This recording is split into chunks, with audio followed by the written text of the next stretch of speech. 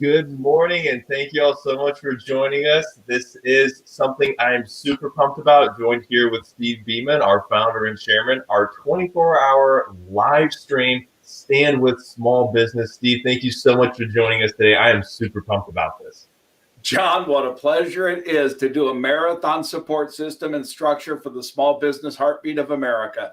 They need everybody in this nation to stand up for them. Whether you're Republican, Democrat, conservative, liberal, you need to stand for our small business brethren as they have come through the most difficult 12 months of their existence. So we want to thank everyone who joins us today, and I want to thank you for putting the effort into building this program today. It's going to be wonderful. I am so excited. We've talked a lot about it. I think a lot of people have seen it too. In 2020, according to that Yelp study, over 100,000 businesses permanently closed their doors. I think it was over 160,000 closed temporarily or permanently. It was a really, really rough year. But I do want to ask, please, I obviously know your story. We've talked a little about it in the past. Please give us a little bit of a background, starting off at the beginning of your career, because it all builds up to exactly what we're doing right now with the McGraw Council. That's why I'm so excited to be a part of it. So please, a little bit of the background for everyone who is just now hearing from you. I will do that, but first, are we done yet? We're just getting started. Oh my gosh, 24 hours is going to be a long time, but it is, John, the culmination of everything I've done in my life. And I will start with some very, I guess, entrepreneurial roots, starting at 17 years old in the pot and pan business, drawn into it by my brother, your father. But I went out together with him and we started a company called Future Home Concepts, which sold pots and pans direct to the public. And while in college, we had dozens of salespeople working for us around the Midwest. And that kind of bit, and it becomes an entrepreneurial juice that flows in you and never stops. Subsequent to that, I wrote a book on computers called Computers Made Simple, because I recognized as early as 1981 that the computer revolution was going to literally change the way we do our lives. It was very crystal clear to me that by the year 2000, so on a 20-year look ahead basis, we'd be working out of our homes. We would have the information society at our fingertips. We would have automated food preparation. Again, go back to those days, microwave ovens were pretty rare. So I wrote that book, and then I began doing computer seminars and speeches and things like that, which also got me the bug to public speak. So I've done a great deal of that, but then went down to Cincinnati, Ohio, where I engaged in a whole bunch of entrepreneurial actions. But most importantly, I got involved in the penny stock market. Now, you have to understand, at the time I was 22, 23 years old, thought I knew everything. And so I got involved putting money into a penny stock that I was certain was going to go to the moon and make me rich at 23. Okay, I was wrong. The stock went straight from 3 cents to 33 cents. All was good. I bought it at 33, of course, because it was going to go to $3, and it promptly went all the way up to 3 cents again and never recovered. That experience caused me to enter the financial services industry. I became a broker for E.F. Hutton and Company. I will fairly say that was the one job I've had I didn't really like. It wasn't the work. We used to make 300-400 phone calls a day. I didn't mind that. It was dealing with a constituency that really didn't understand what I did. It, for the first time, became so crystal clear to me that the American public in general does not have the financial awareness that they need. And so they are subject to manipulation through unscrupulous people in finance. So as a result of my experiences there, I went to the institutional side of Wall Street, which I enjoyed a great deal. I worked for Zacks Investment Research for 2 years and had a very good success run. It was a terrific time. Zacks was a company that integrated computers and finance into one. So it tied into my computer background, my finance background, and it allowed me to work as hard as I wanted, which became a 6, 7 day a week, 12, 14, 16 hour a day work ethic. I did that for 2 years, and then I got recruited to Wharton Econometrics, where I met some incredibly smart people. And again, for a couple of years, worked diligently and built a very good territory. I had some very good financial success. But then that bug to be on my own never left. And The it true never American has. spirit, the entrepreneurial, you got to do it. You got to do it yourself. John, it never leaves you. And so I met two very bright, and I mean smart partners of mine. I knew both of them at Zacks, and these guys were the best at what they did. So together, the three of us, the Troika, built Chicago Investment Analytics. And this was a company, again, in the early days of computerization of finance. We built very sophisticated alpha models. We produced them in ways that no one had ever thought you could deliver information. And we built a business structure that was akin to a factory rather than a research shop. So we had a very good 10-year run. And in 2000, we were approached by the Charles Schwab Company, and they acquired us. That turned out to be a hugely successful acquisition for Schwab. And it was a nice, sellout for my partners and me. We all became very wealthy from it. I think that was it's the kind of thing where the Beatles came together and 1 + 1 + 1 equaled about 10. It's that whole multiplying factor. It's like, what's the old saying? The sum of its parts is greater than, or the whole is greater than the sum of its parts. It absolutely was. We had true synergy in that business. And that's something that most people never experience, but we did. And we were blessed, and that company thrived. So subsequent to that, I've been in private equity. I've put money into everything from corrugated box companies to movie companies to real estate, HVAC companies. I had a bakery at one point. So I've done a lot of different things. But what drove me to what we're doing now, in 2010 or so, after watching the financial crisis of 2008, it came to me that I wanted to go a little bit back to my roots, and I wanted to create an educational literacy program for people around the country. So I wrote an audio library called The Path to Prosperity. It's a 23-lesson audio library, and it covered soup to nuts. What's a bank? How do you day trade? I mean, it was across the board. And I went out on a journey to promote that and talk to people about it. I traveled the country. We did live shows on stage with musicians and bands and everything else. And at the end of the day, people didn't want to know it. They want somebody else to do that for them. So I was sadly at one point just going, that's it. That's not, it's not going to take legs. So I started thinking around 2016 as I entered kind of the second half of life stuff.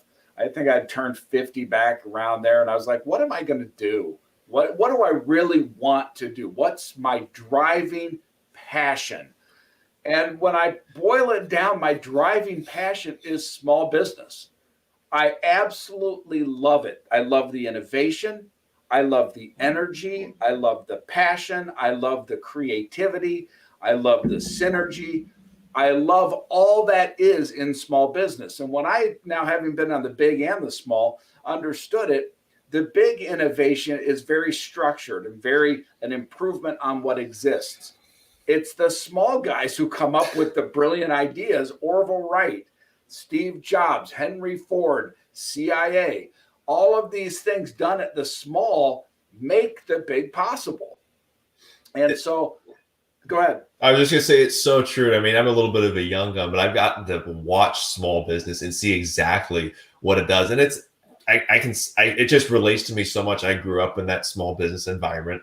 I've seen what it can do. I've seen what it does for people. I've seen what it does for the employees, for the employer, for their respective families. You can go all the way down the list, but I was just going to say touche. Well, it's true. And so I started looking at this, John, and I really got to the point of thinking without small, there is no big. Without small business, which is in fact the heartbeat of America. Oh, for sure. This American dream that we talk about doesn't exist. The American dream is to do your own thing, to live your own life, your own path, your own journey. And countless millions have done that through the ownership of a dry cleaners, a restaurant, a bed and breakfast, a small manufacturer, a design engineering company, whatever they do. Mm-hmm. And so I thought, okay, how can I, this goes back now to like 2016, how can I support small business? And maybe when I die, whenever the Lord takes me home, maybe I will have had an impact on the success rates in small businesses across America. So I put together the McGraw Council originally as a pure think tank. And the idea was, how do we help small business? What do they need? How do we help them? When we started building or buying and monetizing, we did whatever we had to do to build a suite of companies that support small business. So we built a payment processor. We built an HR firm. We built an accounting firm. We built a capital providing firm. And then the pièce de résistance, if you will, that crown on the top of this whole thing, became this 501c3 that you run called the McGraw Council membership.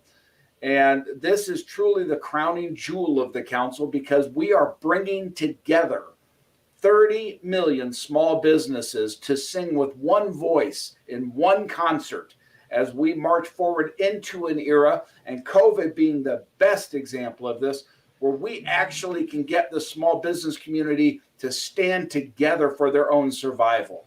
It's so true. I mean, even just looking like economically, according to the SBA, that small business employs about 45% of our entire economy. I mean, so when you're saying our economy, our way of life as we know it, is dependent upon that small business, that's literally a factual statement backed by data recorded in the government. So it's pretty credible.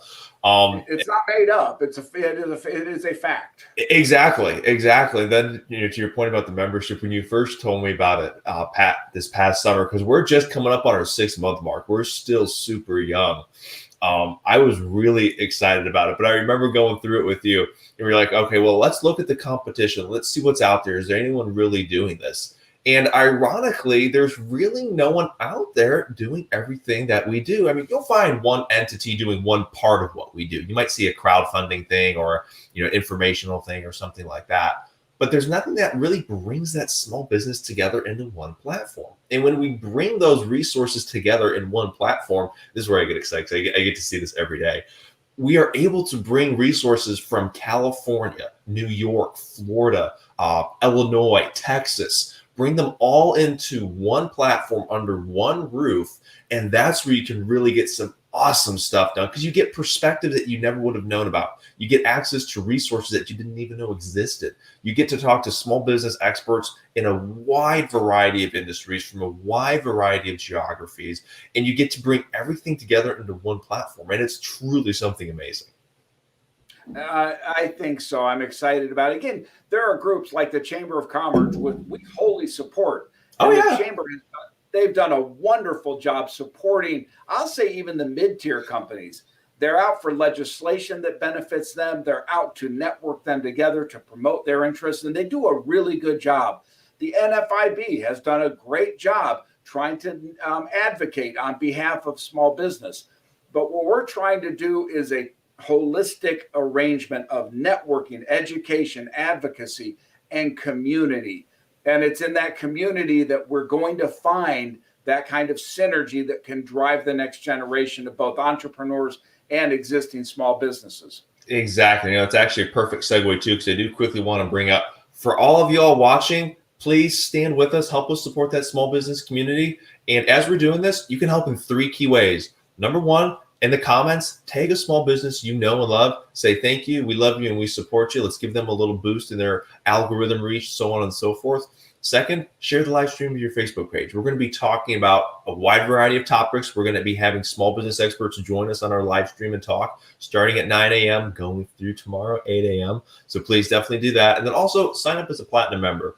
$40 a month. If we hit 1,500 platinum members, y'all, we can sustain an annual small business grant program. And that, Steve, is just another one of the reasons I am so excited about this. If we hit our goals on this, if we truly achieve the vision we have, we can be the Red Cross for small business. We can help them in the way they need it most, when they need it most. I mean, we're talking everything from financial guidance, marketing expertise, emergency grant funding. Say there's a small business. Well, I mean, I'm originally from Wisconsin, about half hour, 45 minutes outside of Kenosha.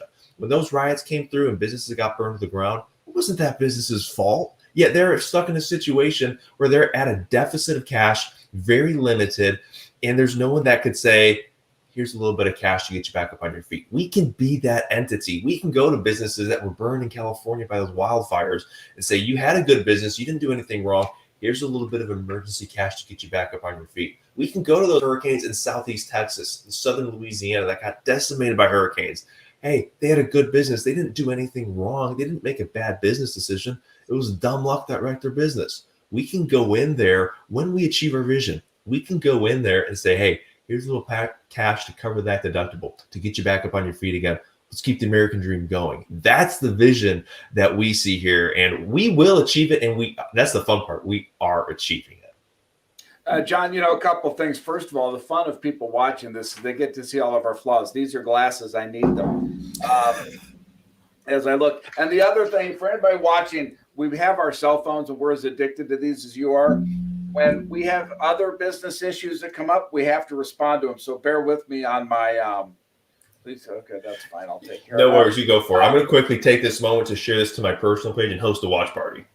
And as you do that, let me touch on something real quick, because you used the phrase the American Red Cross, or the Red Cross for Business. That was not coined by you. That was actually a member who said, you guys are like the Red Cross for Business. And that is a fact. We stand for the businesses, we work for the businesses, and we build that community that says, if you need capital, if you need accounting help, if you need financial marketing support, operational help, we are there to provide it. We aren't all things to all people, but we're trying to be all things to the small business community, because they need the help. It's so true. And that's the other thing. It's interesting in the process that we have to help small businesses. Every small business is going to have its unique challenges. It's going to have its unique differentiators. Every business is different. It's kind of like a living human being in a way. It's very unique. It's very different. Yes, there are certain things you can clump together, but when you start getting into the details and into the weeds, so to speak, there's always going to be something new. It's always going to be its own thing. And that's where, again, I've been able to see this firsthand. When we're able to connect them with the right resource, the right subject matter expert, that's when we can really help take them to that next level. Funny story real quick. We had one member sign on a couple of months ago, and he was all over it, having a great time. And as we were going through our process, getting those donated consulting hours, getting those donated products, those donated services, there was a question that he was kind of battling in his business, and he was at a little bit of a crossroads. He was like, I'm not really sure if I should double down, kind of expand the business, or if I should look at selling. So we connected him. Actually, again, this is a little shout out to Exeva, one of our biggest contributors. Thank you, Exeva. Check them out, exeva.com. It's a fractional CFO firm up in Missouri. We connected this business owner with them, and they got started talking. And we actually had to bring in another party, a third-party mergers and acquisition specialist. And in the end, they determined that it was best for them to double down and kind of continue growing their business and set it up for a sale or something else later on. But that's the type of question that we can get the resources together to help answer, because that's not something you can just answer by shooting from the hip. There are a lot of things that go into that decision. And again, that's just one example, but it really spoke to me personally, because as we're talking to this guy, this wasn't just about numbers for him. This wasn't just a way to provide a living. This was his dream. This was his American dream. And to be able to help answer a big question like that with massive ramifications, it was just so rewarding. John, you hit something, and throughout the next 24 hours, or it's not like I'm watching, but 23 hours and 40 minutes, we're going to get a chance to talk more about what I've done in my life. But I want to, in this opening segment, which we're going to probably repeat a couple of times throughout the day, but you have committed a huge amount to this. Let me boast about you a little bit. You're an MBA. You were offered a job at the Fed, which is not an insignificant job. You turned it down and joined this mission out of a pure belief that the American dream is centered around small. So share with us your background, because I really do think it gives accolades to you and to this mission. Well, thank you. This will be fun. So rewinding a little bit, actually born and raised Southeast Wisconsin. A fun little story here, because it plays into the whole picture and the whole passion. Actually homeschooled through high school, went to Liberty University for college, majored in business economics. First job was for my dad's private equity firm as a junior analyst, researching the oil markets industry. So it was fascinating because it tied right into economics. Well, we got 24 hours, we got time, and we have another 40 minutes till our next guest. So I do want to tell you, because it all plays in. So in 2013, started off as a junior analyst. If anything, we have time. Don't worry about it. All right, perfect. Here come the details then. So fast forward 2013, worked there for a year, having a total ball with it. Kind of out of the blue, my dad gives me a phone call. And he says, John, we like what you're doing. We're going to give you promotion, though. No longer is this going to be oil research. You're going to help us start, build, and sell a landscaping company within 2 years. Ready, set, go. I'm like, whoa, that is a little different than research. But you talk about getting into the front lines of small business. I would say there may be no better industry to experience pure, raw small business than the landscaping / contracting industry. It is pure small business, especially when you do it right. So, funny story here. Landscaping business is not one known for its integrity. We'll just say that. There are a lot of players in it. Some are absolutely outstanding. Some are come and go. They're gone within 3 months because they do things illegally and unethically. We weren't going to do that. That's not who we are. So we actually named it Legal Landscaping, and we did everything by the book to a T. We W-2'd our employees. We reported wages. The whole 9 yards. We had a solid HR system in place. We had standard operating procedures. We had emergency procedures. If there was an accident, what happened, who did what, so on and so forth, all the way down the line. But literally, summer 2014 started from scratch. Built it up, got 4.75 stars on Home Advisor. We won their summer of 2015 award for best landscaper in Rockwall County. And then we were able to sell that in December of 2015. So it was actually a year and a half under that goal. So that was an absolute ball. I had a total blast with that. At that time, I was actually also getting ready to graduate my undergraduate program, was looking at MBA programs. And so I was looking at a couple of different ones here in the Dallas area, down in Austin. Obviously, Liberty was in the running as well. Started going through the application process, and Liberty was like, well, tell you what, John, your grades are up to par here. Little self-plug, I did graduate summa cum laude, undergrad with high distinction MBA, so it worked out okay. But Liberty's like, your grades are good enough. Why don't you just come ahead, dually enroll? All you have to do is finish college, and then you're officially accepted an MBA program. So in the middle of selling a business, we did start that process, and I was like, heck yeah, absolutely. Then I started getting a little more involved in our community, volunteered the City of Heath to serve on the Board of Adjustment. In 2017, it was enrolled in Leadership Rockwall, which is a fantastic community project. For those of you listening, if you're in the Rockwall area, got to check it out. Great program. It really gets you connected to the community, and you learn about it at a much deeper level than when you're kind of going in on your own. So a little plug there as well. Again, sponsored through the Rockwall Chamber of Commerce. So that was 2017, did that. 2018 was a fun year for sure. Completed my MBA program. Was first elected to city council, and funny backstory, I am technically the youngest elected city council in Heath's history, so we do have fun with that. And our leader, oh my gosh, a statesman, pro small business statesman. Oh, a statesman. Okay, exactly. You know what I'm doing here. So we head down to our Rockwall County in Austin, had a great time supporting small business. And then that's when we started working with Merchant Masters here in Dallas, because you founded that, a couple of years before, had it going in Illinois. Oh, go ahead.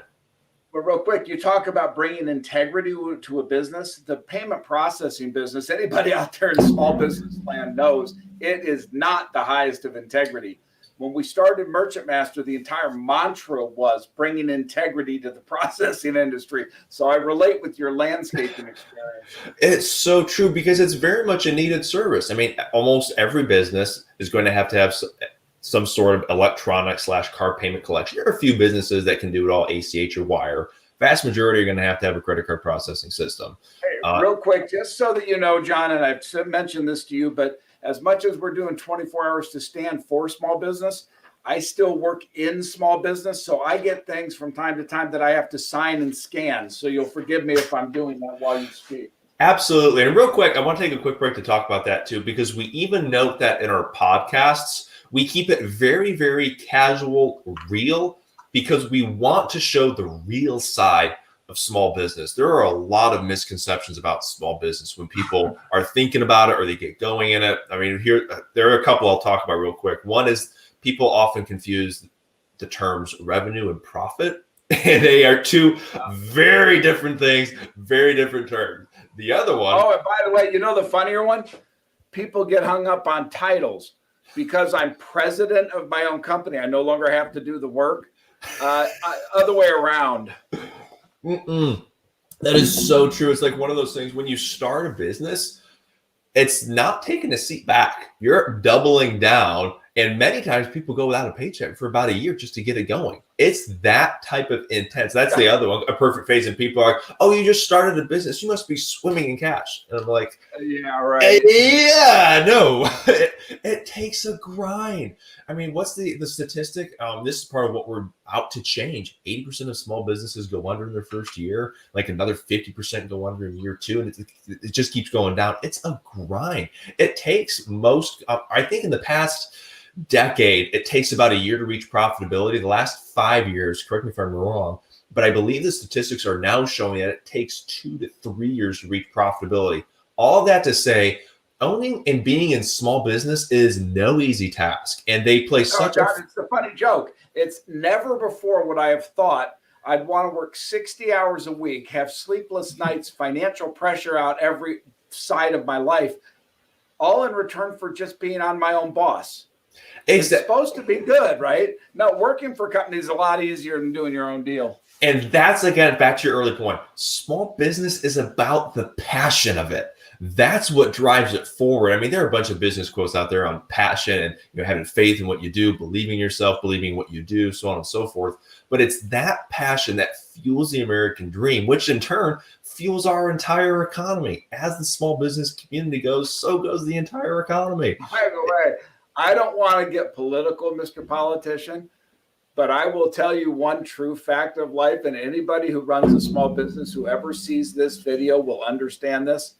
I did build it. It's so true. People, and that's why we do the business. That's why we do the podcast. We want people to tell their story of what it was really like. It takes so much effort and commitment day in, day out over the course of an extended period of time. Small businesses don't just happen. If you look at a small business that is doing well right now, and this goes for anyone watching right now, look at a few small businesses that you know and you love. Odds are they've probably been around for 4 or 5 years now. In that light, they've probably gotten little to little sleep for about 3 years. And in year 4, they're just starting to turn around. I'll tell you a funny one. We had a guest on our podcast early on by the name of a business owner here in the Rockwell area by the name of Darren Shu. And we were talking about that lifestyle. And for the first, I think it was 18 months of his business, he literally got 3 to 4 hours of sleep a night on a good night. What is sleep? I know you're like the guy that never sleeps. You're getting emails, you're studying at 2 a.m., 4 a.m., 10 p.m. You're like all across the board. The matter is, nobody's going to do it for you. If you're not willing to put in the effort to build it, then why should anybody follow you? And it goes back to the passion. If you don't believe in it and you don't have the passion for it, no one else is going to fill that up. And again, that just goes back to the whole, like we say sometimes, the nobility of a small business. They are giving everything they've got and often more to make it work. Back to this, I give my life, my honor, my fortune to this thing. Hey, real quick, I was trying to find a book in my library. I can't see it, but you talk about the I didn't build it or I built it thing. Mm-hmm. There are people watching today throughout the next 24 hours who will be calling and looking at us primarily to laugh at how old I am and how I'm going to fade over the 24. But if anybody out there has eaten a Hershey bar, they need to understand that Milton Hershey went bankrupt, I think, twice before he created Hershey Chocolate Company. This guy had a passion to try to build this chocolate product, couldn't get it right. I mean, what Thomas Edison said, he didn't try or fail 600 times to build a light bulb. He found 600 ways not to do it. It's that never quit, never say die. It's the whole thing, winner never quits, quitter never wins. You can look. It is so true. It doesn't happen by itself. I mean, what's the story with Kentucky Fried Chicken? The guy lived a brutal life and then turned around only after years and years and years and years. And what's the story with Coca-Cola? They sold like 60 bottles of Coke or something, Coca-Cola for the first year, and now it's like a massive company. It takes time. It takes dedication, 100% dedication. And again, I'm going off on a little bit of a tangent here, but again, that just goes back to why we got time. Go off on all the tangents you want. We're going to be That's why these lockdowns were so brutal. I mean, California. I mean, you're living it out in Chicago. Let me jump into that. One of the first stories I heard, when this probably goes to April, May of last year, a poor, and I don't mean poor financially, although she became that way, but a poor of spirit lady called in and said, I don't know what to do. I started this bed and breakfast as a hospitality place 20 years ago. It has been my life. I have given everything to it. It's my passion, my joy, my dream. And the government of the state of Illinois put her out of business.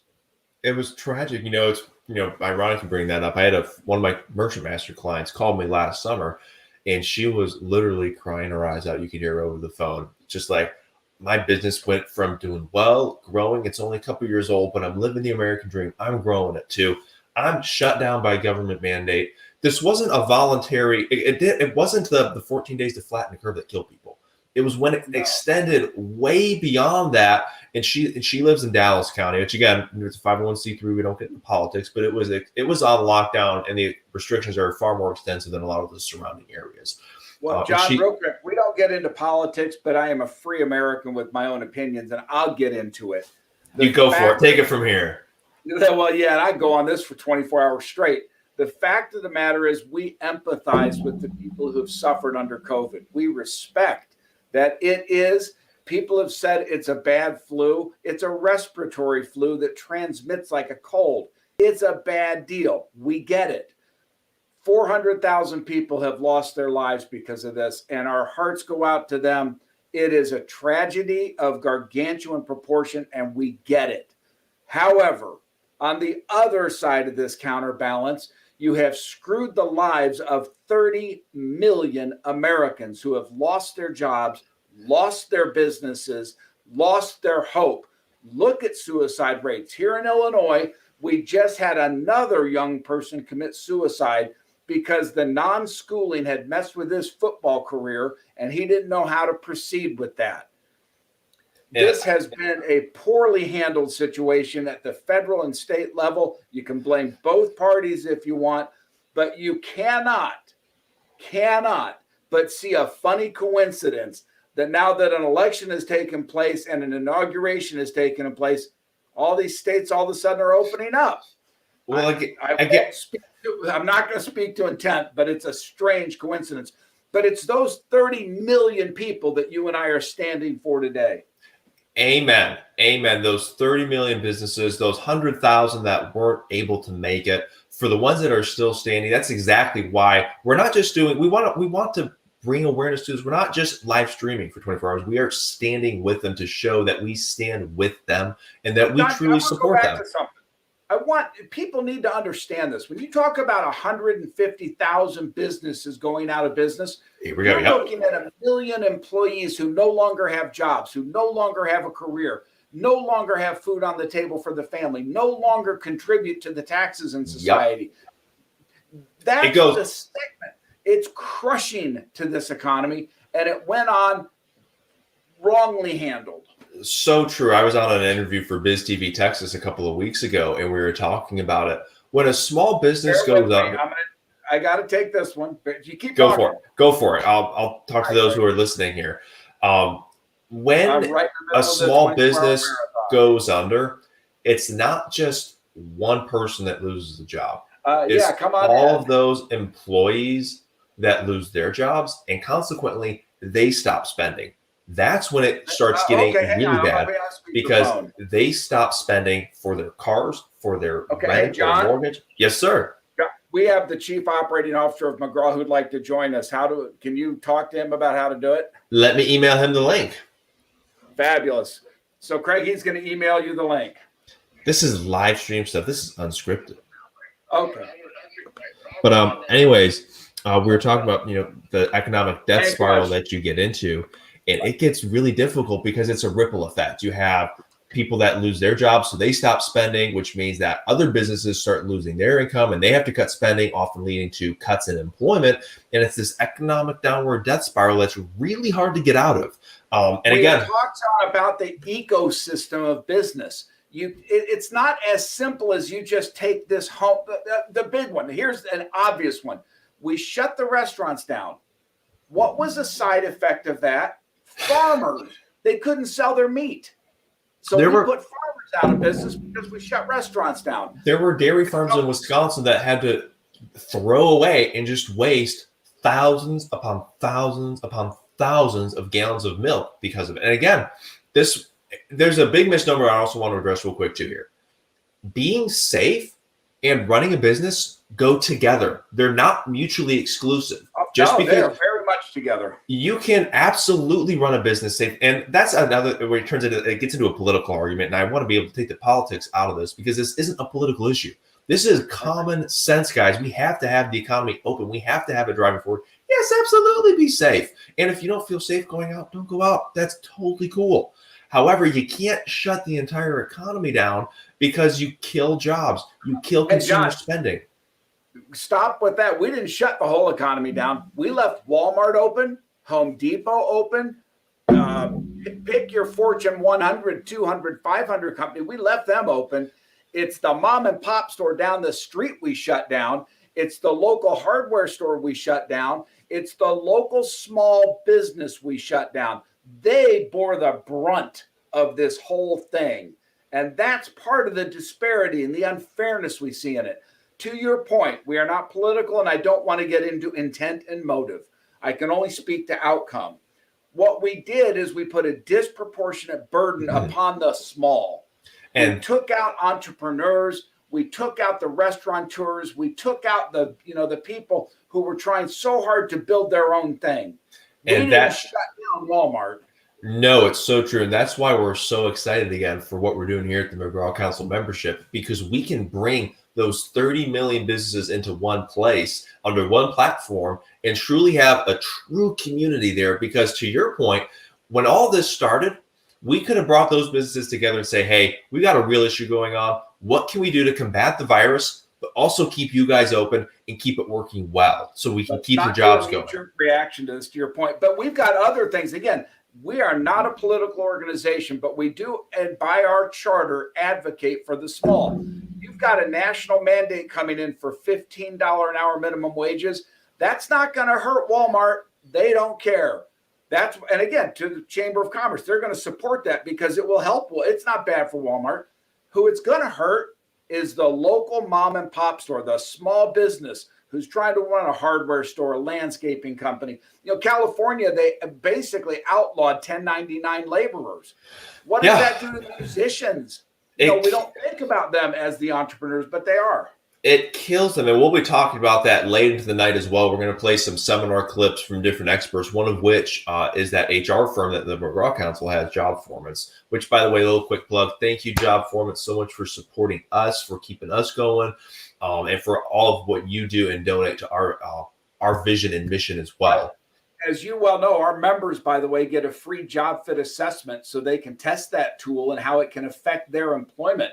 So your membership, John, and our membership and this thing of ours that we're building offers members tangible value. So to your point, thanks to Jobformance, thanks to Merchant Masters, Exiva, McGraw Capital Partners. Thank you to these companies that are stepping up with free services for our membership. Donate it. And that's, again, I get to see this stuff every day. So it's not that I take it for granted, but I get to see it every day. When you have a business with a pressing question, hey, I got to hire this person on salary. Is it right for my company? You have to go. By the way, function of age, I don't think you've moved once. I keep moving. Okay, so truth be told, I am shuffling a little bit. But you have to, don't stand without bending the knees. Otherwise, you will ultimately pass out. So I'm making sure to keep a little bit. No, I have to lock the knees or I can't stand. Are you kidding me? So if I just fall totally one moment randomly and just like pass out, know that I'll come back. It's just because of that. Exactly. But yeah, go ahead. It's going to get fun tonight. As we go through the night, John, I've said before, you'll see me standing here wide awake, but my brain will literally shut down at some point and I'll start talking gibberish. I'll start telling you to go sell the copiers out the back door of the van or something. I'm going to be teasing you just a little bit when that happens, just FYI. And for the record, this is all being recorded, so we're going to have some killer edits and video cuts later on when we're all done with this. My goodness. But yeah, again, John, going back, we've got so much here for the small, and it's because small does drive everything else. We all want to stand for them. If you're watching now, please share this live stream. Let's get millions of people following this. Let's all together support the small businesses in America that make our lives possible. You like your coffee? You like your coffee cup? You like your cell phone? Thanks, small business, because it was all developed by them. It's so true. It's so true. Now, I'm sure you've seen the memes too. It's like every time you buy from a local business, someone does a little happy dance, or you're paying for a little girl's dance lessons. You're paying for a little boy's football uniform so you can go out there, play football games. It gets real. When you take a step back, take a deep breath, and look at how those dollars impact that small business and the community you're in, it's massive. I mean, so that was another fun one here in Rockwall. I firsthand got to watch how everyone came together during COVID. We were extraordinarily blessed and protected from everything that happened. We came together and massively supported those small businesses. Even here in Heath, our mayor did a fantastic job of keeping everything safe but open. We had coordinated days where we would be supporting this business on Monday, support this business on Tuesday, go buy from this one on Wednesday. And it's through that type of, buy small, buy local, support small business, we're able to get through to the other side. Because to your point, without that small business, our economy looks nothing like it does today. Our standard of living looks nothing like it does today. Without that small business, we're a very, very different country. We're a very, very different economy. Social mobility will change. And that was the magic. Go back, and you're too young to remember this. There once was a guy named Elvis Presley. The reason he became a symbol of the American thing is because he started with nothing but his raw talent and grew to be a very successful. He was a recording artist, by the way. He sang songs. I'm kidding with you. I think you know who he is. But my point is that social mobility that's been generated through small business, mid-sized business to large, that's the function of the American dream. That's what it's about. The idea that you could have a home and a car and a chicken in the pot that comes back from the post-Depression era, that's all well and good. But it only happens with the magic of small business and the free markets that allow that to happen. It's true. We're going to talk a lot, but I can't in the mission we're on forget an experience I had in the late 80s, early 90s when I hosted people from the Soviet Union through the United States from Belarus Machinery. This was during Glasnost and Perestroika. And you had a chance to hear firsthand what it was like in the Soviet Union, the utopia of a communist state-controlled economy. And what you find is that in that system, the government dictates, of course, what you have. And they were pretty good at giving you what you need. Everybody had food. Real quick, they determined what you need, though. They determined it. But you had food. It wasn't very good, but you had enough to live. You had clothing. It wasn't very good, but you had enough. You had a place to live. Wasn't very nice, but you had a place to live. You had medical care. Wasn't very good, but you had it. Point being, you had your fundamental survival needs.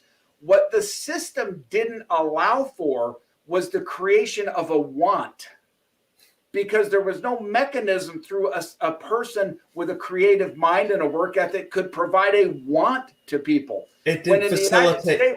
Go ahead. It's all wants. It didn't facilitate an economy where you could create value. Look at something as simple as clothing. In that socialist, non-free market economy, you don't have different levels of qualities of shirts. As a silly example, it'd be plain and dry. Maybe it's t-shirts. Everyone gets the same t-shirt. Whereas thanks to that small business, thanks to that free market, you can have short sleeve, long sleeve, cotton, sweatshirt, sweater, button up, zip, the quarter zip, the whole 9 yards. It's creating value, which is why our telling experience, John, is I would take them into grocery stores and we would stare at the grocery aisle in the breakfast cereals. And so you're looking at 45, 50 different brands. They could not comprehend initially how we had such high quality, such dispersed ideas and choice with such low price. By the end of a couple of weeks, they came to understand it's competition.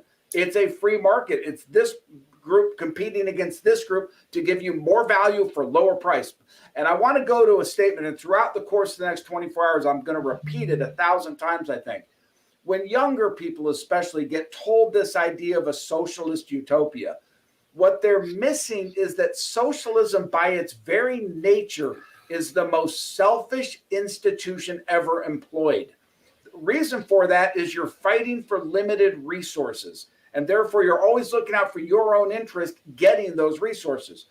Free markets, and I'm not going to say the US is a free market right now, but to the extent those of us who believe in it preach free markets, it's the most giving system ever developed, because as a business person in that world, you have to give more value voluntarily for a return of cash. Mm-hmm. It's a giving system. That's a taking system. And that's why that doesn't work and this does. Socialism takes your whole and it cuts up the pie and it gives each person that piece. A free market integrated with that small business will take that pie, expand it, make another pie, expand that, and so on and so forth. And what happens is you create a standard of living. For example, I remember this growing up. The analogy was, this was probably going back 15 years. In China, having a TV was a big deal. Oh, yeah. In the US, having a plasma TV was the norm. And it's that type of 2 or 3 of them. Exactly. And it's that type of standard of living, that value creation, that mutual benefit that is created in a free market among small businesses that fuels economic growth, that helps us improve, which again allows us to succeed and create so much value and wealth that we can literally give and donate to other people, to other countries, so on and so forth. That's historically been the most generous country on the planet when it comes to our donations. Now that's slipped over the last 20 years because as government taxation increases, donations go down because people don't have the free cash flow. But we are still a generous country. And as an example of that, the McGraw Council is establishing a donor program, as we were talking earlier today, to donate money to companies that have been hit by erroneous events, natural disasters, riots, fires, hurricanes. Those companies who are suffering through that, we want to stand for them. And that's part of that donor mindset. We give back to the community because people give back to us. It's so true. You know, the analogy I kind of like to think of, we all want to be able to get to the point where we can give the shirt off our back, to help our neighbor. But you can't mandate it. And another important component, you can't give the shirt off your neighbor's back. It doesn't work that way. You can't give my shirt if I don't have one. Exactly. And the only way you can, so to speak, create that shirt, it's in a free market. It's when you're allowing small businesses to do what they do best, to create value, create mutual benefit in a voluntary transactional economy. That is where you take it home. That's where you take it to that next level, where you get to create that value creating equation. It works. And I wish they would teach that. I wish they would teach that more in schools, because the notion of a free market, a free transition of goods and services between free people is the only way to build a sustainable economy without abuse and tyranny. And I don't think the U.S. is in tyranny right now, so I don't go down that path. But the fact is, the more control we give up, the less freedom we have to run an economy that does that. And we need that freedom, because I would argue that in this technology age, especially where so many people are going to be displaced from their jobs, you and I have talked, in the next 10 years, 6 million truck drivers are out of work. They won't be needed. How do you fix that problem? Do you have more government or do you have more freedom?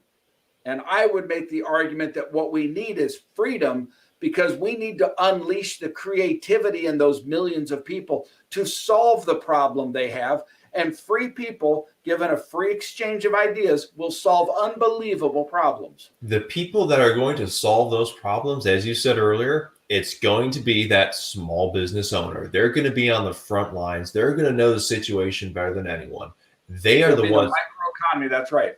Exactly. They're the ones who are in the thick of it. They're in the weeds of all this. They are going to know the problem best. They're going to be able to create the solution for it. I mean, the way I like to think of things in analogy. So the way I like to look at it is, here's what we can do. You can take a one-size-fits-all approach, apply it across all 50 states and say, hey, this is the way you're going to do it. Or you can divvy it up and say, you know what? Give it to the economy. Give it to the free market. Let the small business community, let the small business owners, the people who are there presently, solve the issue. When you do that, you allow them to unleash their potential, which is, again, back to that value creating equation. That's what happens. It allows that small business owner to be in a position to where they can create that value creating proposition to where people come voluntarily to purchase their product or service. And that's where you get innovation. And again, example, we've talked about some already. Look at some of the biggest companies in existence. Amazon, ring a bell? Started off in a garage.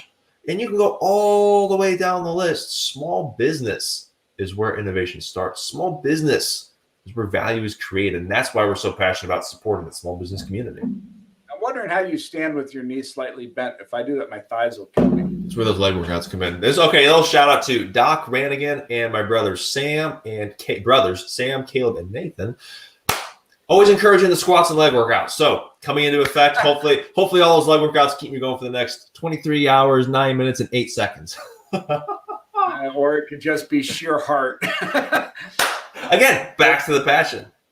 We are coming up to the close of our first hour, and I think we've covered a lot of ground. I think we have a lot more to go. And I am hopeful that the people who turn on to this, who see it through one of the social media channels, will share it, start watch parties, spread the message that we Americans will stand by these small businesses, because without them, we have nothing. So true. I think it's also a good time, again, take a few minutes. Truly thank you to our sponsors and those who have contributed their time, their money, their donations, wide variety of ways to make what we have a reality. As you've said, McGraw Capital Partners has been a huge supporter, an alternative financing firm up in New York. And you're actually going to be talking about them a little later on in more detail. We'll be talking about all of these companies later on. Exiva up in Missouri. Thank you so much. Job Formans, Merchant Masters, Sprout Funding. Thank you all so much for supporting us. What we are doing and the vision that we are achieving would not be possible without you guys helping us. So thank you so much. And to those of you watching, as Steve mentioned, you too can help us here. Join us on our live stream. I'll tell you what, I'm going to put our live stream link here in the comments. If y'all want to join us, we would absolutely love it. Come on, think of small business, or you can tag them in the comment section. Let me quick type this here in the comments on our live stream. Please feel free to join us. If you have a small business that you know locally, come on, let's give them a little notoriety, let's give them a little bit of praise, pat them on the back, say, hey, we love you, we support you. Share this on your Facebook page, host a watch party, tag those small businesses, sign up as a platinum member. We do have a goal. We're looking to sign up 1,500 members, because if we do that, we will have enough cash flow to sustain a regular small business grant program. And by regular, I mean regular intervals. We'll be able to do it in the way that small businesses need when they need it. So please help us out in those 3 easy ways. Share the feed, tag a small business that you know and love, and then sign up as a platinum member, and we'll show you the counts as we go on through the day. I feel like we should have a commercial break. Well, I'll tell you what here. We don't get one, do we? No, well, we have a few later on. We'll be playing podcast clips and seminars, but in a few minutes here, I was actually thinking as we were doing this of taking this broadcast capability to a local restaurant, because I was going to broadcast live from a couple different places. Oh, that'd be so cool. It requires so much internet capacity that you have to be hardwired to Ethernet. So I ended up not doing that. Okay. So funny note there. Stay tuned, because we will have to eat both lunch and dinner during our live stream, and possibly breakfast, maybe a midnight snack if you're like me. So I will be ordering, and Steve, I'm sure you're the same way. I'm going to be ordering from a small business, and they're each going to have a funny story to it. So stay tuned for lunch hour and dinner hour, because we're going to be having fun with that. But as we come up on 9 o'clock, we have a guest coming on. A gentleman by the name of Russell Duckworth. Those of you in Garland, Texas, are going to know this guy in and out. Really cool, community-oriented guy. We're going to give him a little bit of a tee up here. But he's been on our podcast. But the funny thing is, he's our only guest to appear twice on our show. Hey, John, real quick. And when you bring Russell on, how does he come in? And for those of you watching this, I've never done this before. So, John, how does this work? Does he come on my side? So here, we're just going to add a screen. So with StreamYard, we can. StreamYard, we're allowed to go up to 10. So we have plenty of space. If you're out there and you want to call in. Absolutely. I put the link in the comments box, both Facebook and YouTube. If you want to join us, talk about a small business that you know and love, now would be the time to do it. But anyway. John, you edit these people right in case somebody gets on who hates me? I don't know. That might be kind of entertaining, Steve, if I'm being honest. Yeah. Well, I say that I used to do a lot of TV, and I got on TV interviews, and during a couple of those, I got an awful lot of hate mail because I said things like, I believe healthcare is a privilege, not a right. And so there are a lot of people out there who I'm sure would like to get on and read me the riot act for that. Oh, free speech. Steve, darn it. What is that? I know, right? Exactly. I won't go down that road. Otherwise, Facebook might ban us. Sorry if you're listening, Facebook. Anyway. Look at what Zuckerberg did. He's a college kid. He comes up with an idea on how to put college people together and have guys meet girls. He thinks it's a great idea. It turned into this thing. He didn't intend it to. It just turned into it. Mm-hmm. Mm-hmm. There's a great movie out there called The Social Dilemma, by the way. I've talked to you about it. It talks about how Facebook and Twitter and Instagram and all these companies, they didn't intend to do this. They just tried to get more users. And as they got more users and came up with more capabilities like the like button, it went even more viral. And their whole business was, hey, well, we need more users. It wasn't intentionally a malicious thing. Now, what it's become, I don't know. Well, again, that goes into the whole discussion of what's it called? Conscious capitalism. I think that's the technical term for it. And basically, it's a free market, but you're focusing more on, what's the right way to put it? You're looking and seriously considering the moral and ethical dilemmas in each decision. It's not just all about the money, because people have a false, again. I would argue, John, that they did do that up until about 1980. Because if you look at companies like Quaker Oats, Hershey's Chocolates, these were moral companies. They were run by moral people who had a value system that included the idea of stewardship. That's been lost in this country, and I understand why people get frustrated. Which is ironic. Not in the small business community. It's still going strong there. And you talk about it's alive. And while I get to see this every day, not only with the McGraw Council, but in stuff I've done previously with Merchant Masters and continue to do. You want to see the good side of America? You want to see the good side of people? Go to small business. Look at those small businesses, and you will see some of the finest people that you'll ever meet. People that are giving their time, that are giving their hard-earned money. You'll literally see a small business owner barely getting by, pounding the pavement. Find a way to donate time and or money to a local cause or nonprofit that they care about. And that, again, you talk about, cream of the crop. Small businesses, they're always going to be there. They've always been there. Whenever we have said, hey, we need help, whenever a local cause or national cause says, hey, we need help, we need time, we need money, so on and so forth, that small business community has always been there for them. And it's time that we show we are there for those small businesses right now when they need it most. They are struggling. Yes, they're surviving. They're finding a way. Over 100,000 didn't.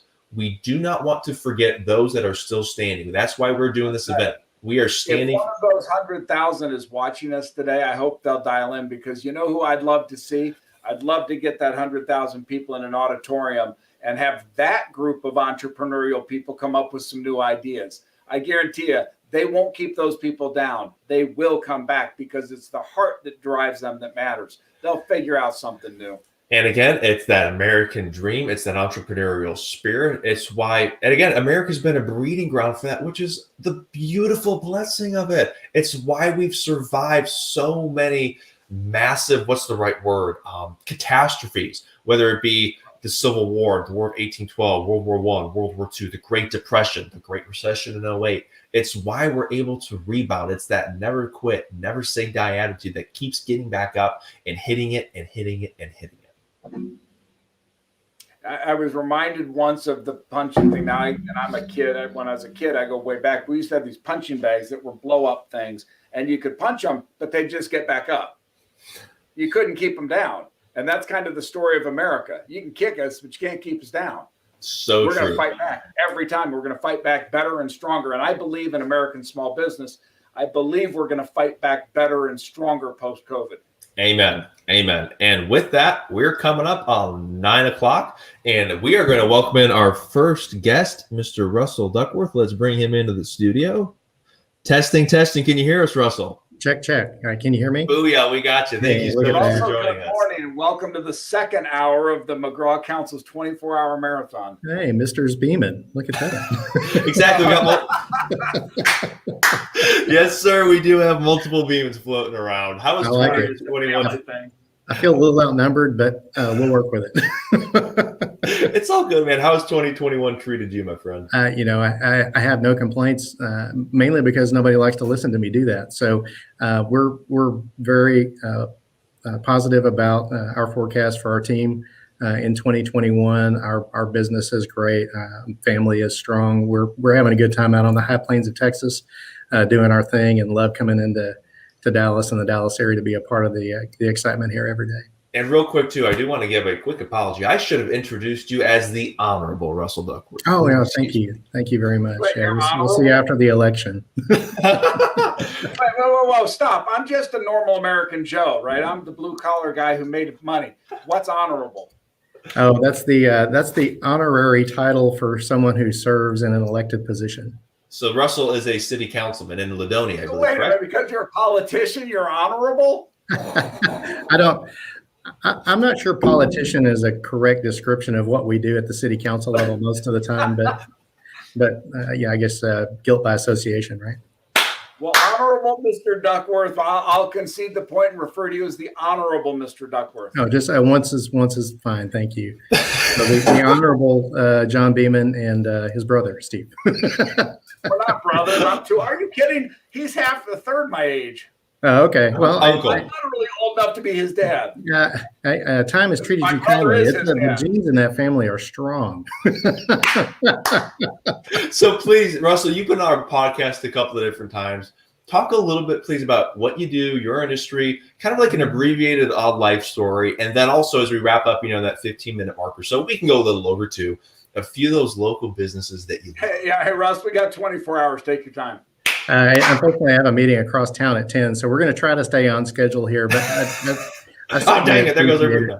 And I think that the cost of membership for me is just worth being able to pick up the phone and call John Beeman and visit for 10 or 15 minutes. It's most of the time our conversations are so insightful to me, not just because of the peak I get into that generation, Steve, if you know what I'm talking about, that Steve represents, but just also that spirit that enters when there's still more presence. So thank you, John, for being there for me in those times when I need somebody to Real talk quick, to. hey, Russ, don't you love the optimism of youth?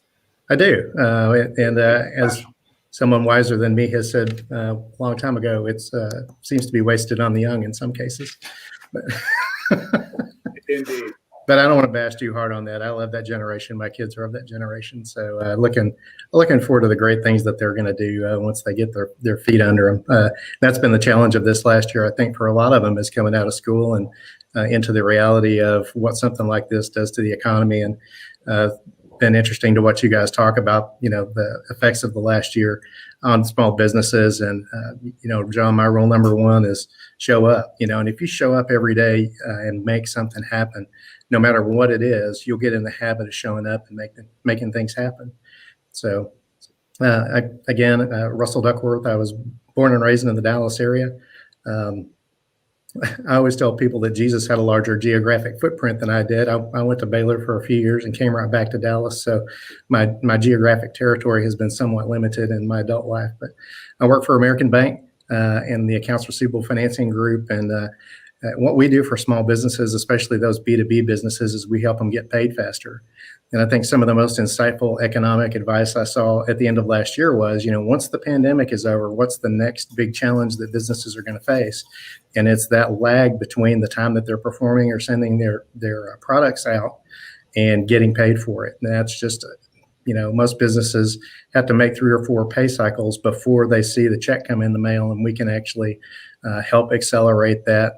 Accounts receivable financing lets us pay our clients the day after they send us a copy of that invoice. So happy to help any small businesses out there that are in need of that kind of service. And American Russ, Bank I is a might great. jump in. Dallas. I love to hear you. I love to hear you talk like that. As I've said to John, one of the real disparities I've seen growing over the last 20, 25 years is that a lot of banks are now turning their nose at small business. They talk about it, but they really don't want to deal with it because it's just too small. It's too different. They don't really understand it. It's nice to hear you say that you guys at American Bank get it and you're there for them. That's a kudos to you for that. Thank you. That's an unfortunate process in a commercial loan cycle, is taking a look at historical financial statements, and very few companies are going to have a great financial statement story for 2020. Some are going to have some amazing stories in the way that kind of adversity challenged them to make a change, and a change for the better. So, again, get out there and make something happen as a small business owner. If you don't have a project to work on for a client, get out there and work on something for your community and get visible and let people see that you are still in it. John, if you don't mind, I've got a little PowerPoint that I created to talk about my favorite businesses. So if that's okay, I'm going to try to click this screen share. You should be able to. Let me know when you click it, because it should go through just fine. Here we go. So hopefully you're seeing some kind of beautiful. Right there. Oh, very cool. Okay, that just tells me I'm showing the right thing, and I'm going to hit that, and there it is. So let's go to the first one here. John, I don't know if you are familiar. Yes. This is actually, I consider this my home office when I'm in the Garland area. Roslyn Coffee, you talk about a company that pivoted hard in 2020. They did not miss a beat. They switched their tempo and their timing to provide the same great coffee and the same great pastries that they always do on a carry out or curbside basis. I love the folks there. And if you're in the Dallas area or ever in the Garland area and have an opportunity just to stop for a cup of coffee, or if you need a great place to meet somebody, like I said, this is my home office. So highly recommend Roslyn Coffee over there in Garland, Texas. As I want to do also, John, sometimes I talk about bees and beekeeping. I want to give a shout out to the guys at Timber Creek Apiaries. Hayden Chrisman, when I met him, I think he was 16 or 17, and he was already up and running on about 200 beehives out there. And he was making money selling starter hives to new beekeepers. So you talk about that entrepreneurial spirit. And a willingness to dig in and be part of what I see as our national agricultural heritage. What a great family. They actually tutored me on some beekeeping practices when I was getting started and supplied me with my first sets of bees. So love those guys over at Timber Creek. That's awesome, because you got your own set of beehives there too. I do, yeah. I'm growing an apiary out behind our property in East Texas, and it's a hobby right now, but those things double about every year. So after a few years, it may not be so hobby-esque anymore. We'll see. I'll keep you updated on that. Am I correct that honey is the perfect food? I think so. It's certainly very good on biscuits. Doesn't it have like 200 years shelf life and everything? Anecdotally, I have heard that they found honey in the tombs of Egyptian kings that was still edible. Yeah. So it's got some amazing. If people don't buy honey, they shouldn't put it in everything. I'm sorry, say that again. I said they should buy honey and put it in everything. I agree. It'll preserve you like an old Egyptian king. Yeah, absolutely. I don't, maybe another podcast, John, we just focus on the bee parts of it. There's just a lot of great stories, and I get a lot of insight from the way that beehives work, and the honey is just the sweetest part of it. So. One of the things I think all of us love to do is purchase and replace air conditioning systems.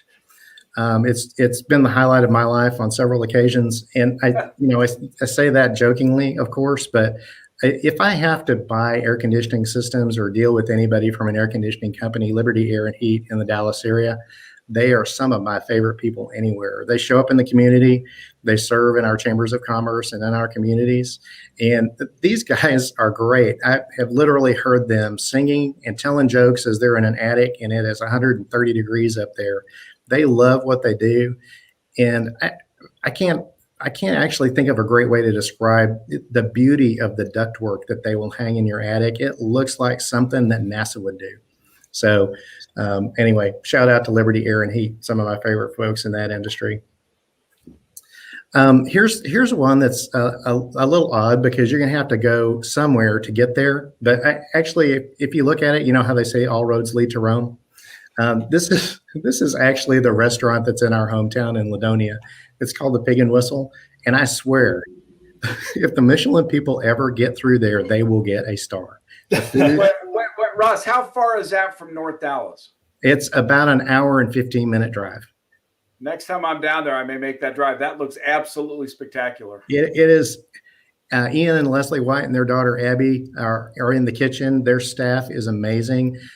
Chicken tikka masala on a Friday night from these guys, wonderful. I wish I could remember the exact name of it. It was something like the New York Strip Roast Junior or something. It was. I have never eaten an entire piece of meat. There's always something on there that I just I have to slide off to the side.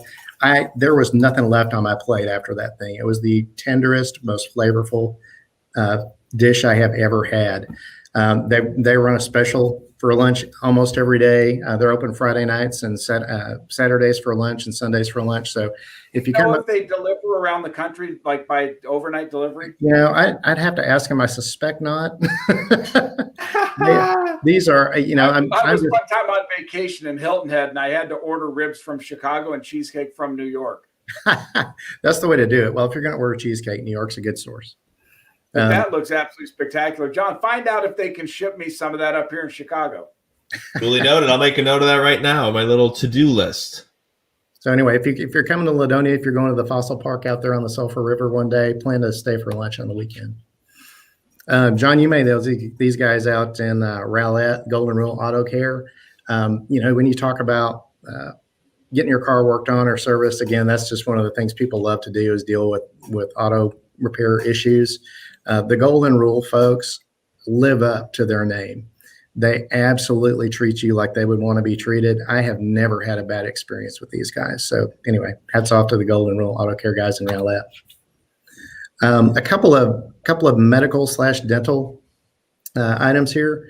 John, do you know Dr. Io? I do. I met him through the group that I met you through, the Garland. That's right. So Lone Star Neck and Back Clinic in he used to have an office in Garland, Texas, but he talked about a hard pivot when these types of facilities were closed in 2020. He went on the road, and wow. I will remember. I spent I think it was a Friday evening bent over a sandblaster, getting some paint off an old piece of brass hardware, and Saturday morning came and I could not stand up.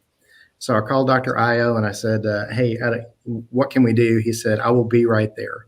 So he literally came, he set up a table in the living room, he put me on it, and 2 minutes later, everything was fine.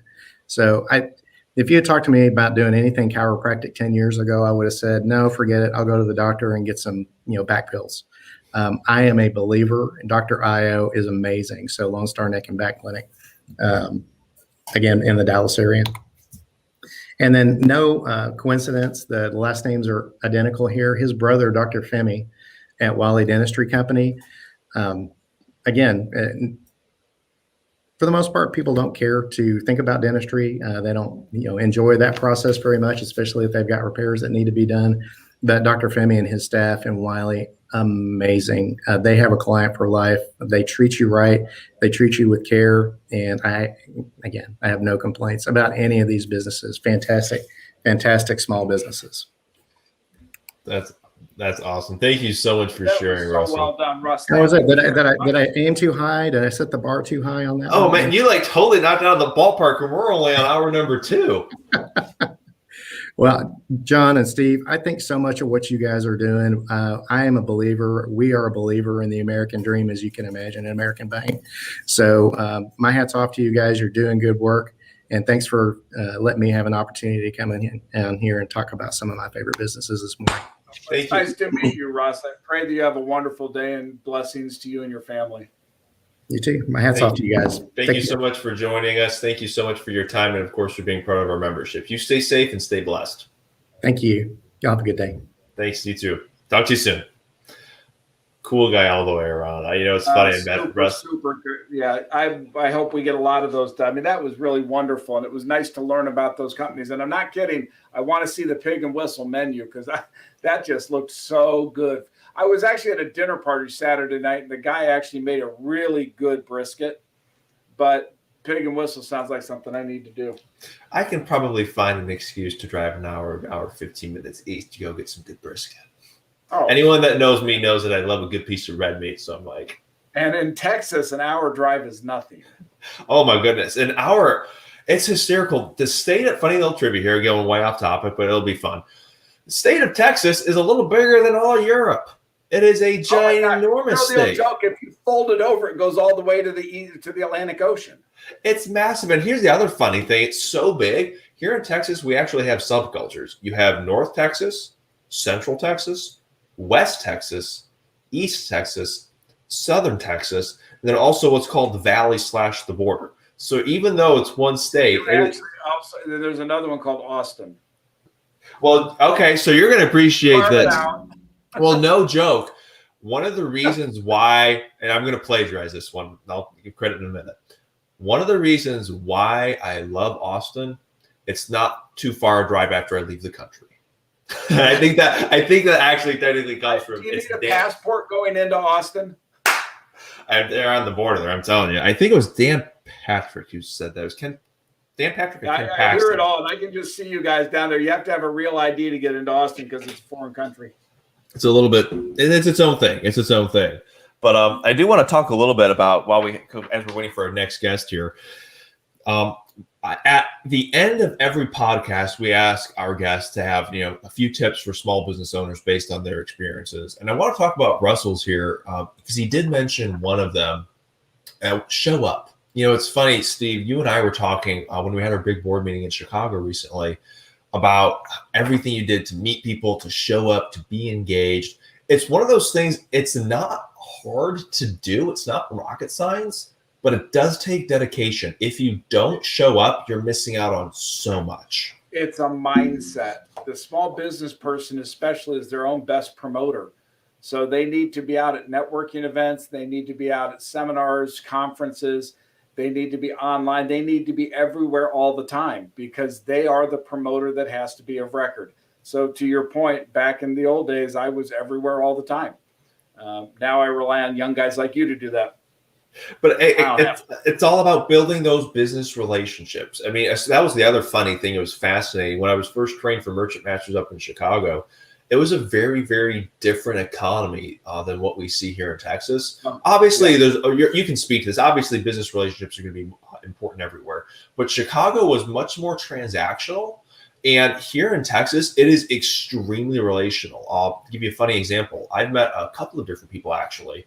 We were talking about POS systems and processing and things we could do to enhance their inventory tracking, make the customer ordering experience even easier, so reduce the waiting lines they had to pay, so on and so forth. Went through everything. Not only was it a better system, but it actually saved them money. It was like a 6-month payback. So typically what you would call a no-brainer.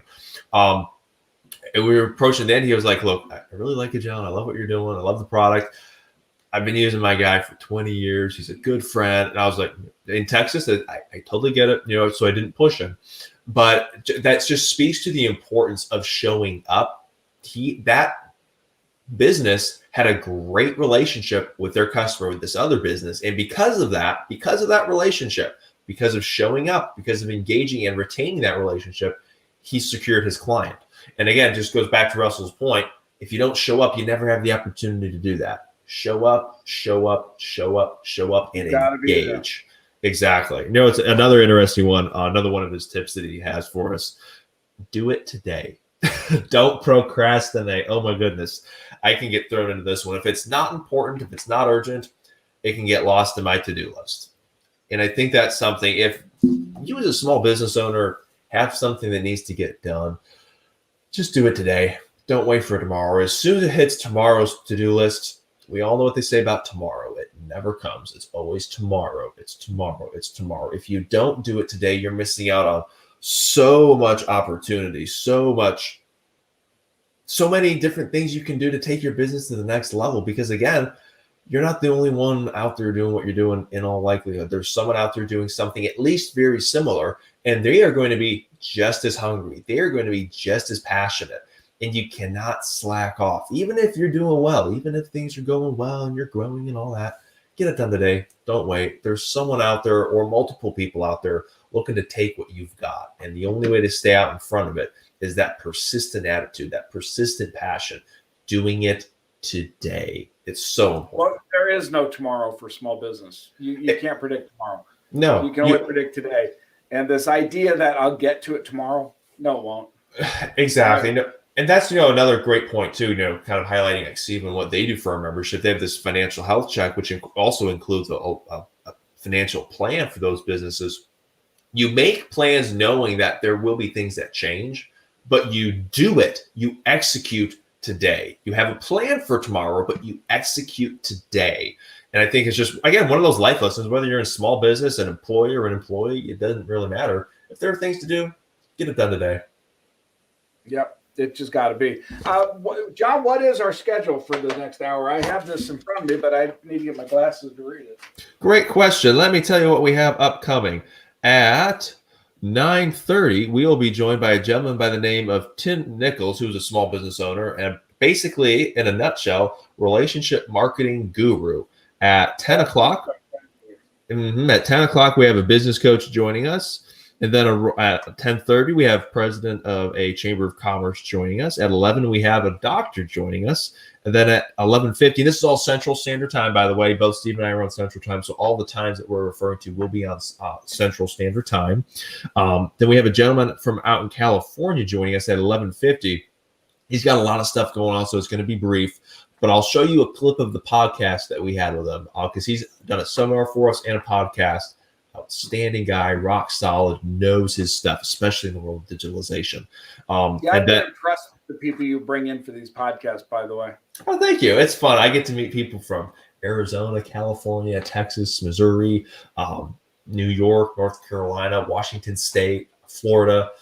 You can go all the way down the line. It's really cool. It's small business. It's the cream of the crop for the good old US of A.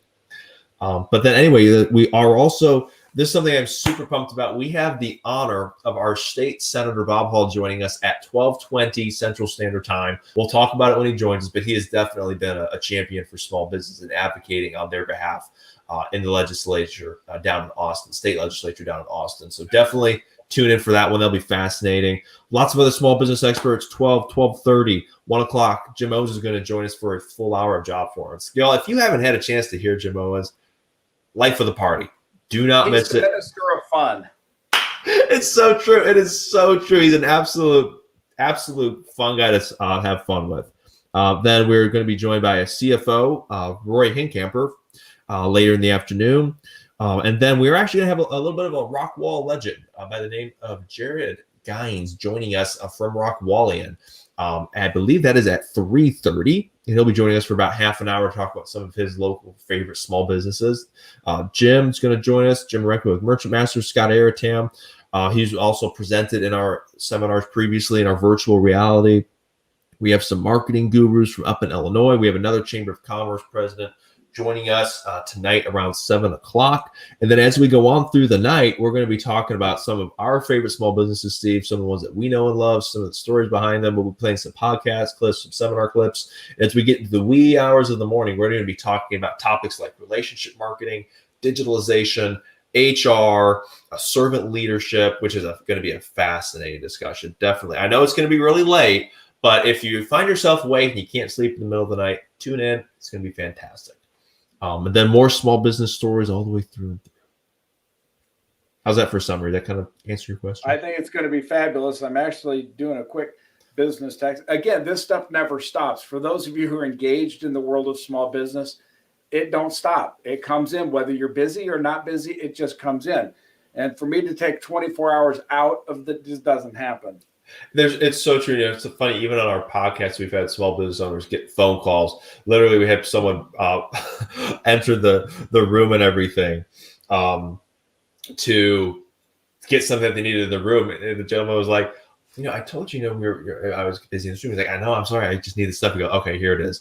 And we were like, that's the story of small business. It doesn't always go according to plan. Yes, always have a plan. These are addictive. They're absolutely addictive. How do you get off this stuff? And small business doesn't stop.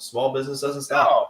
And it's always more important than the last text or the last thing. So you got it's obnoxious to wife and children, but it is what it is. It's the way it goes. Let me quick reply to a text here because it doesn't ever stop. Yeah, right. So it's just a wonderful pleasure to have people on with us today. And, I hope this thing does get the kind of notoriety it needs, because I know, John, that your heart and passion is in this. It is that community of small business coming together that creates the power. You've heard me use the bad analogy really of the Teamsters, but as truck drivers stood alone in the world, they were powerless. As they aggregated together under the Teamsters, they became the most powerful political force for those drivers in history. If small business stands together, it's an unstoppable force for good. It's so true. And again, that's what I want to bring up. You and I, Steve, we're going to be doing this for 24 hours straight, standing for small businesses, recognizing the ones that we know and love. But then for those, since I'm allowed, I'm going to go get a refill on my coffee.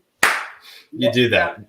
What time's our next guest coming in? You got about 4 minutes and 30 seconds. Why don't I wait for that? Just put him in my picture slot.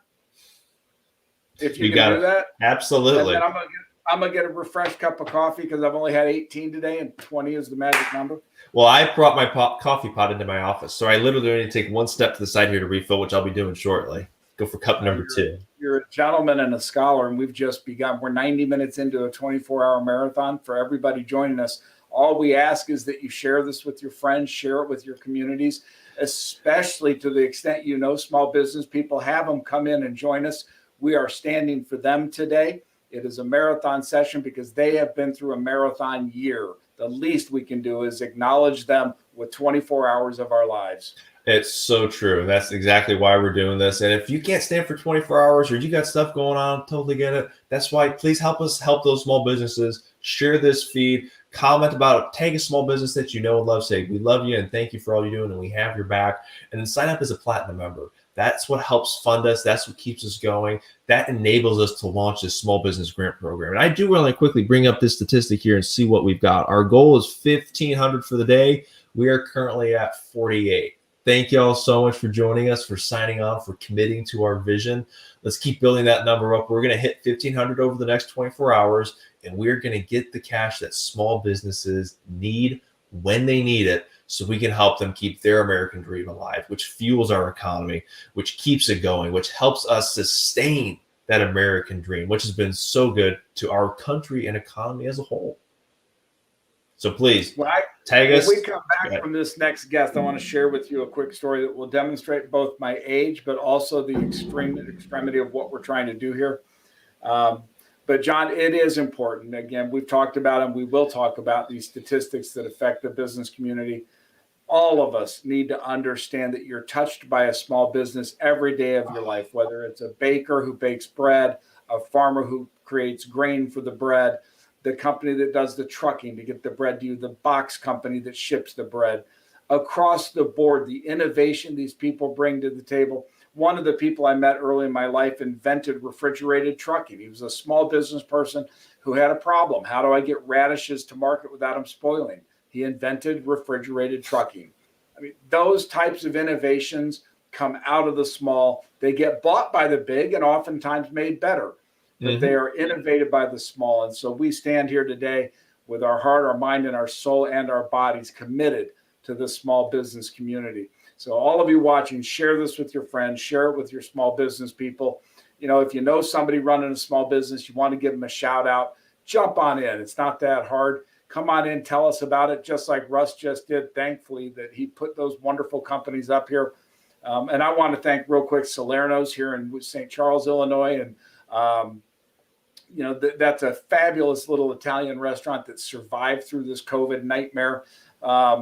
The Spotted Fox. I mean, there's just tons of these restaurants that have come through this. And Rookies, which is one of my favorite places. In fact, I was going to broadcast from Rookies today. But these companies really did take it on the chin. And it's nice that we can stand there, at least in spirit, to lift them up. And that's, I had people ask me, why are you guys standing? Why don't you just, sit? We want to show that we truly stand with those small businesses. 100,000 of them didn't make it through 2020. We want to show that we truly, it's not just words for us. This is something that we believe in, that we're passionate about. We are standing with those small businesses. And since we have 30 seconds, I want to quick thank a few ones that I love. There's Texas Gun Ranch here in the Rockwell area. Fantastic people, so supportive of the community. Milano's, a local restaurant in Heath, which I'm going to be having for dinner, by the way. Stay tuned. There's a funny story with that. And Lee's Burgers here in Rockwell as well. fantastic burgers, arguably the best burger in Rockwall. Be getting them for lunch, so stay tuned. And with And that, shout out, John, to all 48 of those people who've joined us today. Keep it going. Let's hit our 1,500 number. I feel like I'm doing one of those PBS broadcasts, but it's a fact. We need a member drive. We need those 1,500 people so that we can continue to do the good that we're doing. And that's important. So we're having a good time already, but I look forward to these guests. I loved Russ. He was fabulous, and I'm glad to meet a banker who gets it. We've got another good one coming on with us now. A gentleman by the name of Tim Nichols of 3,000,000%. Tim, can you hear us? I can, John. Fantastic. Tim, I will tell you that I've seen you and I welcome you to this program. You're absolutely a spectacular guy to talk to. I've learned from you. I've watched you on our Verbella show. That was great. But John, I'm going to go grab another one of these and take a 2-minute break for myself. If you want to shut my camera off or however we do that, and I'll let you know when I'm back. You got Hey, it. I appreciate you, Steve. Thanks for having me, Thank man. you so much. Be blessed. You too, man.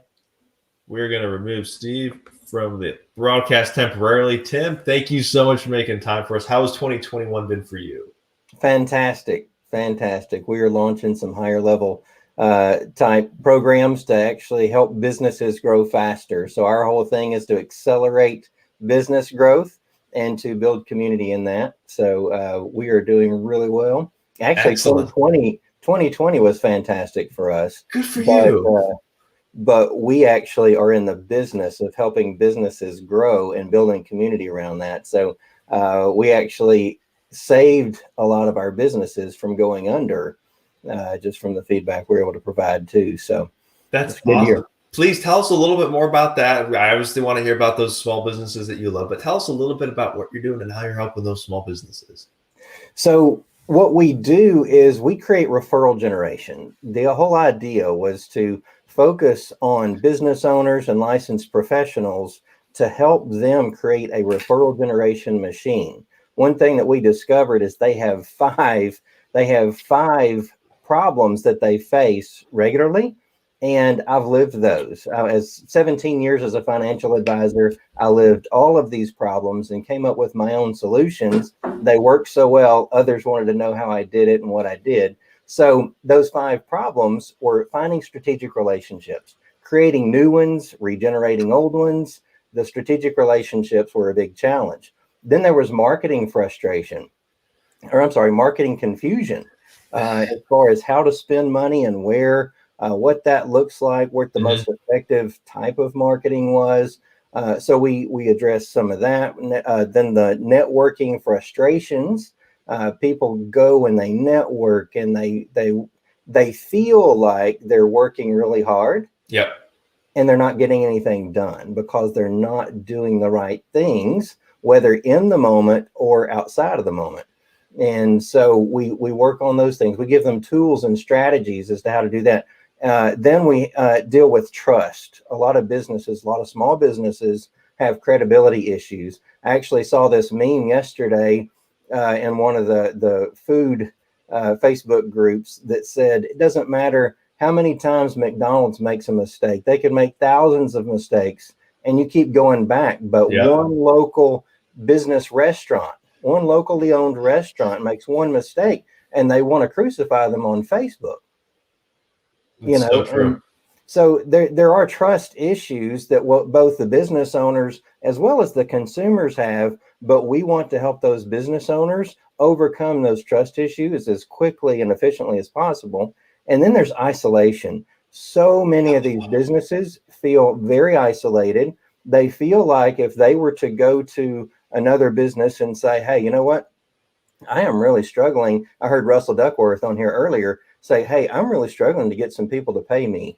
You know, I've got several accounts receivable out and they're just not paying. Right. You know, and it could be a challenge in their flow, their cash flow or something like that. Well, someone in my group would say, have you met Russell Duckworth?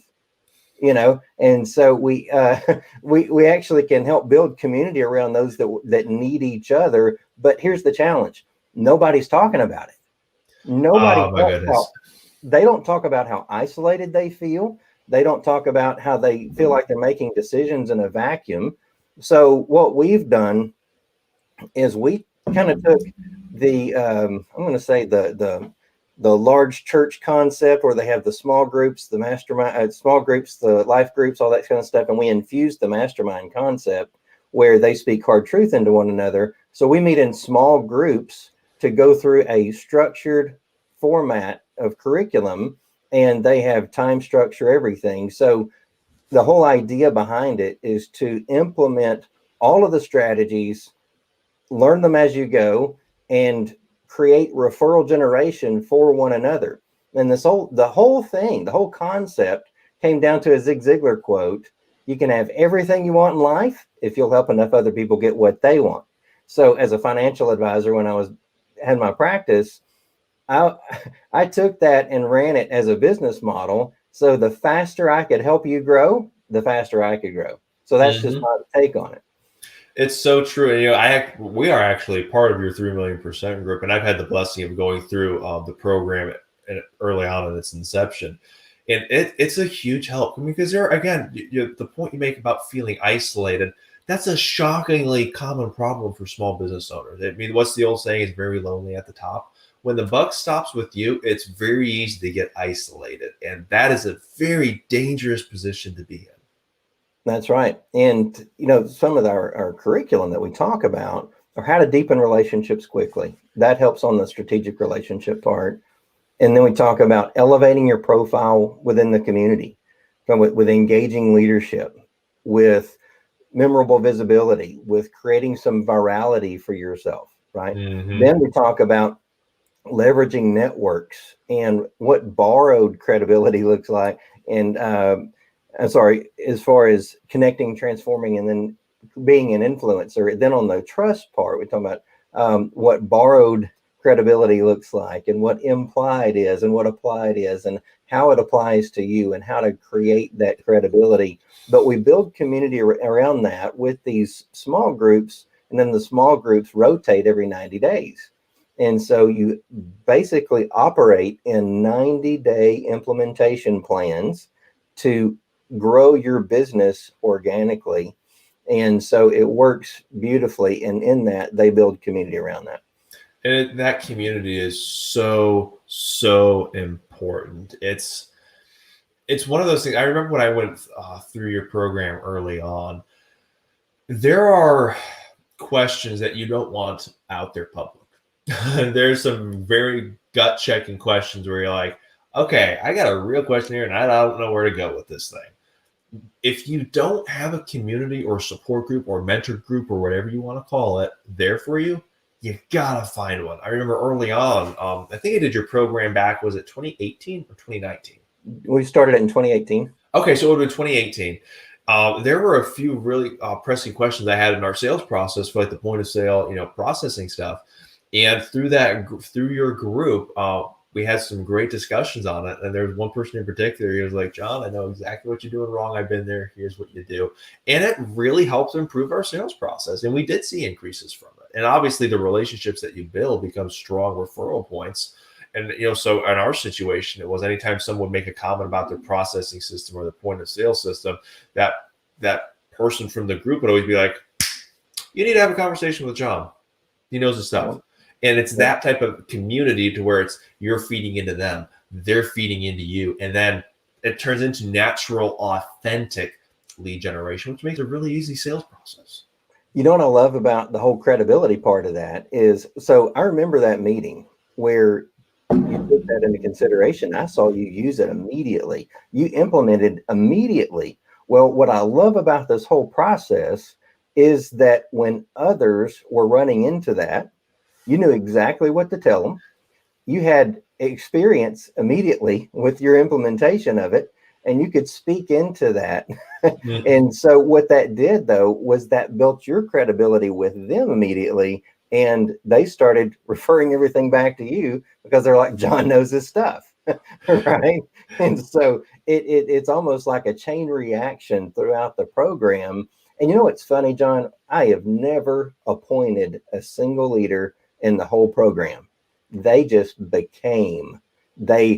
rose to that. And that's been such a fabulous part of this process. Again, because it's all natural, organic, authentic. when you have that situation where you can have that true, authentic passion just spew out, that's where it gets super special, super cool. But you can't get that in isolation. You can't get that when you're on your own. And that's, why we, as the McGraw Council membership, want to bring those 30 million businesses all to one place, to one platform, to bring them all together. That's how we're going to be able to support each other and thrive, just like what you're doing. It's a huge component. And John, I owe you an apology. I was going to join the McGraw Council, and I have not done it yet, and I'm going to rectify that today. Thank you so much, Tim. Thank you. We're looking forward to having you on board. You're very welcome. Thank you. And please tell us, this is the fun part, one of the many fun parts, small businesses that you know and love. So we've got 75 members in our program and scattered across 4 states. So I hate to go individually and mention those, but I will say that Russell Duckworth is one of the leaders in our program. Other leaders that have led some, I'm going to say, been doing this with us for 2 years would be Sarah Naylor with Home and Heart. Mm-hmm. She's a real estate agent. And Haley Cotty, who owns the Book Club Cafe and Explore More Outdoor Exploration. And so we've got several leaders in this program that have been doing this with us for a long time. And they're the ones that have kind of risen to leadership because they mentor probably 10 or 15 businesses a piece. And so 10 to 15 a piece? Yes. So they have brought that many into the program on their own for mentorship, but they just invite them into their small groups, then work with them in those small groups. And then they've worked with those others to go out and build from there. So those, I would say, have been with me for a long time, since 2018, have been with the program, saw the process. It's not just a coaching group. It's not just a class. No. It is community. It's so much more than just a course from just a class. Again, that's what I can speak. I think I was through your program 3 times, actually. Yeah. One of the things that I really liked about it, too, especially for the position that I was in, I knew some people, and Leadership Rockwell helped get me connected, but there were a lot of people, and there were key business areas I was not connected with. Joining that community, your 3 million% community, helped me get connected. And again, on a deeper level to that business community, where I was able to meet new people, where I was able to expand my database, so to speak, learn more about other people's pain points so that I could better resolve them. Again, back to your point about establishing community, it's such a huge component. Well, and here's another thing that happens. We've got, we're building out a higher levels of mastermind groups versus just the growth groups. And so what we want out of that, though, is this connectivity, right? We want to build out the community, but we may have local businesses that need connectivity to, I'm going to say, higher level small businesses, right? Yep. They're not quite in the mid-range yet, but they're growing fast. Right. And so Yep. They need to know one another. And so we want our groups communicating with each other and connecting to each other. So we've even got private equity that's looking at our higher level groups. And we've got real estate investors and things along those lines. So those are going to be terrific sources for our real estate agents. Or even like Russell Duckworth being on earlier, they'll know different businesses. And so we can really expand this further out. I look forward to, and really our 4-state growth has all been organic. So we're just now starting to really drive in on social media and make that happen, make that spread happen. And I look forward to working with the McGraw Council to see how we can cross-pollinate. You know what? You talk about cross-pollinating. So recently we learned that the Bay Area and California basically on a hard lockdown again for a while. So those businesses in that area, businesses in geographies like that where they're still under lockdown or hefty restrictions, they can't gather in person a lot of the time. So we use a virtual reality platform called Verbella. And that's just one of the tools that we love to use because we can bring those people together that are on opposite sides of the country. Again, using digitalization, using technology, harnessing it to benefit small businesses. using that software allows us to connect and build those relationships very much like you're doing in that virtual platform. So no, we're not able to get together and shake each other's hand and look each other in the eye in person. However, you can't do that if one's in California and the other's in New York anyway. And it's kind of like, the way I like to describe it's a step above Zoom, step below face-to-face. I mean, that's just one example, because we host seminars and stuff in there on a weekly basis. We office in there. I office in there all the time. And that's just one of the many ways we'll be able to connect and help small businesses succeed. Because I want to have your groups in our virtual reality, whereas we're having small businesses from California, New York, Illinois, meeting those that are in Texas or Idaho, Florida, Washington State, so on and so forth. Sorry, I'm rambling. I get passionate. Hey, No, John, actually, ramble away. That's good. We like that. Good. So please, Well, Tim, continue. Well, what I was going to suggest or offer is, and you already know this, John, but our strategy applies even to that, right? Because the 5 keys: deepen relationships quickly, elevate your profile within the community, leverage networks, build credibility, and establish community. That's a perfect platform for that. Mm-hmm. To apply those strategies. So it even works on social media and things like that, but there's different aspects to the application and implementation. It's so true. It's so true. It's kind of interesting, going off on a little bit of a tangent here.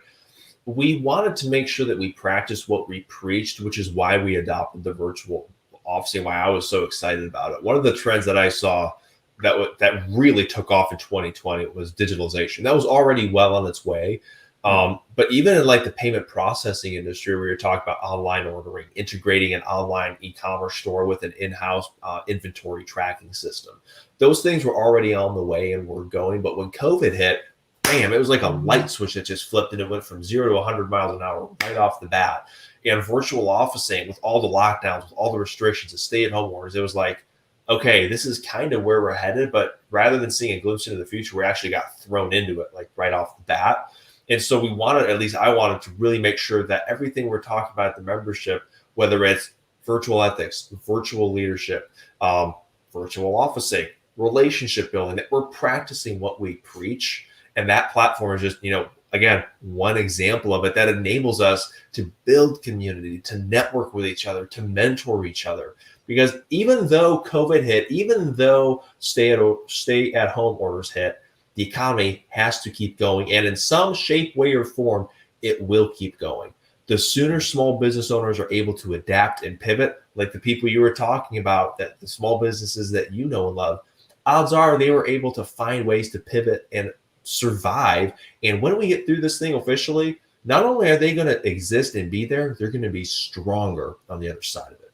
Well, and so much of what you're talking about is mindset as well, because what we've seen in our groups, in our small groups, I said we've saved several businesses as well, because they actually came into their small group meeting. I actually sat in on some of these, and they said, well, I appreciate y'all, and this is my last meeting.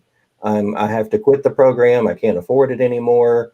And my business is going under. And so this is what I have to do.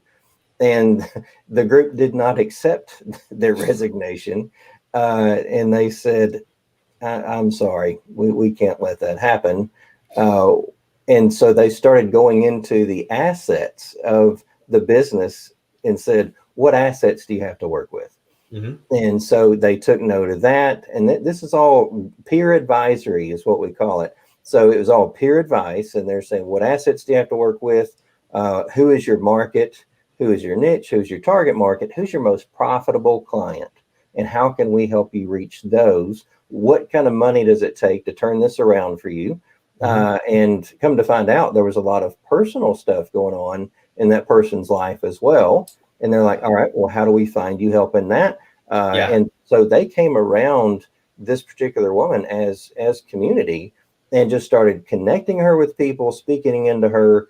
And it's been since March that happened. She's still in the program, and she's one of the leaders in the program. Tim, real quick, for people watching us, how can they get in touch with you? I find your commentary to be some of the most interesting I hear. I love your 5 points. They ring to the truth. So how do people get in touch with you?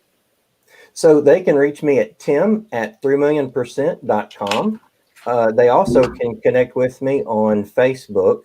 There's 3 Million Percent Facebook page. Also, there's Experience 3 Million Percent Facebook group. So those would be probably 3 of the easiest ways. Do you spell out your email address? You invited me to all those. If not, would you please do that? Because I know we're connected. Yes. It's Tim and the number 3, and then spell out million and spell out percent, run those together. So number 3 millionpercent.com. Perfect. I'm just putting it in the comments now so people, because we had some comments feeding back. Amanda says, Tim Nichols is so amazing at what he does with 3 Million Percent Club. Love his energy. Appreciate that. And his style. And that was one of the, okay, real quick, funny one. Oh, I did listen to, in your first Verbella podcast, Tim, I did listen to you. Oh. It's so true though, because you in all of your stuff you always talk about personal branding and being able to stand out, and you talk about practicing what you preach. The first time I met you, I had that same response that you always talk about, like, okay, that guy's styling. I got to figure out what that guy does. It works. Well, here's something really funny. So I was watching from a watch party. I was watching your show here from a watch party. And I watched Russell do his presentation. Saw he was wearing a sport coat. I saw Steve wearing a sport coat. I went and changed clothes. I came in like a casual bum.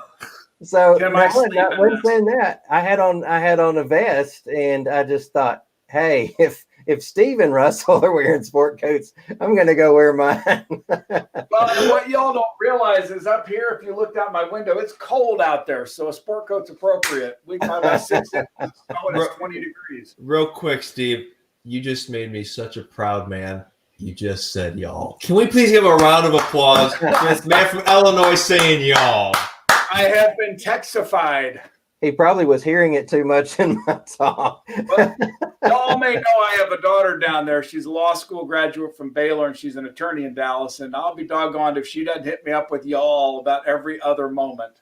That's funny. There's something about the Texan charm of y'all. I'm still working on my Texan accent. That's whenever I roll it out, people say you're fake, and I'm like, you are an import to Texas, John Michael. These other guys are native Texans. They're true authentic. I'm trying so hard to be authentic Texan.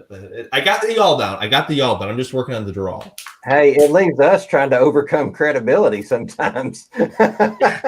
so we have to overcome our own trust issues. For us in the Midwest to watch is y'all are going to start talking like Californians because they're inundating your state. Yeah, in Austin especially. Dude, before you know it. That's right. Yeah, I've heard someone even wrote a negative article about Austin and said, well, it's just like California. Well, they made it that way. Well, you know what they say about Austin? It's not far from the country. So I got to pick on Austin just a little bit. That's what keeps it fun. Yep. I love your 5 points again. I think those are the crux of making any small business not just succeed but really thrive. And it's nice to hear you say it. Thank you very much. And really, having lived those, I find that there are many others that are living those. Do me a favor, just list them one more time for everybody. 1, 2, 3, 4, 5. Deepen relationships quickly. Elevate your profile within the community. Leverage networks. Build credibility and establish community. Perfect. Love it. Beautiful, beautiful. And Rock I think solid. if people learn from that, I've been around the positive mental attitude movement my whole life, and the attitude, the Zig Ziglars and all that. I have promoted at every chance I get Dennis Waitley's The Psychology of Winning, because I think it has real meat to it. Your 5 points are at that level. They've got real meat. If people incorporate that into what they do, they will become more successful. That's high praise, Steve. I do appreciate that. It's my pleasure. I mean it. I love that stuff. And I hope we incorporate that together with everything John's doing. Good. Well, I thank y'all for having me. I know that you're getting ready for your next guest. So thank you again. And I look forward to seeing you in the McGraw Council. Yes, sir. Hey, Tim, and don't forget, share this video around. Get the laugh. We're 2 hours into 24 hours. So we're going to start seeing we're probably still good for the next 4 or 5 hours. It won't get funny until after that. But there will be some good humor coming by 8 o'clock tonight. Excellent. I will share that. Tim, thank you so much for joining us. I really appreciate your time. Thanks for doing what you do to support those small businesses. Thank you. I'll see y'all soon. You take care. Stay safe. Stay blessed. All right. Oh, my goodness. I tell you, Tim's just What one of a nice those guy. guys. I Really hope people enjoy. will reach out to him. Oh, for sure. And I can tell you, he's definitely one of those people that I'd recommend when they're talking about issues that he can really solve with his stuff. I'm just like, go have a chat with him. He's such a cool guy. I mean, so many It's good funny, things to when I went say. to get my coffee during that, and I did a couple of things I had to do, I was still listening to him on Facebook. It's pretty cool. It's awesome. That's why, again, if you're tuning in, share this feed to your Facebook page. You can host a watch party, and let's tag a few small businesses that you know and love. Maybe it's a restaurant, a local retailer, maybe a boutique. Heck, it might even be a salon. Tag that business that you love. Say you love them. Thank them for all they're doing, and tell them that we have their back. And also sign up as a platinum member. That helps us fund our grant program, which if we had our goal of 1,500 members today, we're going to be able to sustain a small business grant program so we can help small businesses in the way they need it most, when they need it most. And with that, John, what do you have coming up next for us? great question. Let me pull up our handy dandy schedule here.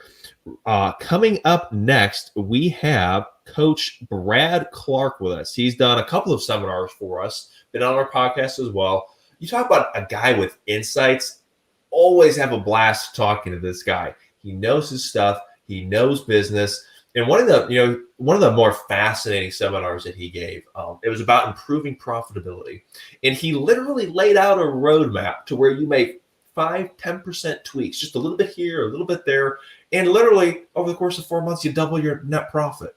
And it's that type of business thinking that we at the McGraw Council want to bring to that small business, to help those small business owners think about working on their business and not just in their business, because they're very good at their craft. They're very good at their operations. But many times what we see, they get stuck in that mindset. And what happens is they get stuck in a rut, and it never grows beyond where it is. It never hits its full capacity, its full vision, or what they want it to be.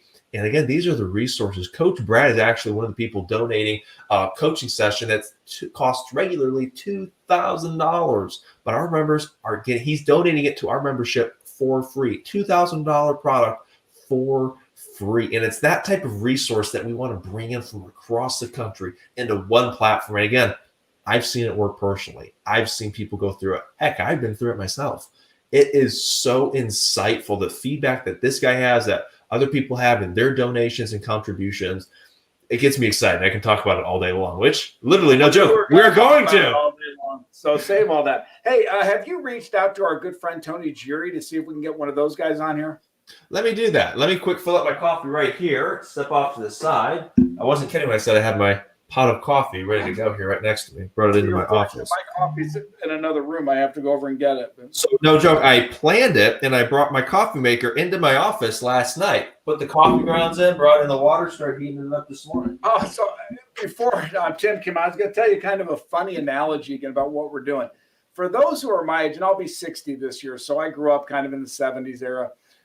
Most of us remember watching on Labor Day the Jerry Lewis Telethon. It was a 24-hour television program raising money for muscular dystrophy, I believe. I think that was it. But the point is, they would do 24 hours, but they had entertainers, they had bands, they had all kinds of things. They had breaks for him every hour. It was 24 hours, a long time, but it was a constant flow of entertainment and breaks for the host. Well, I'm laughing because you and I don't get breaks. We're hosting this for 24 hours, and we are the entertainment. So it's going to be fun to keep up the energy levels for 22 more hours. I feel pretty good, so I guess we can. But it's going to be an interesting 24 hours for us for sure. I'm having a total ball with this. Yeah, just getting to talk to people, having them share their stories, talking about small business. It hits home for me. I mean, it hits home for you too. I know it's what we're passionate about. It's what we see day in and day out. But man, I'm having fun with this, and we're just getting started. We are almost 2 hours into our 24, coming up on 10%. How to do a view party on LinkedIn, because I can't figure out how to do that. So LinkedIn has some funky rules. So what the best way to do on LinkedIn, copy the link on Facebook or YouTube, because we're live on both Facebook and YouTube currently. Go to those pages. Where are we on YouTube? So if you go to YouTube, type up the McGraw Council, and you're going to see our channel there. In that channel, you're going to see our live feed. You can go to that video, watch the live feed, just like you would a Joe Rogan podcast. We'll put that tidbit out there. I just got it. There you go. I can hear it playing in the background. Very cool. So you can copy that link, put that in LinkedIn. And you know what? As we're doing that, I'm going to quickly take a moment and do that too. We're going to practice what we preach. Let me see here. Because I'm a big believer in that, as you know. Let me see. We'll do our update later. We're going to type up the McGraw Council. Dun, dun, dun, dun, dun. Hey, there's our live video. Look at that. That is very cool. Number 2. You might even be able to hear that as it's going here. Let me click the share. I'm going to copy the link. We've got a few seconds left before our next guest. I'm going to come in here to create a post. Dun, dun, dun, dun, dun. Posts. Join us live. Here we go.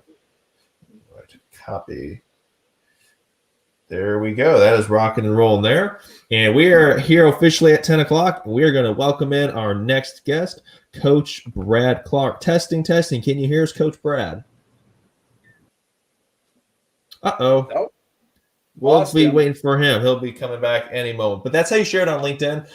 What you do, go to YouTube or Facebook, copy the link for the video, paste it on your post on LinkedIn. Then people can click it and view it from there. And a little tidbit reminder. Show the video on LinkedIn. So it won't show the video. You just click on the link then and it'll take you to the YouTube video. All right. I'm just going to keep posting it. I've got like 3,000 folks on LinkedIn that follow me. Mm-hmm. I'm like, all 3,000 of those need to be seeing this. So I'm just going to keep doing it. I really think we need to get 1 million of those 30 million small businesses tuned in today, because this is what matters. This is where we go. Absolutely. Let's take this for take 2 here. Testing. Can you hear us, Coach Brad? There you are, Coach. Can you hear us? We can see. All right, guys. My hang on.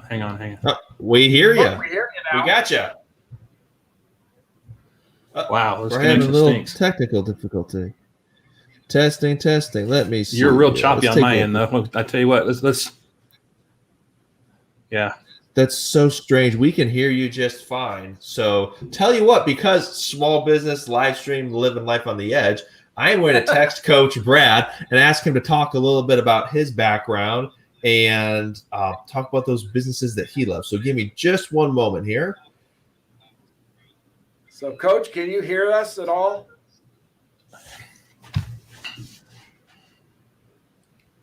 We can sure hear you. And this again is what not really. It's real choppy. You know what? This may be an issue on my end. Let me try something real quick. Sure thing. We'll hang for you. And as we do that, Coach Brad has been kind enough in the past to join us, as I mentioned, for a podcast and for 2 seminars. There are a few tips that he had for small business owners in his podcast that I want to highlight real quick here. Number 1, admit when you don't know something. I know it's really hard for small business owners sometimes, and I've been there before too. I get thrown into this all the time. It takes a little bit of humility to say, you know what, I got a question there and I don't know how to figure it out. Because that small business mentality is always go do it, go figure it out. You've got it. Yes, you got to take that tenacity, but it's okay to admit when you don't know something. However, that's when you have to take the next step and act on it. Don't just sit back and wait for the knowledge to come. Go pursue it. Go talk to those subject matter experts. Go talk to the resource in that arena. Go check it out. Go find the information. You, as a business owner, it's impossible to know everything. You got HR, you got marketing, you got sales, you got product development, you got growth, you got financing. The list goes on and on. You won't know everything. That's okay. But that's why you build the team, so that you can get all of those resources, all those subject matter experts together into one platform, into one arena, running in the same direction. John, you need to educate me here. So if I'm in Facebook, how do I do a watch party thing? So click post. And then what you're going to do? Okay. Like what's on my mind? Oh, we have Coach Brad with us. Oh, wonderful. We see him. Booyah, we got you. Dadgum. I tell you what, forget standing up for small business. We should stand up for solid internet connection.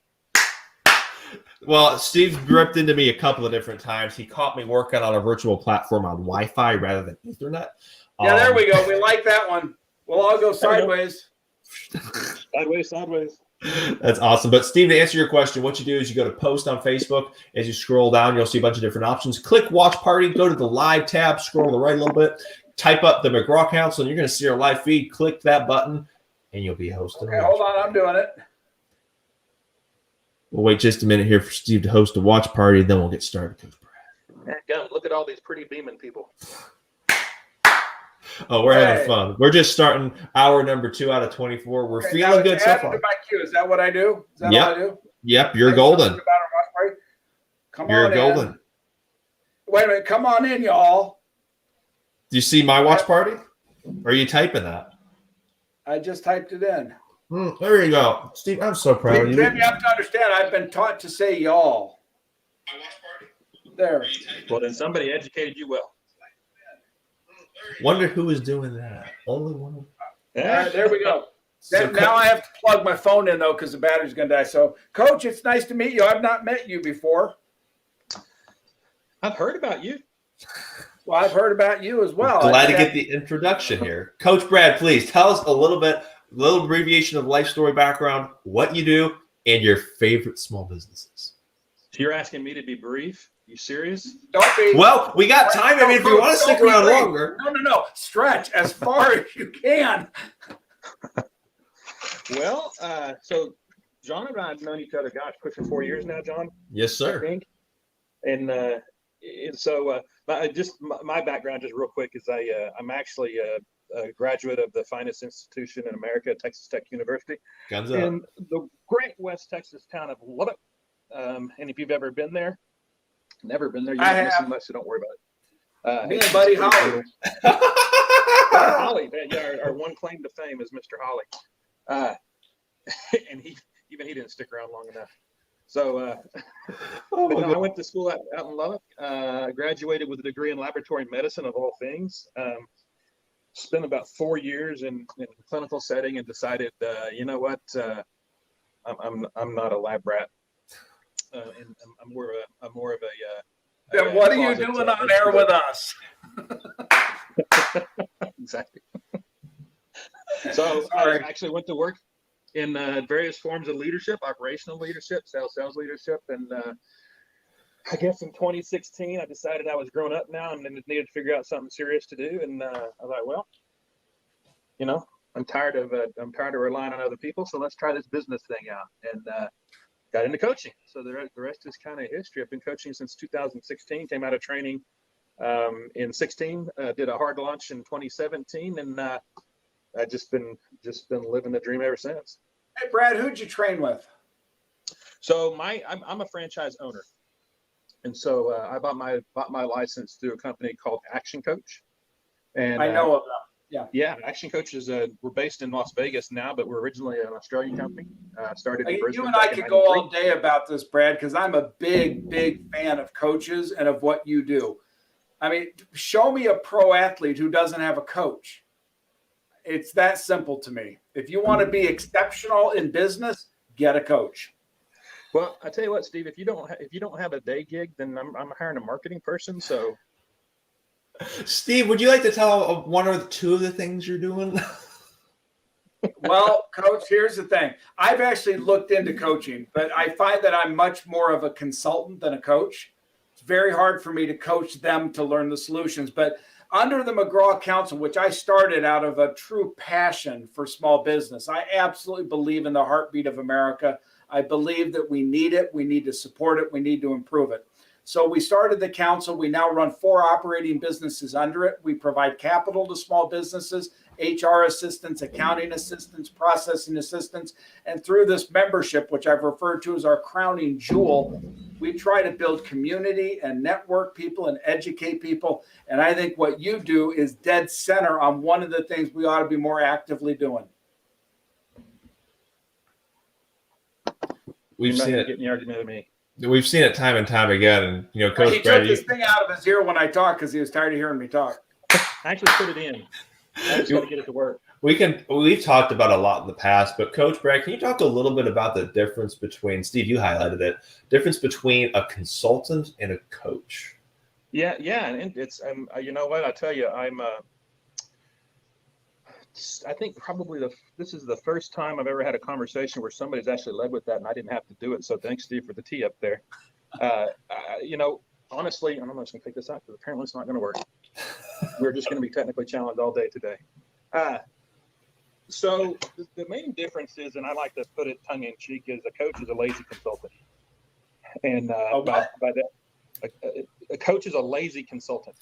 That's what I thought you And so, said. by that I mean we are going to we're going to show you how to do it. But we're not going to do it yourself. I when you said that, Steve, it kind of triggered something with me. Is even 4 years into this and being trained by the world's best coaches in the world, and being coached currently to this day by the second ever action coach in existence. He's been with the franchise since 1994, and we coach every other week. I still struggle with the consultant versus coach thing, because let's face it, we're terminally male, right? And we're problem solvers and fixers. Man, it's an active discipline not to do that. And You're a sexist. You know that, right? You should not have said that. You know what? My wife would agree with you, but that's okay. That's why she married me. You Texans all alike. John, don't get married, man. See what you got coming your way. That's going to be one of those cuts under video edits, y'all. You know what? No, Brad, because here's the deal. When John finally finds that blessed woman that will make him the better man, you and I will both be there.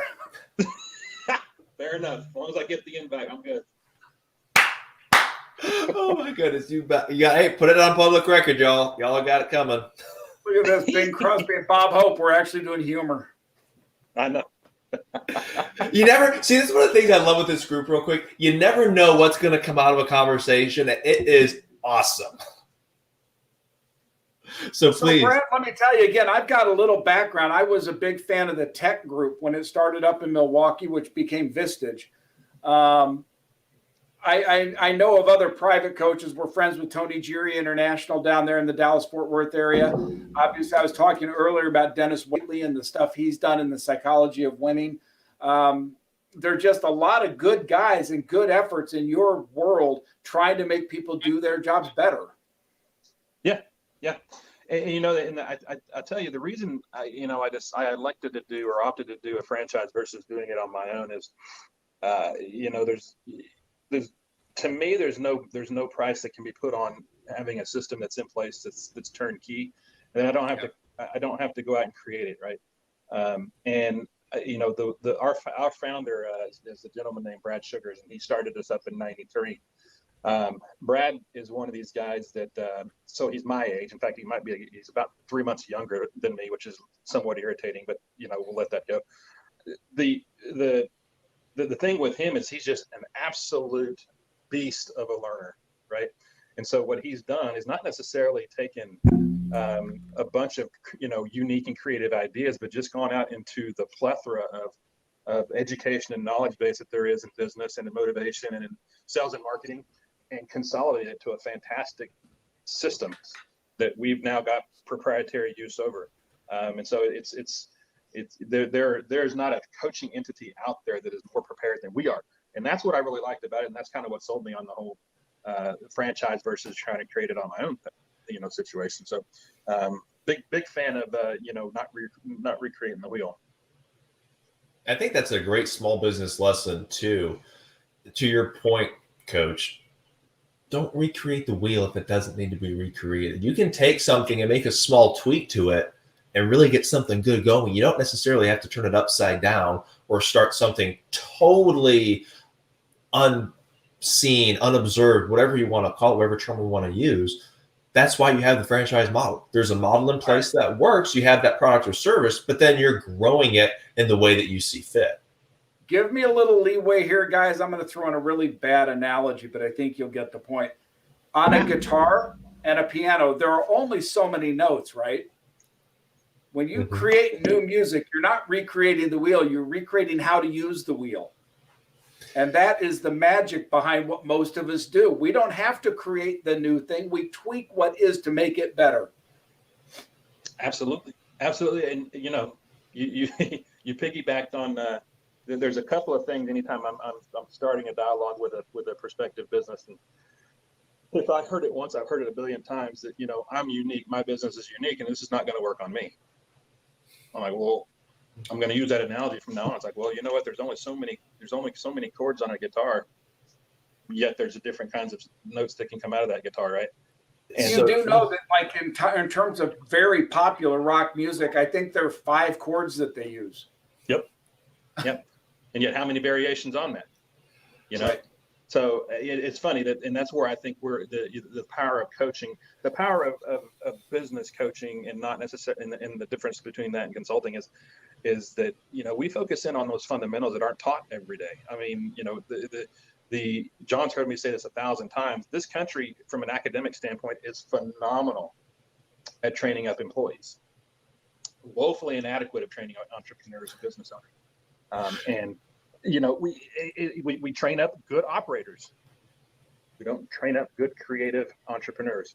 And you bring up such a good, not to cut you off, I want to quickly jump in there. It's so true. And that's why there is so much efficiency lost, so much overhead picked up, so much waste that gets picked up in these. You see it in every day what you do, Coach Brad. You see those inefficiencies that rise up because they know their craft, their operation. But when it comes to running a business, there's not really anything out there that's like a school of hard knocks. Hey, here's the step-by-step process to start a business. Here's exactly what you're going to need. And you can Google things and you can find 40,000 foot view answers. But in terms of where rubber meets the road, that's where you need that business coach. Please continue. To jump in too. And Coach, you'll forgive me for stealing your thunder, but I'm going to sell your service all day long. Because I'll tell you what I've seen in small business time and time again is that the business operator is so busy in their business, they have no time to spend on their business. And as a result, they make decisions, and my brother will tell you I'm guilty of this, ready, shoot, aim. Yep. And it takes to getting out of your business before you can think and say, wait a minute, where am I aiming? What am I trying to do? And Coach, that's what you bring to the table. And it's why I can't stress it enough. People need a coach. I love that. And I think and again, I'm gonna take your lead, Steve, and I'm gonna give a really poor analogy here. But when Jordan broke into the league, every coach he ever had never taught his natural talent. The man had natural talent. He had God-given talent. And none of his coaches ever did anything with that God-given talent. What they did was they augmented the basics. They augmented the routine. They augmented the just those, like what you're saying, Steve, those very basic things that you don't see because you're so neck deep in the process every day. You're not seeing these other things that with a tweak here and a tweak here, minor tweaks, these little things yields exponential results. And that's where we come in. We're not. I'm not some voodoo magician or it really is basic principles and basic disciplines. And it just so happens that with the vast majority of business owners we deal with, just like what Steve you alluded to, is they are so down in the weeds on their business, building it up as an operator, that never even stop to think about what does the owner look like and what is the owner supposed to be doing. And why are you doing it? Yes. Is it just a search for more what? More time, more love, more empathy, more what? Most people get caught up on the rat wheel of business and they never think about the why. Yep. And it gets control of their life. And so the business owns them instead of the other way around. Correct. Oh my goodness, it's so true. And real quick, I want to throw in that plug too. Coach Brad, you are donating a coaching session that's about $2,000 for a membership at no cost. Thank you so much. I did not know that. Are you doing that, Coach? Yes, I am. He is indeed. And I've actually been through it myself. And it was, one of the things that really stood out to me, I remember it vividly. You gave some brutally honest feedback, which I really needed. And it was so good to go through that process and be like, you're like, hey, I remember you like, hey, John, can I be real honest with you for a minute? And I was like, all right, I'm ready to go for it. You're like, it doesn't speak to me at all. It doesn't ring. Watching this is not scripted, by the way. We're literally going off the cuff on this stuff. So, Coach, I want our chief operating officer, guy named Craig Carter. I very much want him to reach out with you. John, the members of the council on the inner circle need to have this.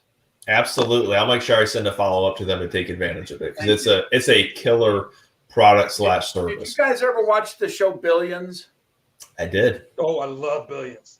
Well, do you remember one of their keys to success was not just having a really smart guy who was based on some people I know in New York, but he had a coach that lived within the building. And that is how critical that is. You want peak performance out of your players, you coach them to that. So true. So true. Coach Brad, we got about the video coach. You can send me the check afterwards. Coach Brad, I do have a question for you now. The fun part, about 10 minutes left here. Some of your favorite small businesses and the stories behind them. What you got? Oh boy. There's so many. There's so many. I mean, and I'm blessed to be a resident of Rockwall County and the greater DFW area, because this place is just the absolute nirvana of small business. The amount of quality small business out there, the amount of quality products and just good people is just, John, I love this place. I love this area. Blessed community. I'm going to pontificate here just for a minute, but the last 12 months, the train wreck that was 2020, if it did anything, it showed me just how strong this community is. And I loved all the innovation that came out. I loved all the partnerships and the people pairing up and donating services and donating editions. Phenomenal. I think we probably had our fair share of business casualties in this area. I haven't done any research, but I would bet my right arm that ours is probably lower than the national norm or national average, and it's because of the strength of this community. So, that said, I'm going to give you a few here, and for those that are listening to this that I didn't name, don't spit in my food or anything. So my first is I'll go restaurant. I'll do restaurant first. I love Ben 303. Chef Matt at Ben 303 is just a magician with food, and my only complaint with Chef is man, you're expensive, brother. I can't eat there every day, and I'd sure like to. You just need to charge your clients more. Exactly right.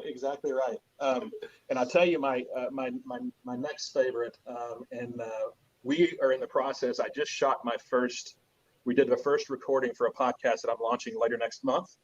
And it's going to be titled The North Texas Business Forecast. And it's going to be, in a nutshell, it's just raw conversations with business owners, successful, proactive business owners.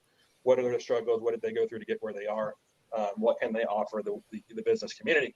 We just recorded the first episode that's in post-production now with El Dorado Fine Cigars here in Rockwall. And I had the honor of interviewing my good friend Kurt Nauman, who I've known for the better part of 17 or 18 years. In one capacity or another, we both came up through the medical sales community, worked our way up from territory reps to national reps to sales leaders, and both got out and opened up businesses. And so we reconnected back last summer. He opened up his second store. He's got one in McKinney. He's got a phenomenal shop in Rockwall. My wife, literally, he's like the devil to her, because I now spend more time with his shop than I do with her, which is not a good formula for a married life. But we'll find a happy medium there. But I love El Dorado, and let's see. There's this company called Merchant Masters that I like quite a bit. Thank you, Coach Brad. Whoa. Tell me about your experience with this. I kind of have a vested interest in this one.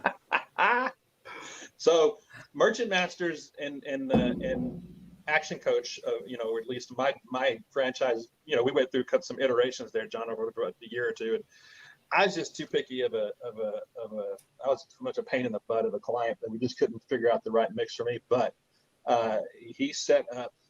Merchant Masters set up credit card processing services for my wife's stone landscaping business, and saved her considerable amount of money. And it's another one of those small business Dallas-based east side of Dallas-based representation is it just was flawless. I mean, anytime to hear that. I can pick up the phone and call, or she can pick up the phone and call and say, hey, this is not working right, this is not working right, and the phone actually gets answered. I mean, You talk about a non-glorious business. I think there's nothing more commoditized than payment processing. So to hear a nice comment about integrity and cost savings and support and service, what more can you ask for? amen. Well, and you mentioned something, Steve, about John once he finally meets that one woman that's going to make him a better man. I've told him time and time again, I've got a 17-year-old at home. If he can just hold out 4 years, I'll let her convert him to. We're not even going to go there right now. But it's got to be 4 years, John, because I want her out of college first. So On to the next subject here. Oh my goodness, that is priceless. No, those I know some of those. Coach, I think his dad might be watching right now. You got, I feel like we're in the old-fashioned Game of Thrones here. You're pawning off your daughter to the next king. well, that dowry is pretty large. So just so you know, I got to be honest though, I do have a girlfriend, and we're doing really good. So I got to give a little shout out to her too while we're doing Wait, this you got live a new stream. one? Yes, sir. I wasn't aware of that. John has a Here we private go. one. What do you know? look at the can I opened there. Well, exactly. Never know what you're going to get on a live stream. Anyway, I know some of those restaurants and businesses that you're talking about. Been 303 is a classic one. Been there several times myself. Solid food and a killer experience all the way around across the board. Very, very good. I'll give one more. I'll give Heath some props. The south side of I-30, the elite side of I-30. Some props. But that entire new complex down in Heath, the Co-Create building, the Standard Service building, those folks and the owners of that have done a phenomenal job with not only supporting small business, because that's gotten to be a pretty hopping mecca for small business gathering. That's that Co-Create space office down there for a bit, and then there's times in Standard Service and Ben 303 kind of compete for my affections there as the top restaurant in Rockwall, but they do great work.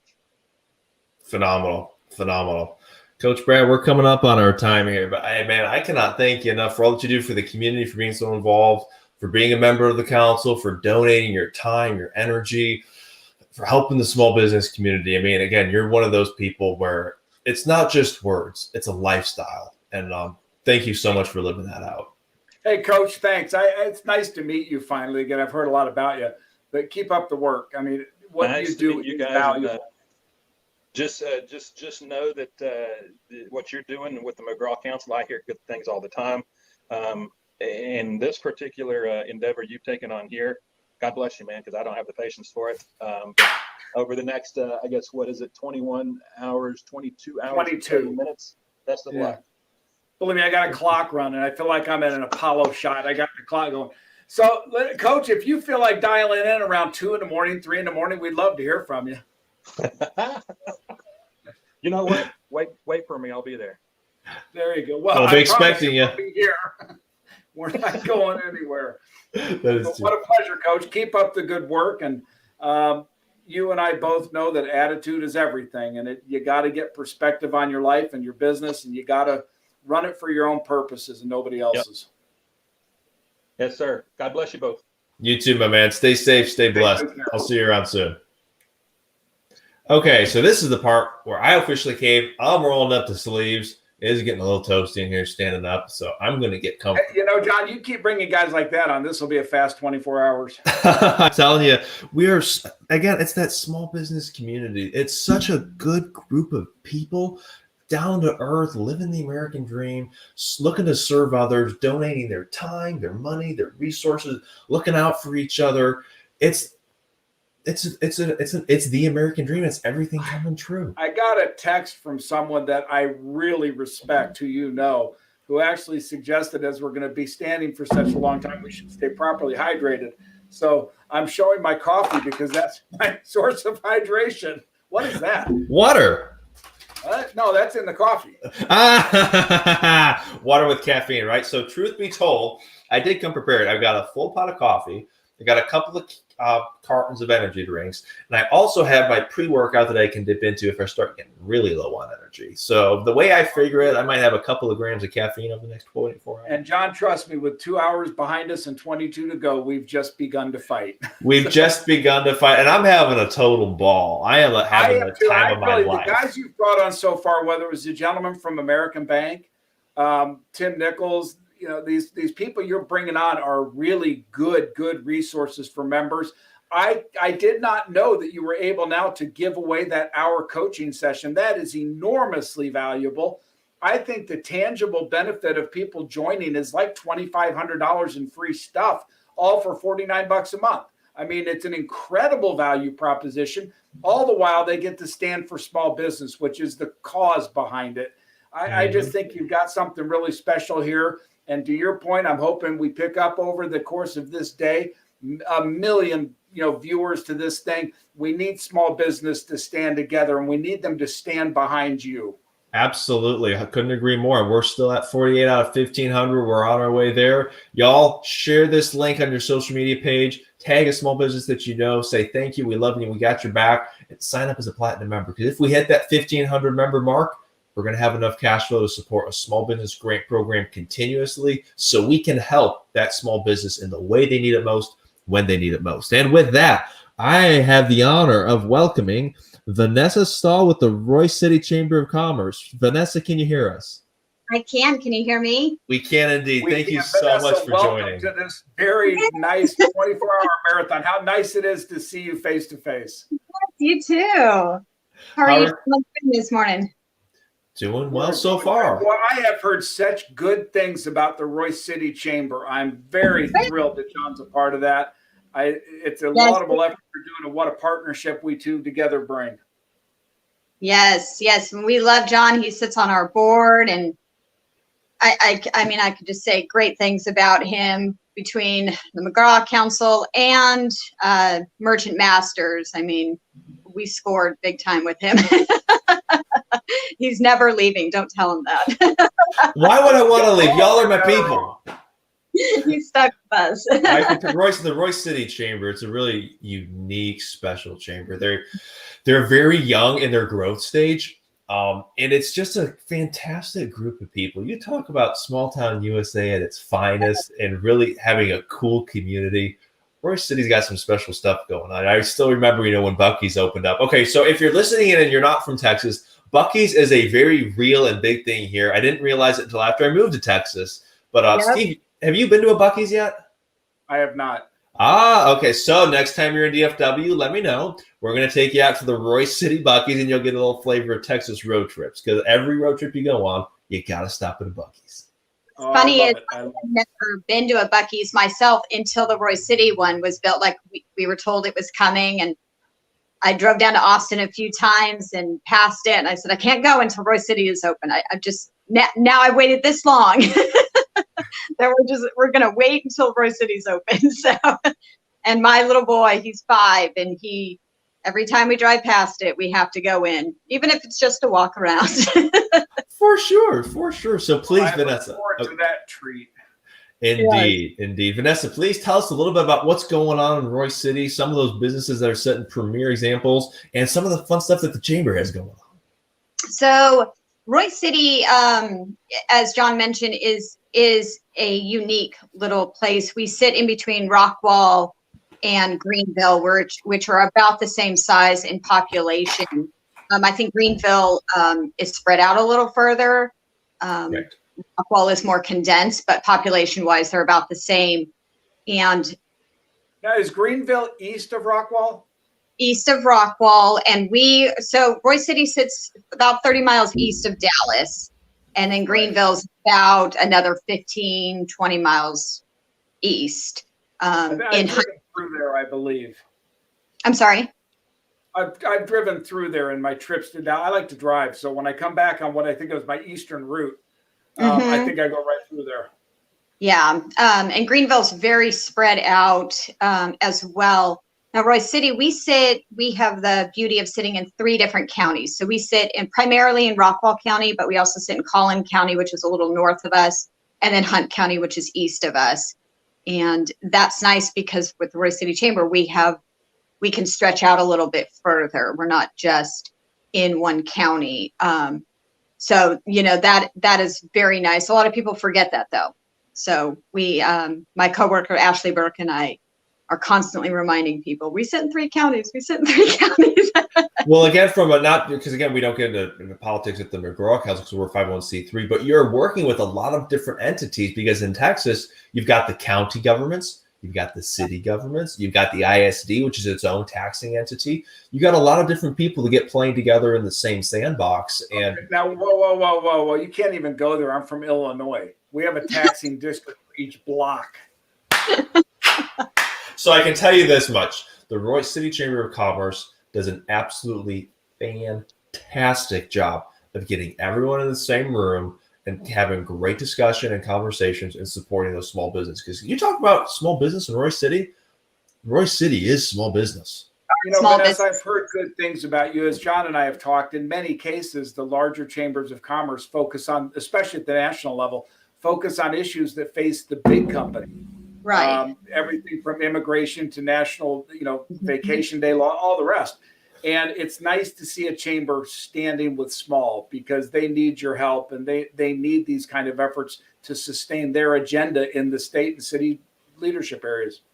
Absolutely. And, this year or 2020, I should say, is when it kind of all went down, all went downhill worldwide. It really became apparent how much we have to support small business. We all know that. And we preach shop local and eat local and live local. And we preach it all day. But, when our feet were put to the fire, it was just, it blew up. And my husband and I still every Friday, it was like, where are we getting food this week? We, when we were really in lockdown back, almost a year ago, it was every Friday we picked a different restaurant to get takeout from. We just really tried to rally the community, shop local. Let's keep these businesses open. Let's keep these people employed. And yes, Vanessa, I salute you. If our local chamber did some efforts, of course, Illinois is just now coming out of lockdown. But even during the time that the governor shut the restaurants down, the fact of the matter is the public ignored the governor and still went out because these businesses would have been gone. And I respect the chamber's tightrope between supporting the government's edict and supporting the small businesses on the other end. They were caught here in Illinois in a rock and a hard place. And the St. Charles Chamber did a wonderful job of navigating that extraordinarily difficult rapid.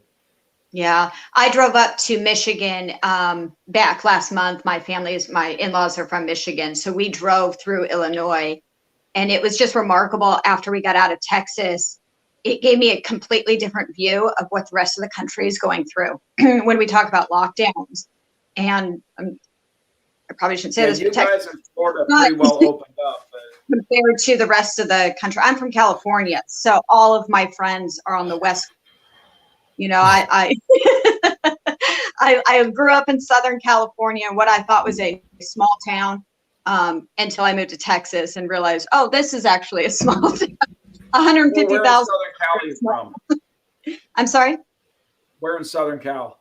Rancho Cucamonga, about 40 miles.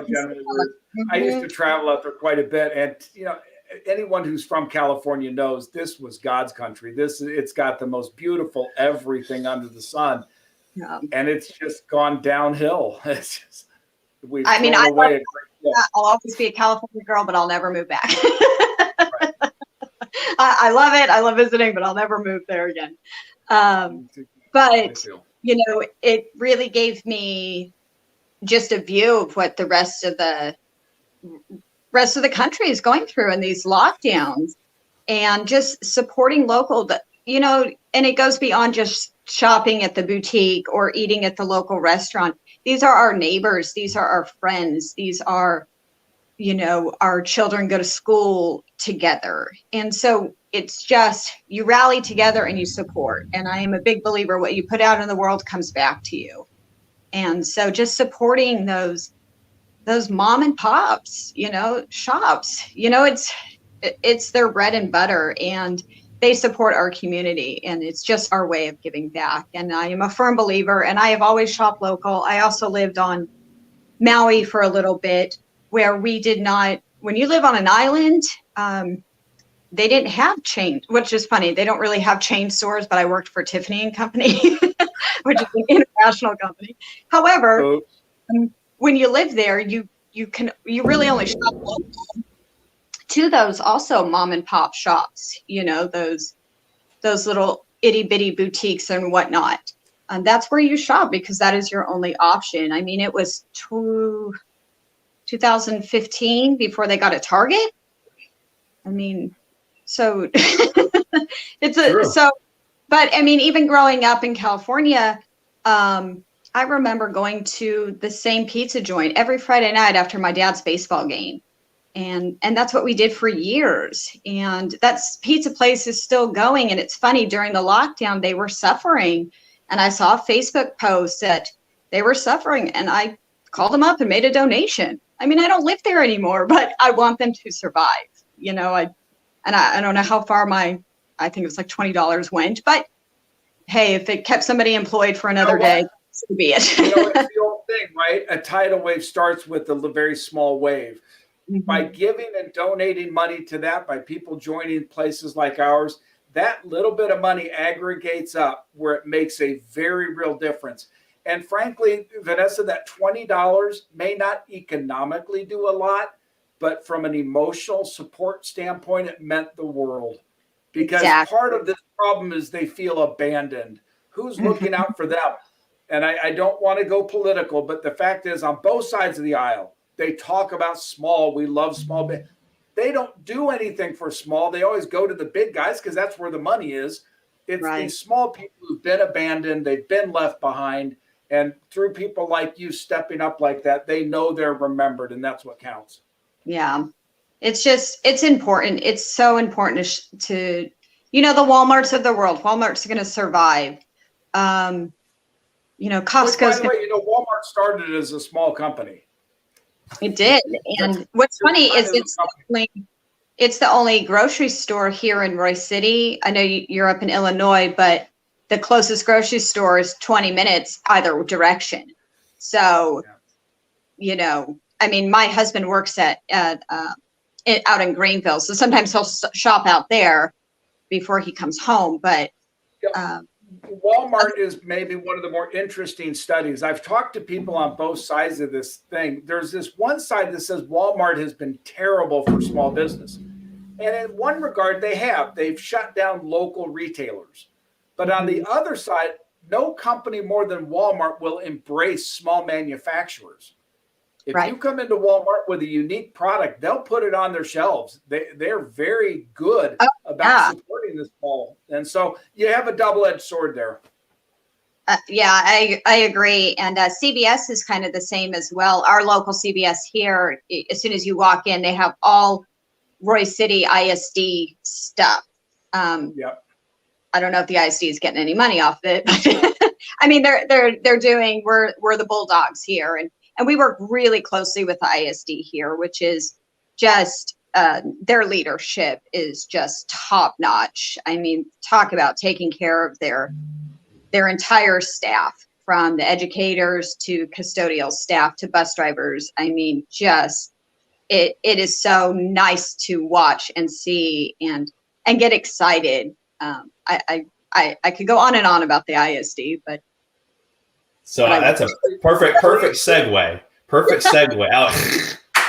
going on and on, but the ISD, staying local. I know you can't pick favorites as a Chamber of Commerce, but what are some small businesses in Royse City that you think do an excellent job in running their business and being community oriented? How about that? Oh gosh, that's a, don't anyone get mad at me. I will give a shout out to Heather Grupido, who is the owner of Charlie's Old Fashioned Burgers here in town.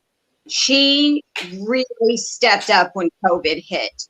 I mean, and we started a small Facebook group for those restaurant owners, and she just really dove in and talk to them about how to do delivery and how to do takeout when they weren't used to it. And she wasn't used to it either. They didn't do delivery, but she, got her staff together. And I really have to give a shout out to her because, she trained her staff. She tried to keep her staff, and she was one that we ate at, and I still eat at. That's where I go when I want a blue cheese bacon burger. Oh, that sounds real good right about now. When's lunch again? Right, it's almost time. Trying to think who else really just. I gotta give. Go ahead. No, go ahead, John. I was gonna say I gotta give one shout out. Alumni Sports Bar and Grill. They have phenomenal wings. Okay, well, we're going to go down that path. Rookies here in Chicago or in St. Charles has the best tater tot nachos you've ever had. They got 1,000 calories a bite. And I'm telling you, it packs it in. That's why I'm so thin. Yeah. So we can go down. We'll have to do a wing comparison between St. Charles and Royce. Battle of the Wings. Oh, that might be something catchy. We'll get the Chambers of Commerce together. We'll have like a little bit of a virtual battle. Oh, I'm kind of digging it. Anything to do with food, I'm there. Oh, and Royce City has such a cool selection of different places. When you're talking about Charlie's Burgers, such a cool place. Even up and down our main street, it was so nice to see. Even, 6-7 months ago, you drive by and it was packed. It was just packed, and to see all the cars of all those people shopping, either shopping or eating local, it was so nice and it was heartwarming because you don't want to see a town turn into a ghost town, No. We saw that happen, obviously, in the middle heartland with the steel companies, and they had to go through a renaissance of their own. And John, as we were talking earlier, more freedom will be necessary to have these entrepreneurial small business people come out of this transition, if you will. They'll solve their own problems, but they need more freedom to be creative and to do the things that you love so much. And to both of your previous points, I was up in Chicago with you, Steve, a couple weeks ago for our board meeting. And Vanessa, you would not have believed how scary it looked driving through some of those downtown areas compared to your point about, compare how much better it is here in Texas. Our main streets are still hanging in there. They're doing pretty well considering everything. It was gut-wrenching to drive through and just see literally open parking areas, parking lots, parking spaces. I don't know how they managed to survive, but the small business owner, they find a way. And all that to say, again, thank you, Vanessa, for all that you are doing with the Royce City Chamber, for the big buy local campaigns y'all have done and continue to do. Those, as you know, as you guys post about and say all the time, every time you buy from a small business, it's not just $1. It's that little happy dance they do at every purchase. It's buying that little girl's dance lessons. It's buying that little boy's football uniform. It goes a long way. It does. And just like I said, we go back and we're supporting our neighbors. We're supporting our children's classmates' parents, and I agree with you. When we drove we stayed in Kalamazoo, Michigan, and driving through, it was sad because I can only imagine what it was like booming during a good year, and then to see all of those businesses that were closed or online only. It broke my heart, but I'm grateful that I got that experience to see how great we have it here in Texas. But it makes me just want to go support if I had all the money in the world, I'd be buying. I know.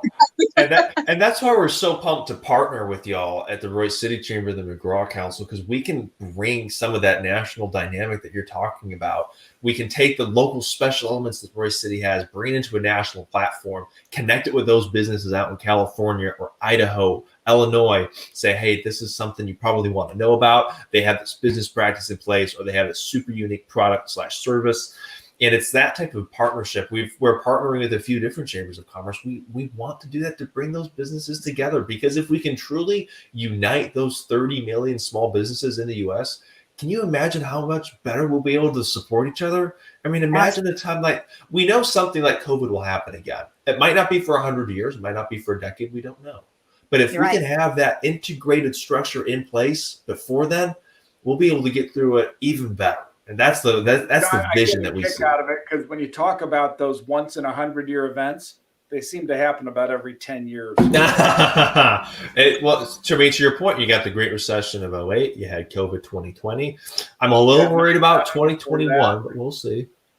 Well, I think 2020 was it was a 10-year, it was a decade worth of stuff that happened. I think we're good. No joke.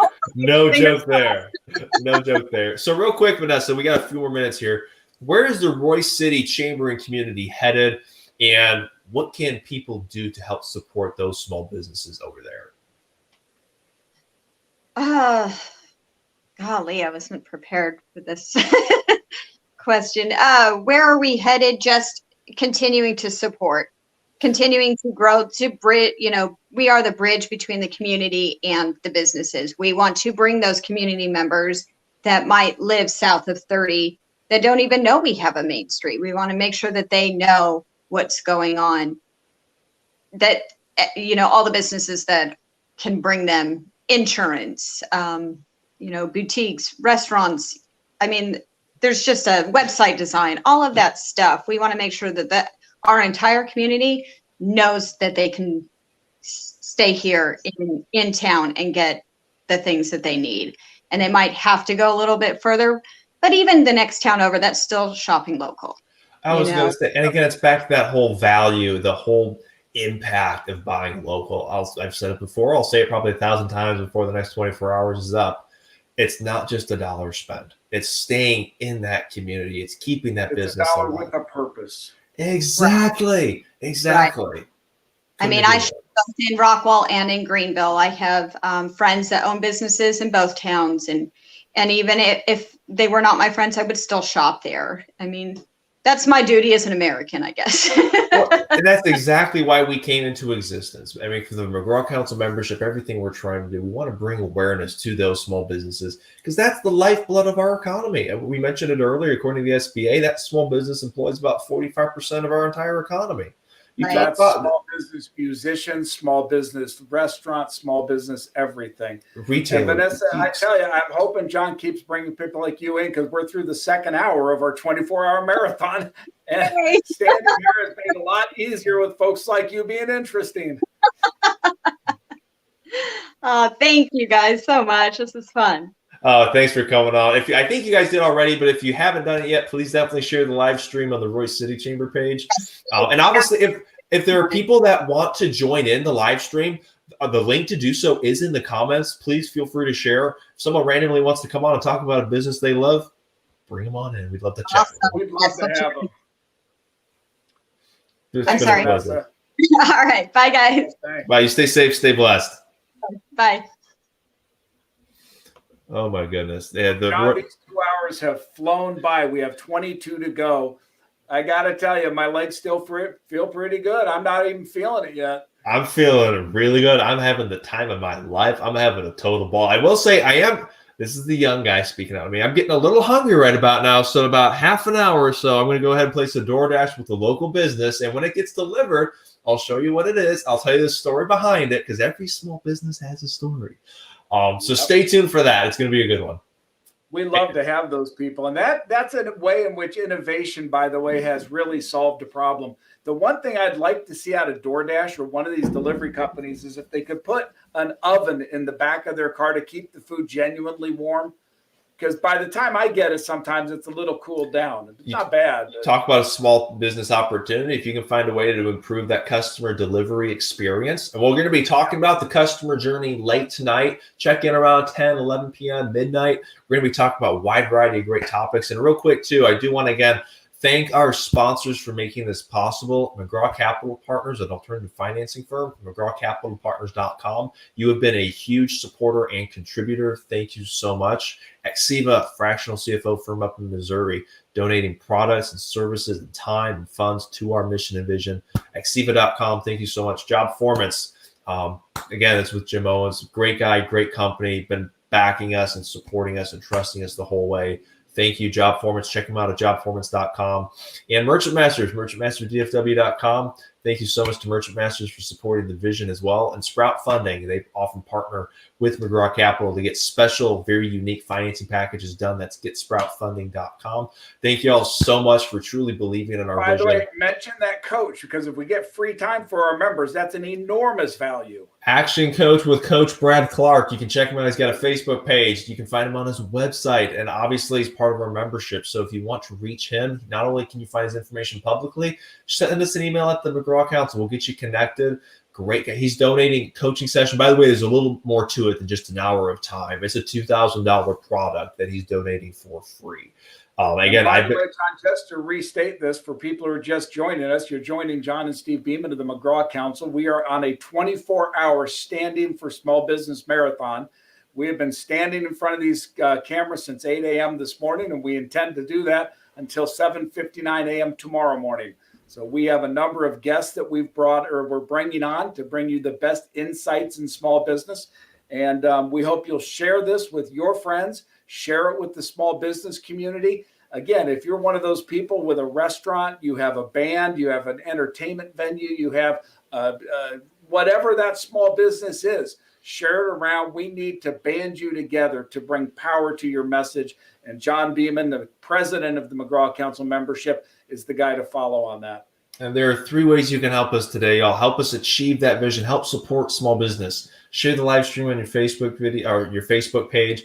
Tag a small business that you know and love. Say, we love you, thank you, we support you and have your back. And sign up as a platinum member. If we hit 1,500 platinum members, y'all, we're going to be able to sustain a small business grant program continually so we can really help us do that, because you're all friends and this business community is our friends. Help us get to 1,500. Our goal there is to support the small businesses in your backyard, whether they're afflicted by a tornado, a monsoon, whatever that unnatural phenomena is. The McGraw Council wants to be the Red Cross for business there for them.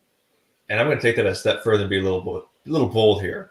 It's not that we want to be that. We are achieving that. We just need your help to take us to that next level. We've seen the process work. We've been able to achieve that already on a small scale. Help us take it to that next level to where it's so much more than just a small scale, to where this can be a true widespread national vision that you too can be a part of. Absolutely. So John, what do we have coming up in hour 3? Great question here. We have coming up Dr. Eva joining us in a few moments here. Bear with me to respond to a text. And then we have Chad Tonko out in California joining us at 11:50. We're going to play a podcast clip later on. Chad's a unique resource. It's good that he's on. And by the way, again, for those of you just dialing in or viewing us, this is a 24-hour marathon, and John and I both run businesses, so we have texts and emails that come in that have to be responded to. So if you see one of us looking at our phone, that's why. But we certainly are thankful that you're joining us today. This is a 24-hour Standing for Small Business Marathon.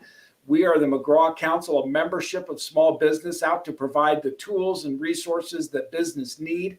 Whether it's money, ideas, networking, community, whatever they need, the McGraw Council is out to give that to them. So we welcome you to visit us at themcgrawcouncil.com. Join us today. Our platinum memberships are only $49 a month and give you $39 a month. $39 a month. You lowered it. Little discount for people due to our 24 hours. But the bottom line is it gives you about $2,500 in real tangible tools right off the mark. So this is a real value for you, and you get to do it all the while helping the small business engine that runs this country. So true. That's the purpose for why we exist. We can connect those resources to those businesses that need it. You know, one common example I tell people all the time, there's a public library here in Wiley, Texas, and they have free business classes available. And people are, oh, that's really cool. I'm like, but it's better. It's digital. And they're like, okay, let me tell you what that means. You do not have to be a resident in Wiley to use that library. You don't have to be a resident of the county. You don't have to be a resident of the state of Texas. Anyone in the country can access that library and get those free business classes. And so our philosophy is, wouldn't a business owner in small town USA, Wisconsin want to at least know about that? Absolutely. So we take those resources from across the country, bring them into one platform.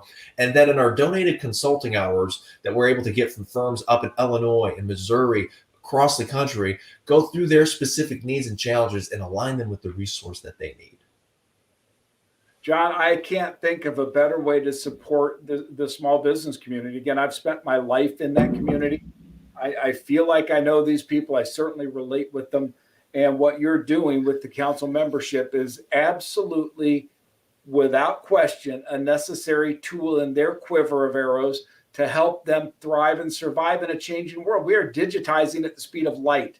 For the small business community, if they haven't begun a plan to fully digitize their business, give us a call. Let us help you do that, because you will be there. It's not an if, it's a when. And that's just one of the many transitions that are going on that the McGraw Council helps people with. Amen. And speaking of transitions, we have our next guest coming up here. We are going to bring Dr. Eva into the studio with us. Testing. Dr. Eva, can you hear us? Yes, I can. Fantastic. Welcome, Dr. Eva, to our 24-hour Standing for Small Business Marathon. We're in hour number 3, and it's nice to have you on. Wow, thank you for having me here. This is awesome. So glad you all are doing this. Oh, thank you for joining us. I actually have the honor of being able to network with you in a couple of different ways, through McGraw, through a networking group down here in the Dallas DFW area. You always know your stuff. I've always been very impressed by the way you run your business. You talk about living the American dream in small business. You are that American dream to a T. So thanks for everything that you're doing to support that small business and American dream.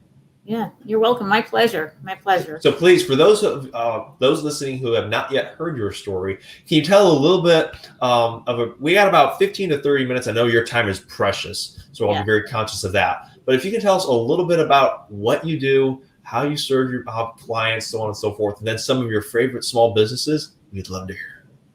Okay. So I'll introduce myself first. I'm Dr. Eva Mackey. I'm a family physician here in Rockwall, and I've been practicing family medicine in the North Texas area for 17 years now. But I had a dream. I had an idea, a vision for a new kind of medicine, that gets patients better access to their doctor, provides better quality care, and keeps the prices under control. So I left a corporate medical system and started my own clinic here. It's called Rockwall's Gym MD, and it's really great family medicine. But it's a better quality than you'll get at most clinics, and keep the prices affordable. And particularly if you're uninsured or underinsured, this is a great option for you, because I will contain those costs for you. So, but enough about me. I wanted to talk about some other businesses, because I think that's what we're doing here, right? Is absolutely giving a shout out to some of the other great businesses here in Rockwall. And well, that's I say easy and hard, because there's so many awesome businesses here.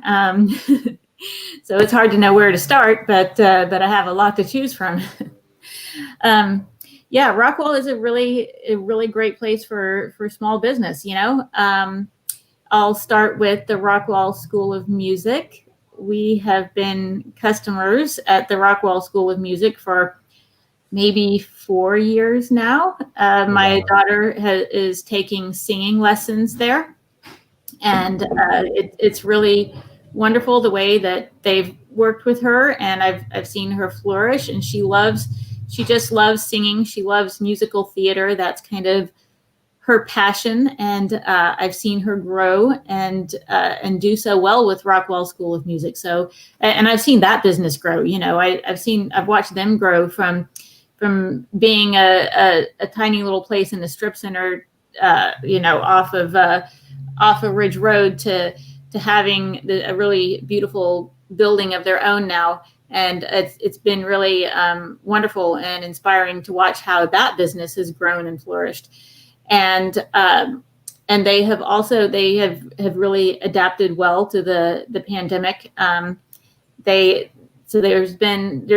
have been able to do some Zoom classes. When we were on really strict lockdown, they were doing Zoom, and now my daughter's back in person, but I know they're taking precautions and keeping her and their staff safe there. So yeah, I think the Rockwall School of Music is a really good example of somebody right here pursuing the American dream and really living the American dream. And John, the Rockwall is a member. They are a member of the council, are they not? They actually are. Yes, sir. They actually are. And Russ is on our board of advisors. That's what I thought. Solid. right. It's I love nice that to see a business. music enterprise doing that well. Music is something that is so powerfully impactful to people. Yeah, it really is. It really is. It just makes such a big difference. And so I really appreciate having them here. I mean, such a wonderful resource for anybody interested in learning to sing, play an instrument. It's just such a great resource. So you want me to talk about what, 3 businesses or just? If you've got 3, that'd be awesome. The more the merrier. Yeah, that or more than 3. Okay. Let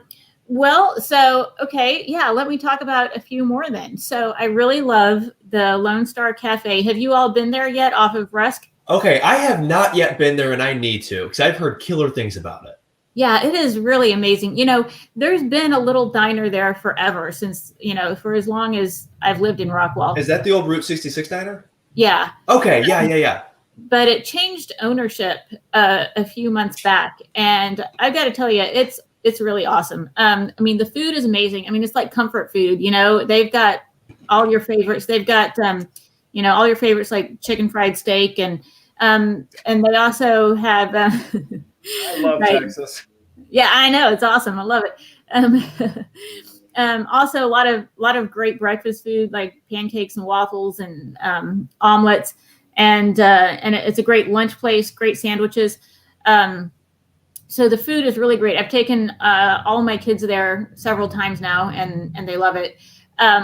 The service is really amazing too, and that means so much when you go to a restaurant and you get really outstanding service. And at this particular diner, you really do. So I think they're doing a great job there. I mean, they are so attentive, and the first thing I did when I went in there was spill my coffee all over everything, but they were great. I don't do that. And I can't even remember the last time I spilled my coffee, but I had to do it in there. Right. Oh, I can tell you too. I come from a big family and I can tell you there are many stories hilarious of spilled food. So don't worry. Yeah. Right. We have, I've got 4 kids, so we have a lot of stories of spilled food too. It's not usually me though. It's you. That's the way it always goes. It's so true. It's so true. It's usually somebody else, but this time it was definitely me. So, oh man. But they were great. They were right on and cleaned it up. But I mean, even if you don't spill your coffee, they're still awesome. Good clarification. So, right. I mean, I don't recommend spilling your coffee, but right. No, but they were very attentive and they're just awesome service, awesome food, good experience all around. So I highly recommend them if you have not tried them yet. So a great place for brunch or lunch. Okay, so another small business. Like I say, there's a lot to choose from here in Rockwall. So I am going to talk about Diana Oliveras and Crowned Hair Studio. And she's located right over off the harbor. And you know what? So Deanna has been taking care of my hair for maybe a year and a half now, and she has done such an amazing job. You know what? I had come from another salon where I'd been getting my color done. I get blonde highlights, and they had really messed it up because the ends were all fried. And she explained to me what was going on because I had no idea why my hair was looking worse and worse all the time. And she explained that their color technique was, they weren't doing the right technique. They were pulling the ends through. Anyway, their technique was off. And so so I let her take over, and she's been awesome. I mean, my hair is so much better. And she's also, her tips are amazing. And we at Master Network, she did a presentation yesterday, and she always gives us the most amazing tips for how to take care of your hair. It's so valuable. I have never had a hairstylist tell me, explain these things, give me this kind of information before. And she's right. I mean, she's spot on. I mean, all of her tips, follow them. She knows what she's talking about. And, my hair is a testament to that because, I had so much damage and all of that is gone. So I really appreciate Deanna with Crowned Hair Salon. So yeah. I love it. It's Small Business USA again, doing what it does best. It's solving problems, creating value. I love it. Yeah, awesome. Rockwall is a great place for small business. Rockwall is an extraordinarily unique community. I've never seen anything like it. And it's kind of funny because there have actually been a number of people that have driven through, people that even actually moved here after seeing it saying, yeah, I've been to a lot of places and I've never seen anything quite like Rockwall. It is true. And I can tell you, after you start getting into the community, you get to meet the people, you truly get connected on a deep level. It is a spectacularly unique community. Granted, we're a little biased. We live here and call it home and all that. But it's fun when you have people from out of town say the same thing. And I've talked to a number of people who had that exact same sentiment. It was, yeah, don't get me wrong, I love my home, but Rockwall, man, y'all have something special going on there. I'm like, yeah, we do. It's a good place to call home. Yeah, absolutely. So many new businesses just on the square, if you walk up and down the square, so many little clothing boutiques. That's so Ava Ray, that's another one, a small business on the square, clothing store. Ava, it's Ava Ray is Ava Ray. Yeah. AVARAE? Yeah, RAY. RAY. RAY. Okay. Yeah. Very cool. Cool. That's a cute little boutique on the store. They have a lot of really fashionable stuff, so I recommend them. Lots of little boutiques on the square. Rockwall is very unique downtown. By the square where we are referring to downtown Rockwall. It's funny. I think it was, I forget the name of it, but Oxford, Mississippi might have had the square as well. But there's another one, but it was very unique because it was a circular shape. But again, it's all driven by that small town business, small town USA, small business, living the American dream, driving that American dream forward. And again, this is what we want to show and stand up for. Is all of these small businesses coming together, people going to Dr. Eva for medical advice and counsel, Dr. Eva then going to the local boutique, the local hair salon, the local restaurant, all of that coming together. You have something that's truly sustainable. And I think it's a big reason why. I mean, Vanessa with the Royce City Chamber of Commerce. I don't mean to be so busy here. I am listening to you. I'm trying to figure out how to put this up on all this social media stuff. And I'm old and I don't know how to do it. So I'm listening to you and I'm getting frustrated with all this stuff. I apologize for not looking at the camera the whole time. That'll be the next segment. We'll show you how to do social media. I have to have one of our social media gurus come on. But yeah, no, Dr. Eva, I was just re-emphasizing everything you've already said. I mean, those business owners, and I know a few of them personally, good people. They do their jobs well. They run their businesses well. They give back to the community. And that's that, community circle you get going there where you're like, yeah, we got something special there. And what I was going to say is that's, I think, a big reason why Rockwall did relatively very well in 2020 when COVID hit. We really came together as a community, even as a whole county. We came together unlike most communities were able to. And that's why every business loss is tragic. As we all know, every life loss is tragic. But here in Rockwall, it was much better than most places. And I think the closest of our community contributed to that greatly. Yeah. Now let's be a little bit open here. We're not just about Rockwall, right? We've got people coming out from Illinois, New York. Y'all are so big on Rockwall. You ought to be part of the Chamber of Commerce. Oh, wait, you are. So. Exactly. Well, hey, we got to highlight the hometown a little bit. And I don't mind. I can't wait to get down there and enjoy some of those restaurants, Doctor, you've been talking about. I don't get down there often enough. Yeah, you need to try Lone Star Cafe. Oh, there's a lot. You need to try Ben 303, Zanata's, Pier 101. They have great oysters there. I like to go in there for that. Boy, the last time I had oysters was in Boston at Ye Old Oyster House. It's the oldest continuously running restaurant in the United States.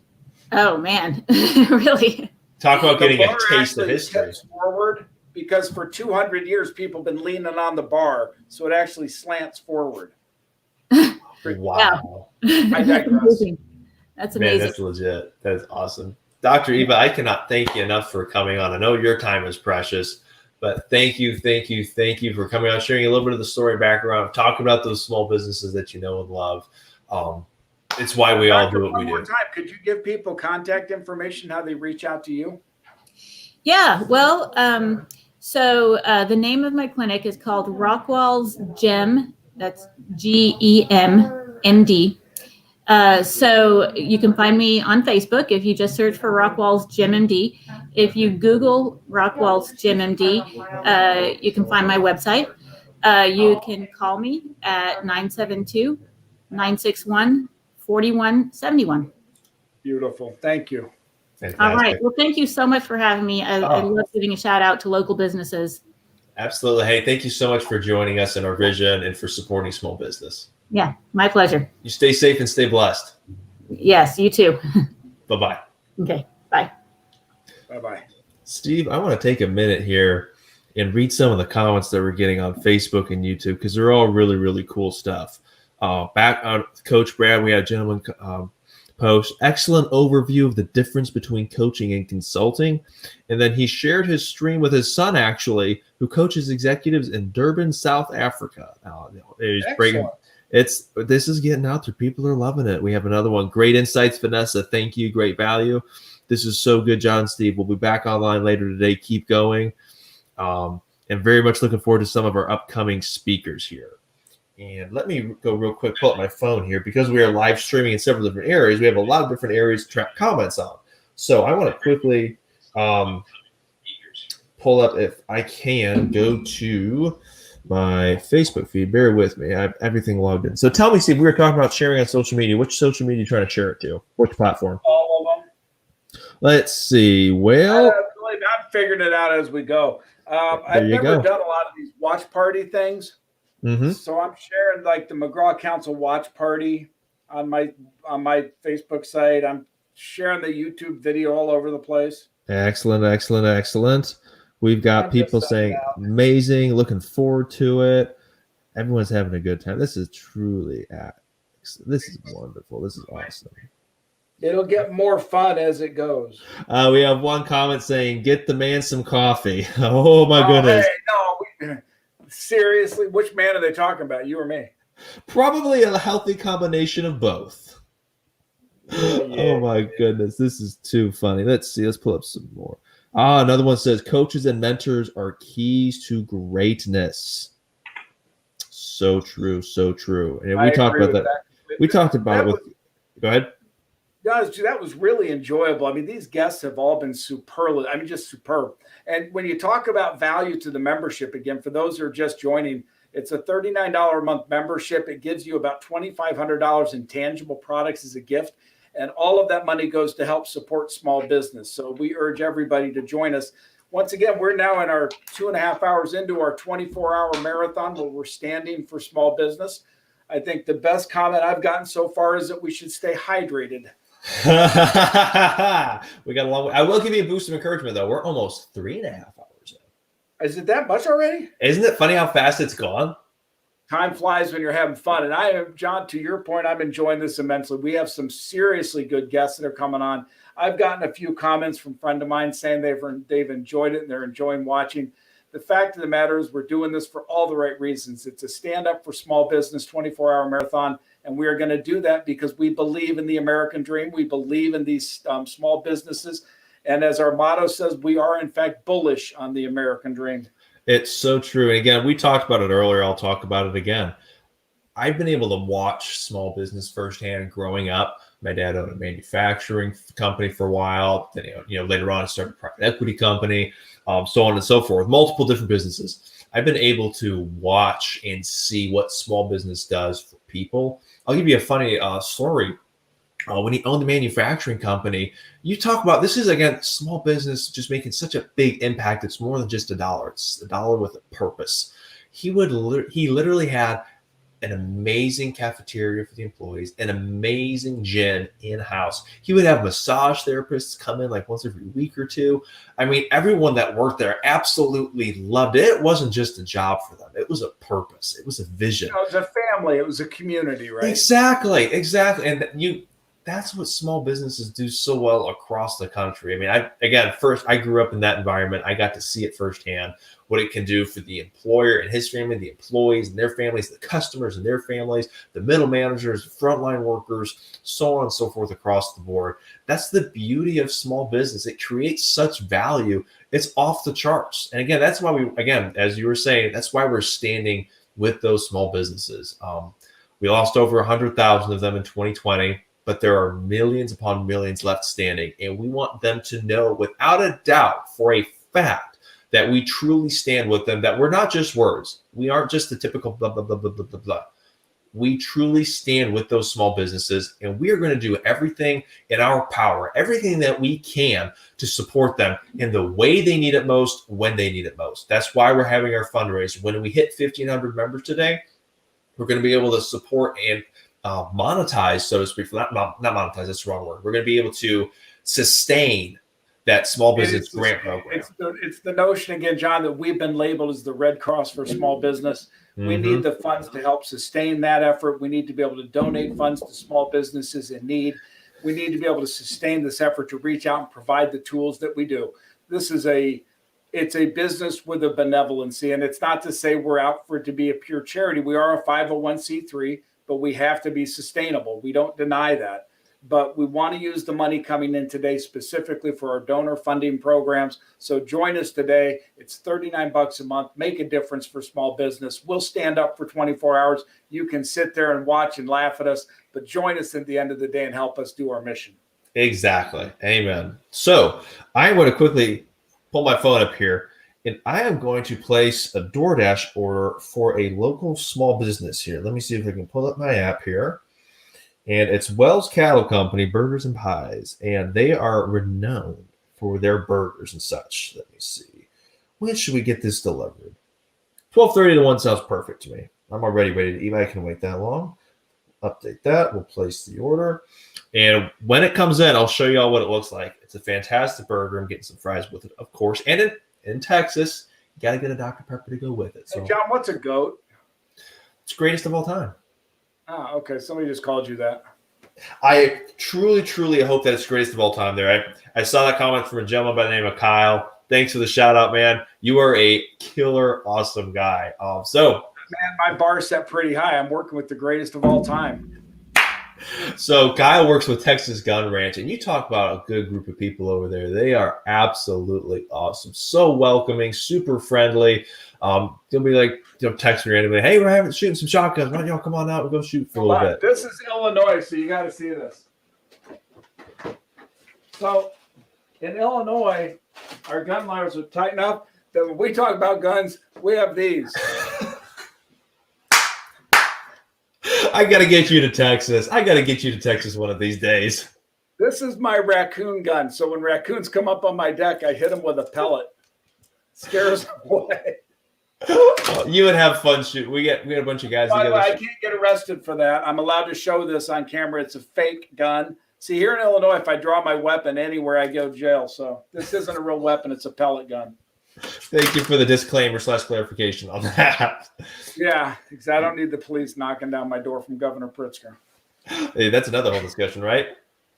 What I will do here, if it's okay with you, we have our next guest coming on about 11:50. Chad Tonko from out in California, digitalization Chad's guru. a super guy. Everybody should really share this around. They'll love listening to Chad. Oh, it's fantastic guy. I'm going to play a 10-minute clip of our podcast with him. And I would like people to see, because he's got some suggestions in there for small businesses that he talks about. We'll talk about that for a little bit. It's a little bit of an intro lead up. But I'm going to go ahead and see if I get that video pulled up here. Play that on my side. I'm going to go get another cup of coffee. Yes, sir. We'll get this going and see if Just and you have to go into digitization with the mindset of agility, being agile, and being nimble, because things can change so quickly in terms of consumer behavior, in terms of, let's say, different trends, consumer trends, and where they may be. So you need to be able to meet them where they are. And that comes down to putting in the time and effort, like you said, to knowing your customer, not just having a preliminary, our basic, customers, blah, blah, blah, blah, blah, but knowing them inside and out, knowing their psychology, knowing their behavior, because the competition, the big companies are doing that. Yeah. And yes, small business might not have the resources or the time to do that, but you're going to have to make time. I mean, because that's where the better you know your customer, the better you'll be. And it's so funny. We got busted on that in the processing side. We're here for small businesses. As we went through that process and we really put time into it, it took many, many months, but we narrowed our perfect customer down to where we knew them inside and out. We knew what problems they were having. We knew the keywords to look for. I mean, the joke was we knew which shirt they like to wear. Amen. If you don't know that about your customer, you won't know who they are when you see them. You won't know where to look for them. Again, it goes back to the Roman philosophers saying you got to know what you're shooting for. Absolutely. If you don't know your customer, you can't meet their needs. And then as soon as someone else understands them better, competition won't wait.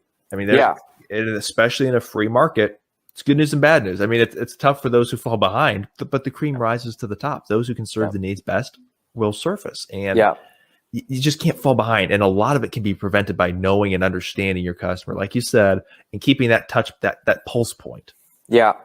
And so, in terms of identifying your customer persona, you can go through one of the basic things about branding, organizational branding is knowing that, is going through that process, identifying your consumer persona. And so, I would suggest you get in contact with someone that does branding, because they typically have templates, and I can share you our template that we share with clients, and I'll be more than happy to share that with you guys, John. Oh, perfect. So you can, freely disseminate it within the McGraw Council membership. Thank you. And honestly, it's worth it. It's not easy, because there at times it seems like there are a lot of redundant questions, but they all add up to, at the end of the day, identifying who your perfect customer persona is. You bring up a good point. I want to ask you real quick too, because one of our previous podcast guests said, don't be afraid to ask for help. There's nothing wrong with not knowing what to do. But as soon as you know that you don't know something, you got to figure out how to get that understanding. So is that hypothetically, is that something that someone would reach out to you for? Or, I mean, because when you're talking branding, customer avatars, we kind of went through the painful process of figuring out ourselves. Yeah. If someone doesn't have the time for that, and they're like, I need to know who this is, like within a matter of weeks. I mean, you mentioned branding. What do people need to be looking for if they don't know who to look for? Yeah, so basically someone that specifically creates brands, who has a background in creating brands, because in order for a person or an organization to successfully create a brand, they have to fully understand what that brand is for and who it is for. And so it's part of the process of identifying, again, your customer persona and who that person is, because believe it or not, color theory comes to play. Like real organizations and people, specialists that fall within the branding industry would apply color theory into what your logo may look like, and then it will also communicate the right text, the typography. I mean, it's a whole gamut of things. So I mean, I'd be more than happy to chat with them about it, whether if it's going to be us or we can refer them out to a specific vendor partner that we may have, but I'll be more than happy to help them through it. I mean, ourselves, I myself have walked personally different clients through the branding process, and it's just it gives you direction. It just feels right. It feels good to be able to know who your people are and who you're talking to. Fantastic. So then I've got another question for you here. Even though we're kind of running low on time, I do want to ask, because I think it's an important one. One of the three things you suggested was be be ready to adjust. Is it theoretically possible that a small business would need to adjust their ideal customer without changing their vision? That's a good question. I think if you look at the fundamentals of a business, the vision really drives strategies, and it also drives service lines. And so, on that note, I think it's difficult, John. It's difficult. Okay. It's difficult to, in my opinion, it's difficult to switch your ideal customer without adjusting your organization, the fundamentals of your organization. Okay, that answers the question perfectly, because I know there are people on both, and I've met both on both sides of the spectrum, where they have their business plan, their vision statement, their customer, and it is set in stone and they will not touch it. On the other end of the spectrum, you have a business owner that's tweaking it every other day.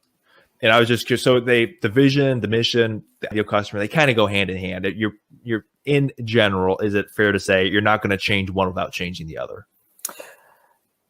I think the core identity of the business should remain the same. The purpose. Why does it exist? But in terms of approach, and what would be a good term for it?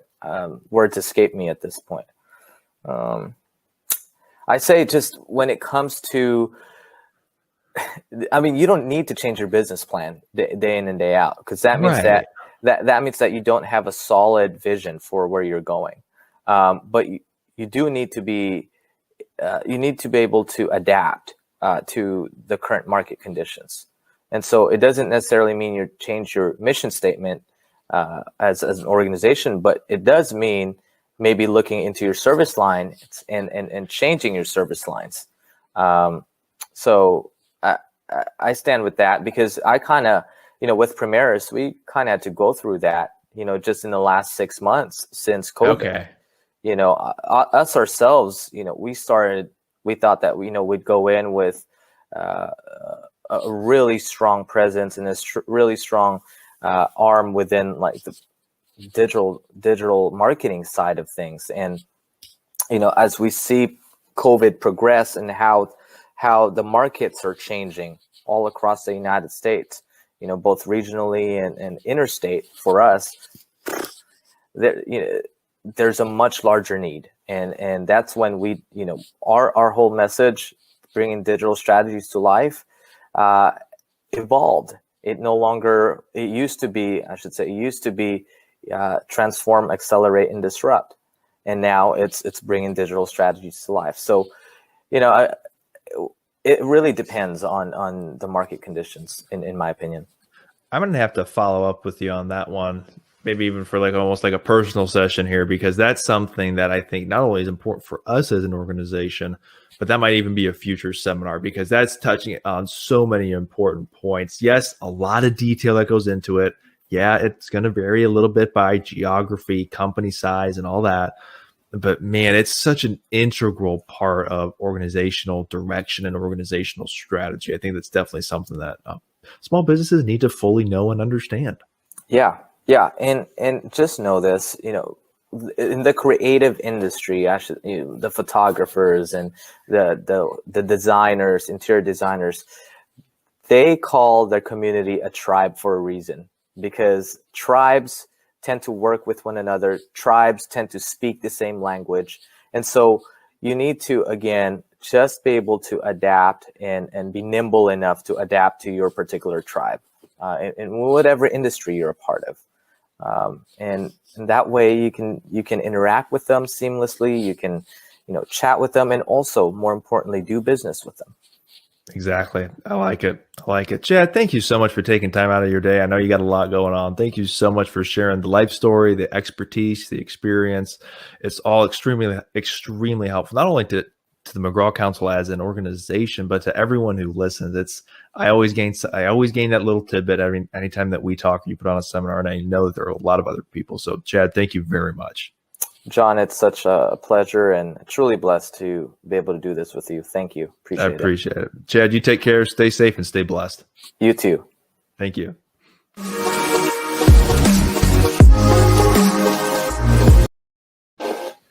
Okay, so that is a short clip from our podcast with Chad. We host our podcast on a weekly basis. This week, obviously, we aren't recording one because we're doing our 24-hour live stream. But we have business owners from across the country join us. They share their life story. They share their vision, what they do, why they do it, their passion, what their journey looked like.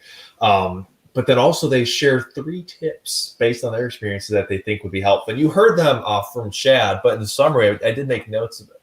Understand your customers, optimize the customer's journey, and be willing to adjust. And obviously, every small business was kind of forced to adjust in 2020. But those are all fundamental, not only to any small business, but Steve, we'll talk about this later tonight, I think around 11 p.m., but especially in regards to digitalization. I mean, you talk about a growing topic that is gaining a lot of popularity very quickly. Thankfully, we're on our way out in front of it when COVID first hit. And obviously, when we started using Virbela for our virtual officing, we didn't skip a beat. You know, I've told a lot of people this. It's so funny, though. We actually, me personally, improved a lot of effectiveness and efficiency through digitalization and virtualization. When COVID hit, obviously the stay-at-home orders started working at home and all that. I saved about, through virtual officing, I think it was 27 24-hour days worth of non-essential driving. And that was just from all going here, going there, to networking, to a job site, to this and that. We've been able to digitalize those processes. And in that process of improvement, I gained massive time, which went straight into productivity. It reduced or eliminated, in many cases, overhead and waste.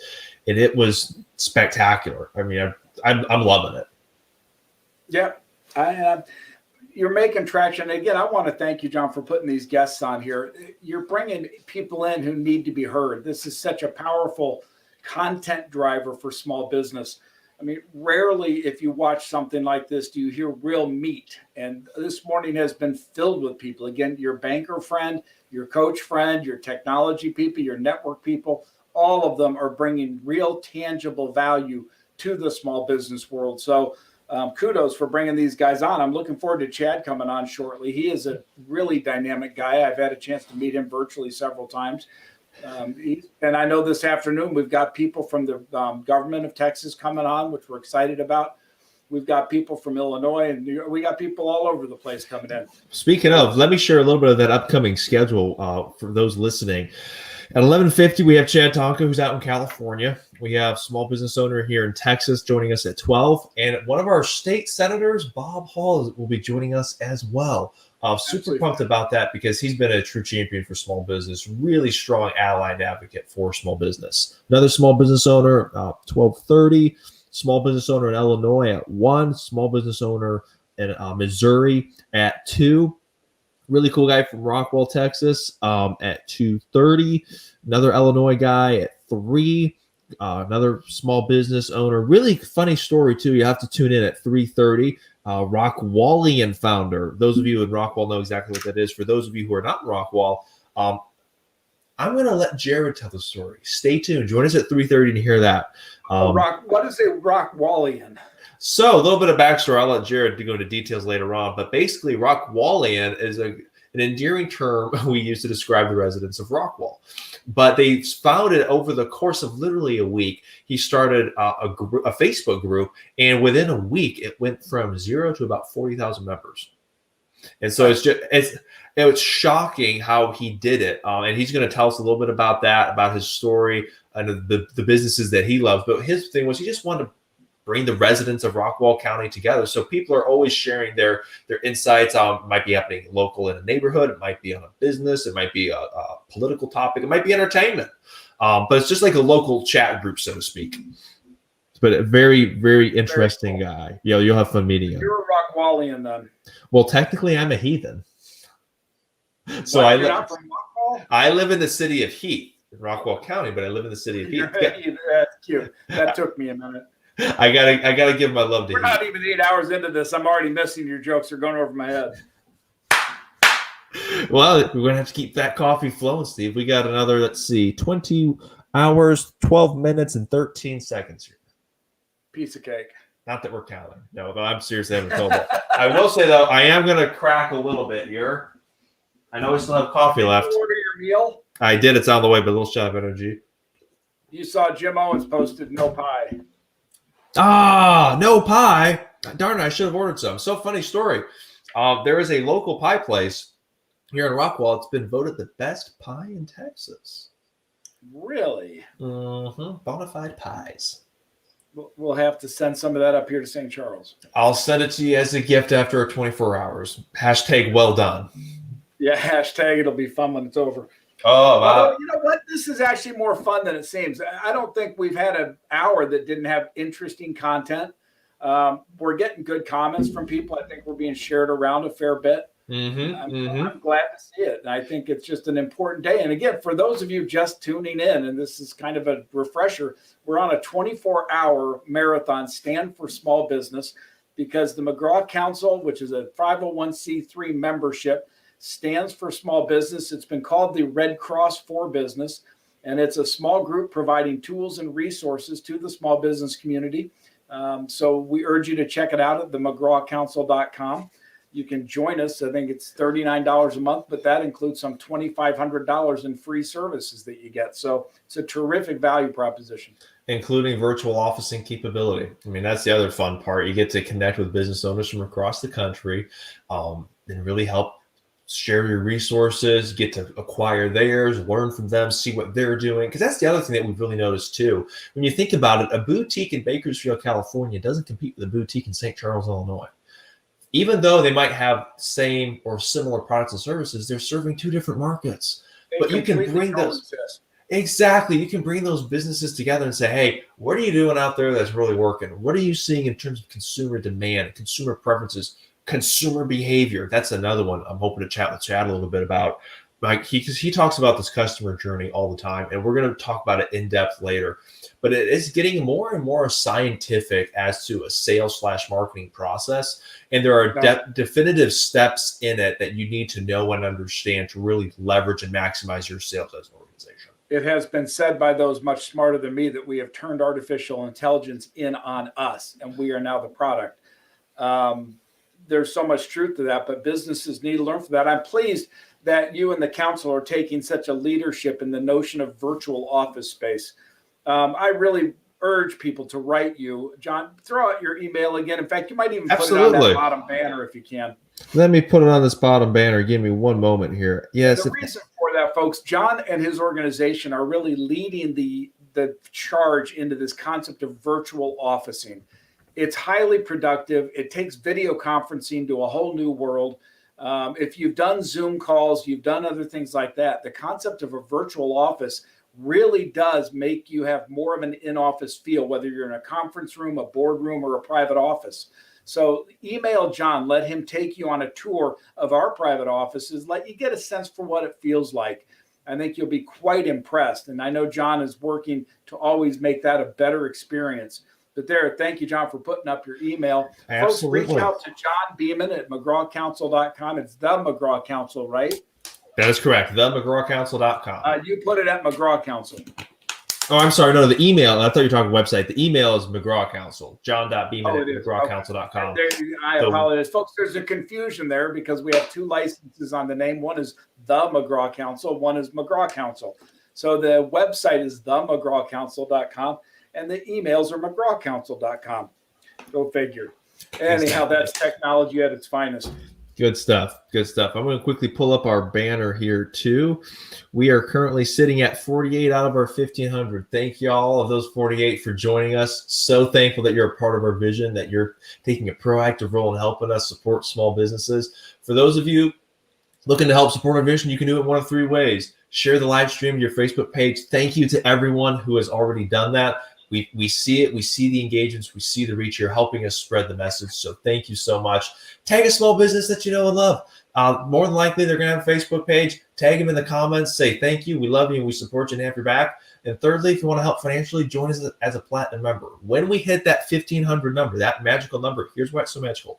We will have enough cash flow to sustain a small business grant program so that we can help those small businesses when they need it most, in the way they need it most. When that small business in southern Louisiana gets wiped out by a hurricane, that's doing their job well, they're running a good business, dumb luck knocks them out, we can go there and say, tell you what, that wasn't your fault.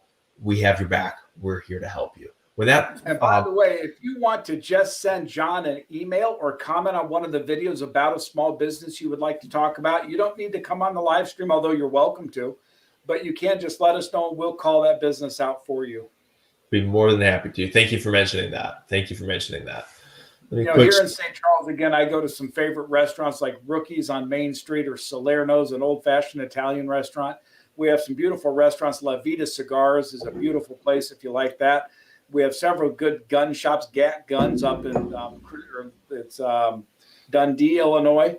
There are a lot of small businesses that make this work. The heating and air conditioning people, the landscaping people, all of the small, they make this at the economy sing, and they create an ecosystem that is second to none in the world. Really quick, I know we're waiting on Chad to come join us in a few minutes here. Could you please talk a little bit about the history of the name of the McGraw Council? Because I think we kind of glossed over that earlier. So years and years ago, one of the most devout men I ever knew, who was a dear friend and a mentor of sorts, a guy named Chuck Strobeck, introduced me to the Max McGraw Wildlife Foundation. It's a hunting reserve here in the Chicagoland area up in Dundee. It's a private, not-for-profit looking out for conservation issues. It's like 4,000 beautiful acres, just pristine. It feels like Camp David when you walk onto it. Well, that's where I used to go to think about where I wanted to spend my life. And so after my 6 kids got a little older and I could actually get back to working, and I thought, what am I going to really do? It came to me sitting there that I really wanted to serve small business in everything I did. So I created, out of the Max McGraw Wildlife Foundation, the McGraw Council, which was a group of me and a couple other people who got together and said, what can we do here? What can be done? And it became a think tank and an incubator of small business. As we've said, the McGraw Council now has 4 operating businesses, and our crowning jewel is the membership, which is out to bring together the 30 to 33 million small businesses in the United States and help them stand with a single voice as they help one another achieve success they could not otherwise do. It's funny you talk about the beauty of McGraw. I've actually, we had our board meeting there, and I was up there for training a couple of years ago. It is spectacular, truly Gorgeous. beautiful, Absolutely pretty area. I'm trying to tag a company here. Bear with me. There we are. Okay, I'm just tagging a company on Facebook real quick.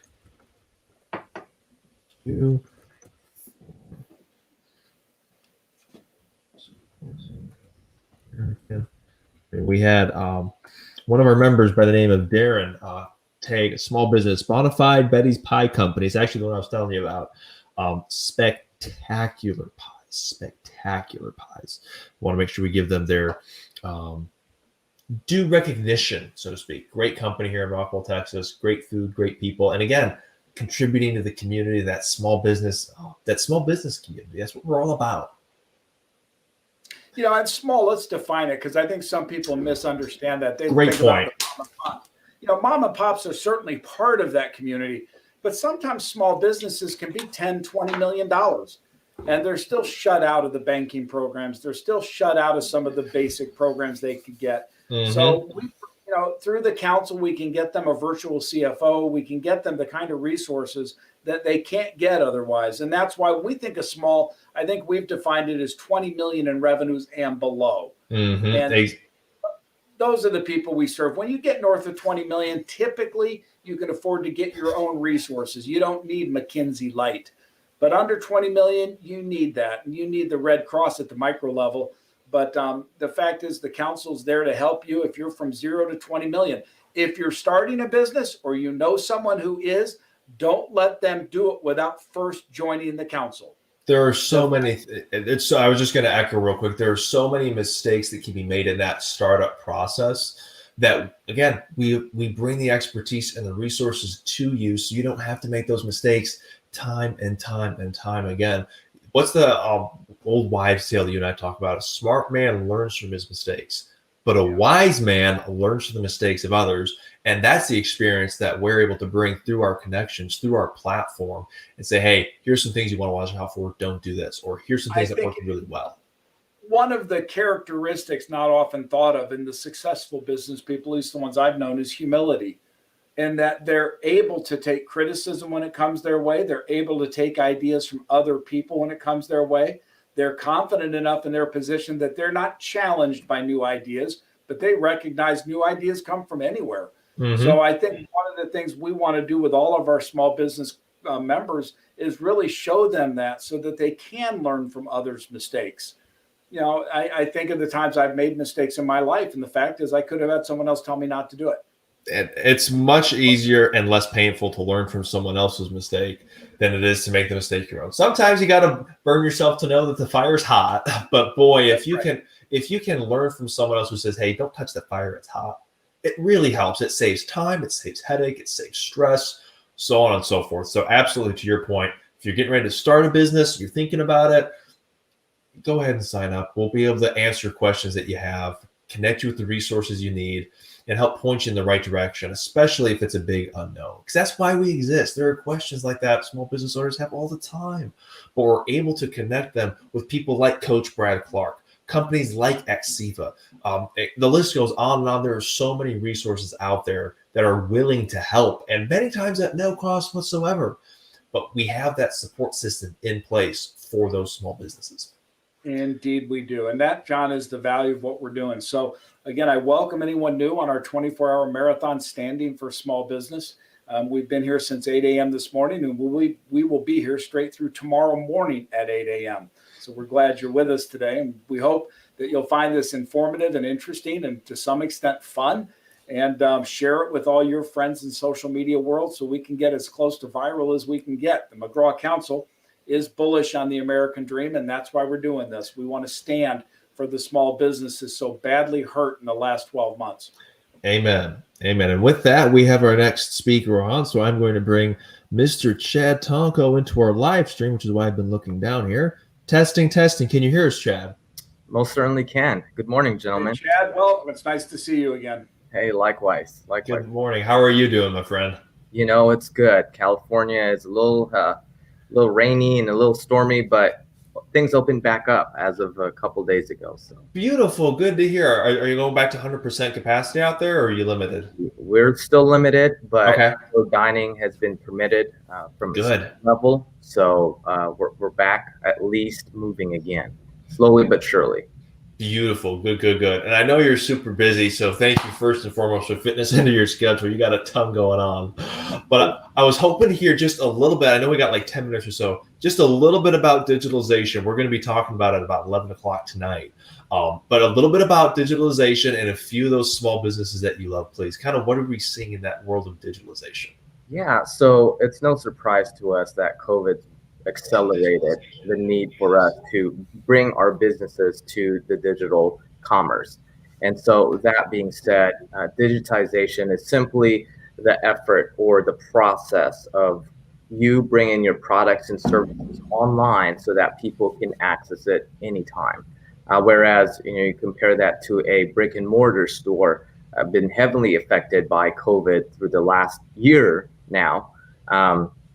At this juncture, it's really, really important that you'd be able to reach to your customers, regardless of whether or not you're open on a physical location.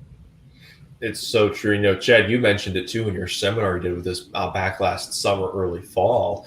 We're talking about the point of purchase, where consumers purchase. It's more and more going to online. But the other thing that you noted, which was fascinating, it's done on a mobile device now. And so again, talk about the need to be mobile friendly. My goodness. And we're continually working on that internally as well, making sure that everything we do, striving to make it mobile friendly.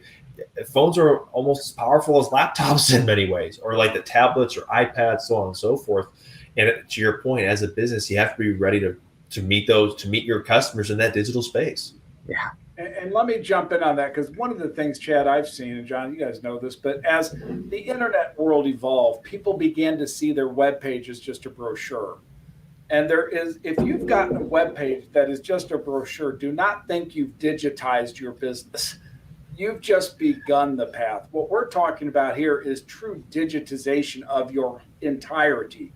And it's not just the idea of putting up a web page. That is not what it takes anymore. You have to go well beyond that. And that's what Chad's talking about us today. It's so true. That's a good point, Steve, because that sometimes our efforts in digitizing our business, when it becomes siloed, becomes more detrimental to our operational performance or overall bottom line.